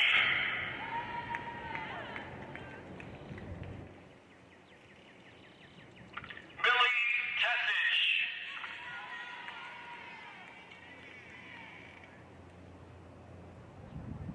Keisha Klausing.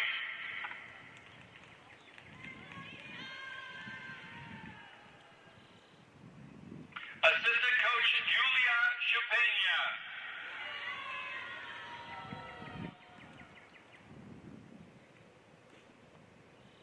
And head coach Mark Ardizone.